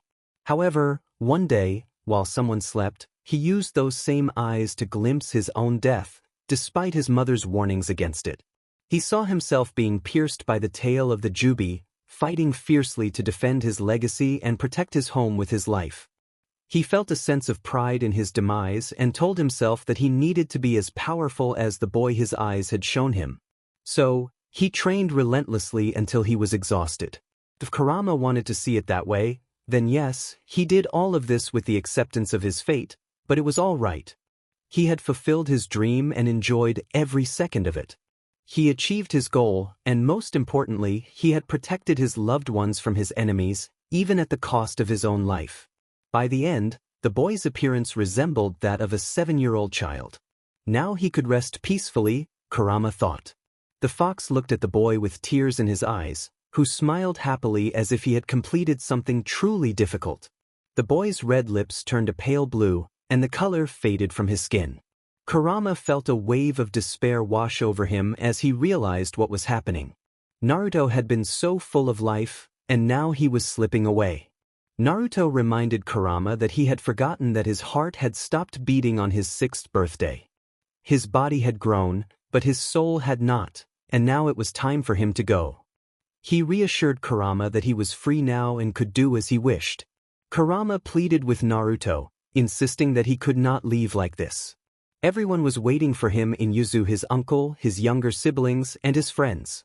He could not abandon them so easily. Naruto urged Kurama to go outside and see them, asking him to apologize for his departure. The boy began to walk away from the enormous fox, who continued to call out and curse his name. When Naruto was no longer visible, he vanished without a trace.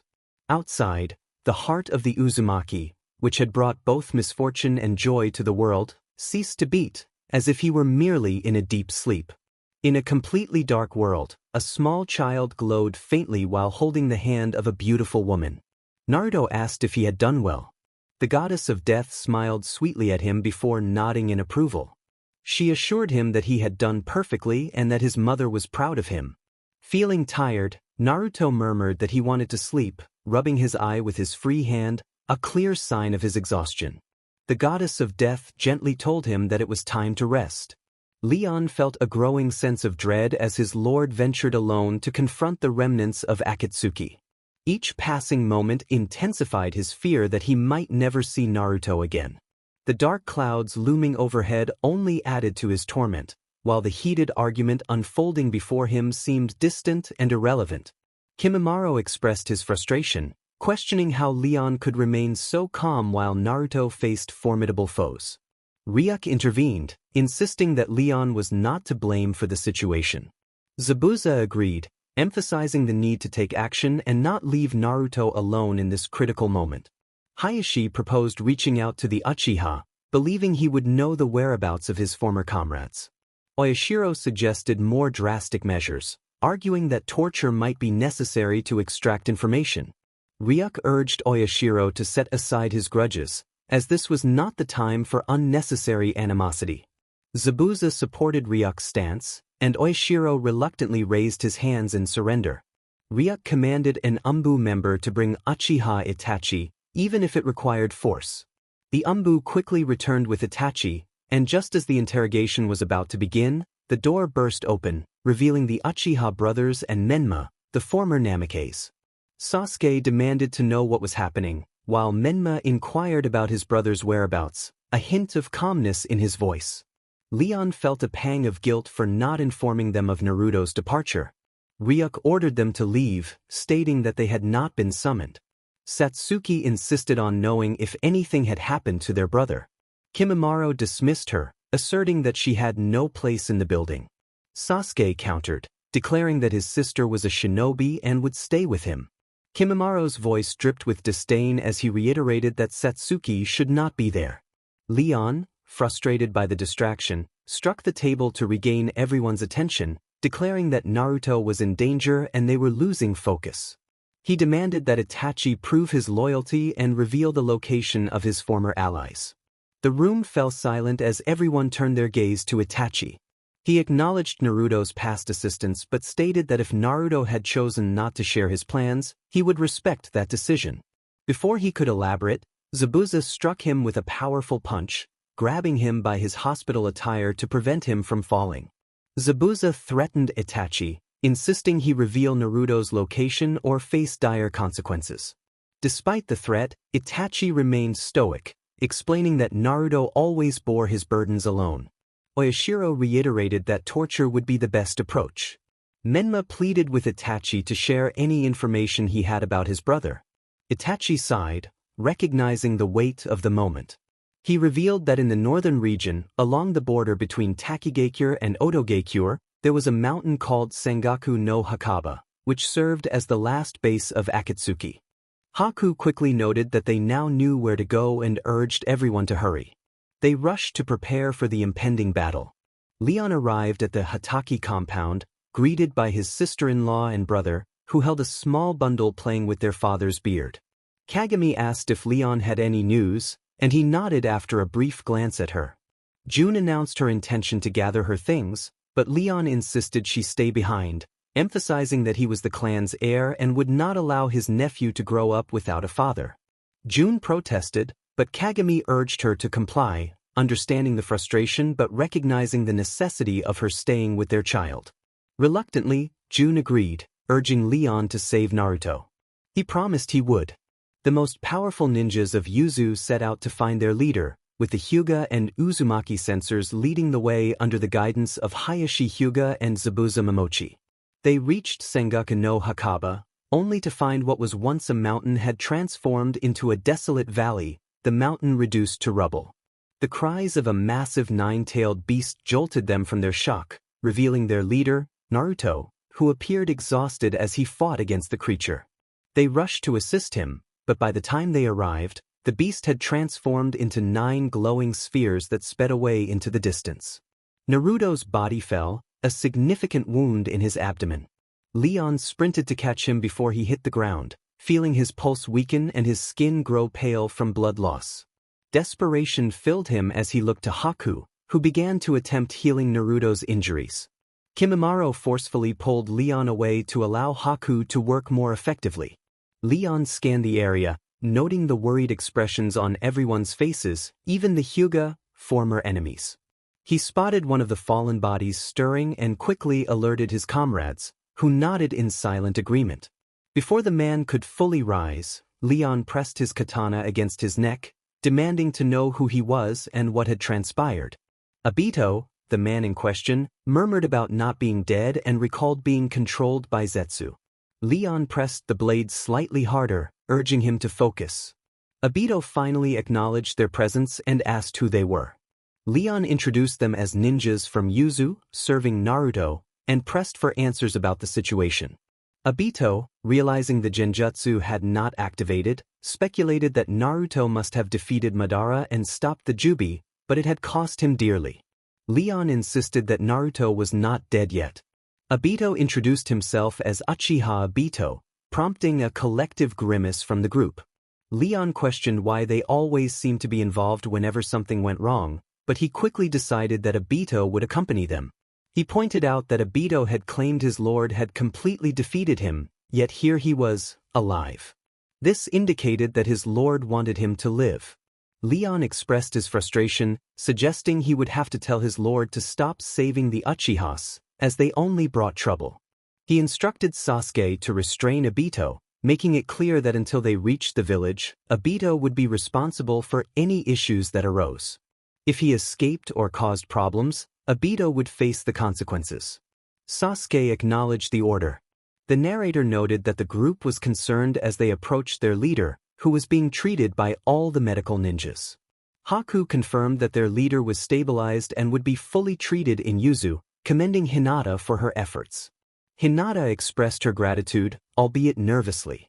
Zabuza suggested they take both the Uchiha and his son to Yuzu, as both needed to recover. Haku and Hinata carefully placed Naruto on a stretcher, while an Umbu member carried Obito as if he were a sack of potatoes, reflecting their general disdain for the Uchihas. In the limbo between life and death, Naruto's soul began to awaken. He recalled the voice of his friend urging him to wake up and Kurama's reprimands for not using his chakra to defeat the Jubi. Confused, he looked around until he saw a beautiful woman gazing at him with affection. She addressed him as Naruchan and praised him for his efforts, encouraging him to return to his friends. Naruto expressed his confusion, recalling his death after defeating the Jubi. The woman explained that while his eyes could see one reality where he tragically died defending his legacy, there were countless alternatives that could prevent such an outcome. It seemed his friends and allies had not remained idle during his perilous mission. They had come to rescue him. Naruto protested that his injury had seemed insurmountable, but the woman reassured him that there was still hope. Naruto sighed, knowing he would have to endure a long lecture from his uncle, father, and best friend about doing foolish things like sacrificing himself for others. He felt grateful for the second chance given to him by the Shinigami. As he disappeared, blushing from his mother's comment, he awoke in a white room filled with people who began to murmur with joy upon seeing him awake. The nurse's commanding voice cut through the chatter, ordering everyone to leave. Most rushed out, but 3 individuals remained, ready to scold him. However, they were swiftly ejected from the room by the nurse's chakra chains, which she wielded with a gentle smile directed at the injured leader, sending a chill down his spine. Yui expressed her relief at his recovery, stating that Yuzu would not be the same without him. Naruto reciprocated her sentiment, glad to be back. The nurse nodded before leaving him to rest. Naruto whispered through tears, overwhelmed by the many responsibilities awaiting him, feeling he had too much to do to sleep. Kurama reminded him to take a break for now, promising to scold him later. Naruto sighed, knowing the road ahead would be long. Yuzu had restored peace to the elemental continent, with Yagura's recovery bringing back leadership to Kiri.